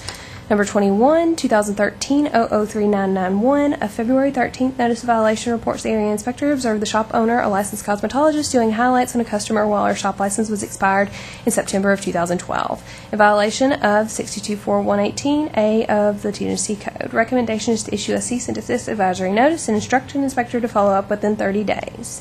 Number 22, case number 2013-003981, February 5th notice of violation alleges that the area inspector observed an unlicensed individual performing a pedicure on a client in a licensed manicure shop in violation of 624-108. Recommendation is to authorize a formal hearing with authority to settle by consent order for a civil penalty payment of $500. Case number 23, case number 2013-003961, of February 8, 2013, notice of violation alleges the area inspector observed unclean floors in a foot bath and tools which were improperly stored, all in violation of administrative rules. The inspector states the identification name tags were not being worn in violation of other administrative rules. Recommendation is to authorize a formal hearing with authority to settle by consent order for a civil penalty of $250. Number 24, case number 2013-003901, a January 31st notice of violation reports the shop was open for business during a time when the shop owner's license was expired as of October 2011 in violation of Tennessee Code annotated 624-108. However, there is no indication that the services were being provided at that time. The inspector also reports that the owner was not in the shop during the inspection. Board office records indicate the license in question has now been renewed. Recommendation is to close with a letter of caution. Case number 25, case number 2013-003891. As of January 31st, 2013, notice of violation reports the shop owner's license was expired as of August 31st, 2011. The inspector also reports the owner was not in the shop during the inspection, no services were being provided at the time of inspection, and board office records indicate the license remains delinquent as of the date of this report. Recommendation is to close with a letter of warning. Number 26, case number 2013-005231, a March 5th notice of violation alleges the area inspector observed no inspection sheet posted in a licensed shop. The inspector states the shop owner's license was expired in violation of TCA 624-108 and found hairbrushes which were improperly stored in violation of administrative rules. No services were being provided at the time of inspection. Recommendation is to close with a letter of warning. Number 27, case number 2013-003871, a January 20th, 2013 notice of violation reports that no shop manager was present in a cosmetology shop in violation of administrative rules. No services were being provided at the time of inspection. The recommendation is to close with the letter of warning. Number 28, case number 2013-003861, a February 13th, 2013 notice of violation alleges the area inspector observed a licensed cosmetologist esthetician coloring a client's hair without having her license displayed in the shop. The licensee in question denied performing any services during the inspection and stated she was not working on that day. Recommendation is to close with a letter of warning. Number 29, case number 2013-005191, February 22nd, 2013, notice of violation alleges the area inspector observed a licensee coloring a client's hair without having her license displayed in violation of TCA 624113A1. And while the shop license was expired and had been expired since July 31st, 2012. The inspector also observed an expired license posted in the shop in violation of 624108. The recommendation is to authorize a formal hearing with authority to settle by consent order for a civil penalty. I believe one of these is against the licensee and one of those is against the shop. Case number 30. Number 30, case number 2013-00881. A January 31st notice of violation alleges a new shop owner is operating such shop for more than 30 days grace period without submitting a change of ownership application and passing the required inspection in violation of TCA 624118F. The inspector also observed the unlicensed individual providing a manicure to a client in violation of TCA 624108. Recommendation is to authorize a formal hearing with authority to settle by consent order and a civil penalty payment of $1,000. The end. I have a couple of questions. You did great. Used to be on what number? Number 10. Thank you, Rachel. Okay, Ms. Turner, I have a question, please, sir. All right. On number 8, page 6. Okay. It was open for business. It performed acrylic nails on a client without a valid shop license. Is that correct? Yes. Don't you think they need a little more than 250? Certainly up to you. Sir? It's certainly up to you. I would say minimum 500. Okay. That's my thoughts. I usually believe civil penalties should remove whatever profit they've made from doing whatever they're not supposed to be doing, so I'm okay with that. Okay. I'm looking at 15. Why did I write down 15? Was expired since September 30th. 2 licensed barbers are cutting clients' hair, and it doesn't look like it was licensed as a barber shop. It has a dual license. They do have a dual? Yes, both. Okay, so the only thing they had was an expired license. Right. Which one, the cosmetology or the barber? Or they're both? Cosmetologist. Barbers were licensed in a licensed barber shop, but the cosmetology expired. Okay. It's been renewed. Okay, I'll stop on that one. Number 16.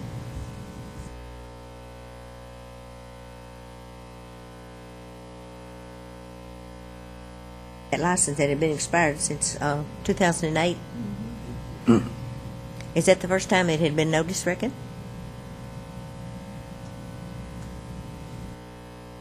A good question. First time, what was the The question? shop license had been expired since 2008. Mm-hmm. And quite a history up there, look.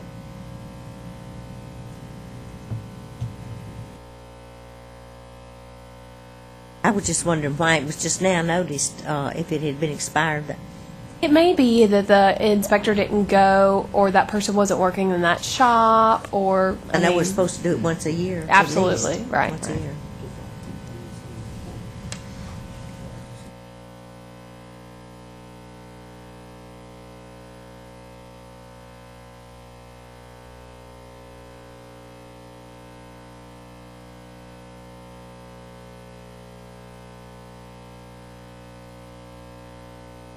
We issued a cease. 5th meeting last year. But it looks like it was for noticed operating without a last year. license, so they still didn't do it, right? So now we went to the maximum penalty. Any other discussion?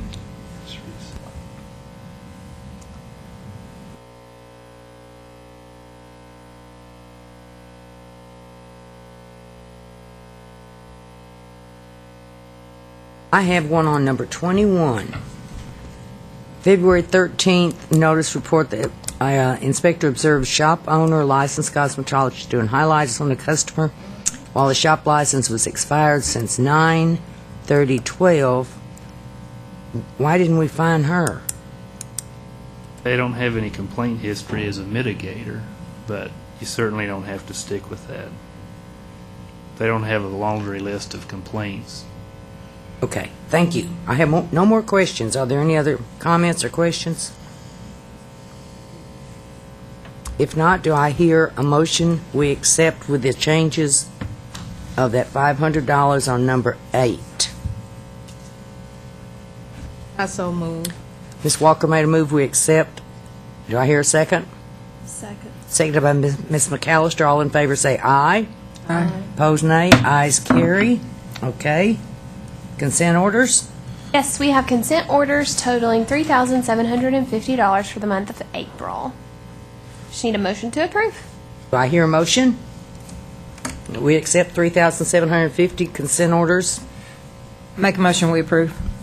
Motion made by Ms. Coopinger that we approve. Do I hear a second? Seconded by Ms. Smith. All in favor say aye. Aye. Opposed, nay. Ayes carry. I have one other matter that was just brought to me before we go on to the Med Spa Study Group opinion. The Miss Connie Lassiter, who is here today, has submitted an exam application to the board office, which has not come to my attention yet, but she has a felony on it, and apparently it's been submitted some time ago. And so I would like to request the board approve me to allow her to sign a felony agreed order upon review of her recommendation letter and her explanation letter of her felony agreed order, so she could go ahead and test before the next board meeting. I so moved. Ms. Huckabee made a motion we accept and allow you to accept. Do I hear a second? Second. Seconded by Ms. Huckabee. All in favor say aye. Wait, second by Ms. Coppinger. Huckabee. Okay. Sorry. All in favor say aye. Aye. Opposed, nay. Ayes carry. And I have attached the Med Spa Study Group opinion that I just recently received that details everything that the SR 94 work group compiled about aesthetics and the Attorney General opinion with regards to the exemptions. And I thought I'd let you all look at that, and I'm more than happy to send you a copy in your next packet if you need additional time to review it, but I wanted to give you the opportunity to see it now. See if you have any questions.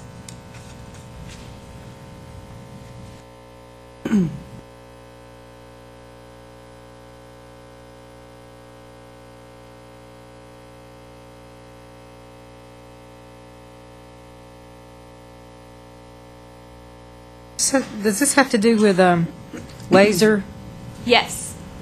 And Botox and fillers. This was the study group that was compiled that I was assigned to represent the Board of Cosmetology on. Yeah. This is the final opinion provided to the General Assembly from the Board of Medical Examiners, who was the assigned authority to join the committee altogether. Had the Board of Cosmetology been the committee assigned to join everybody together, this letter would have been from us to the General Assembly, but we were simply assigned to partake in the committee. And you will put a copy of this in our packet Next time, Good. yes. Thank you very much. So did they decide who can perform these procedures? The committee was just really appointed to look at what is a med spa and what procedures are performed at med spas. Should there be supervision? Should there be regulation? We did not address who should regulate.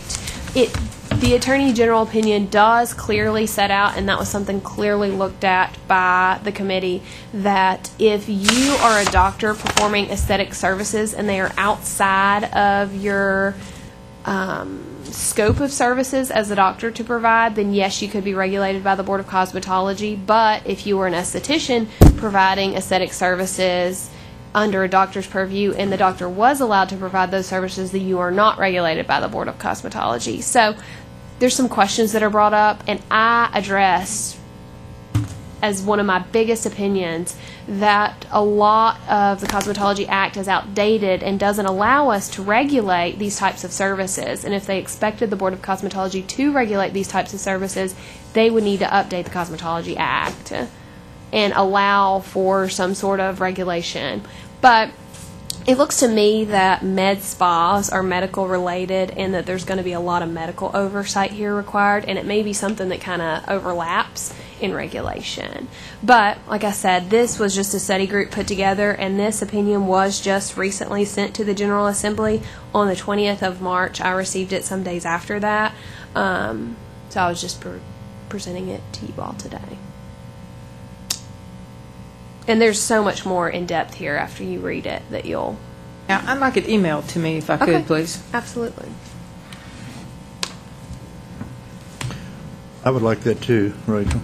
I'm going to send it out in everybody's letter next month. I wasn't here on Monday when the letters were all sent out to you this month, so I didn't get everything. I know my name was on it, but somebody else signed it. Otherwise, that's all I have. If you all would like to make a motion to adjourn. Well, I have one quick question. Sure. I just recently found out when I called the board office that the inspector in my area has retired, Larry Chadwick. So who is the inspector for my area? We have the HR process for that requires us to open a position and allow people to apply. And since he just retired, we haven't opened that position yet, but we're in the works. So. Because Big HR with the TEAM Act has to reclassify every single job position pursuant to the TEAM Act, and the job position had to be reclassified as soon as there's an opening, and they're in the works of rewriting what that job position is my understanding. I'm not 100% clear on how it all works, but I know I can't request a register be open until all that happens. So, if that makes any sense at all. Well, I just hate for it to drag out because shops need to be, they're not being inspected. They are being inspected. By? 2 of the other inspectors are going into that area to open shops, and when they're in the area, they're inspecting shops in the area. I just can't imagine another inspector having time to take on any other areas. So. They are stretching themselves, and we greatly appreciate it, and we are working towards it. Believe you me, I don't want there to be an opening for very long either. Is there any other business to come before the board? If not, do I hear a motion we adjourn? I so moved. Ms. McAllister made the motion we adjourn. I second. Seconded by Mr. Herford. All in favor say aye. Aye. Opposed nay. Ayes win. Okay. About time you woke up. Okay. We win. I got that one, didn't I? Yeah, you got that one. Is Preston already here? No, gosh, I got to call him. Okay. Good job.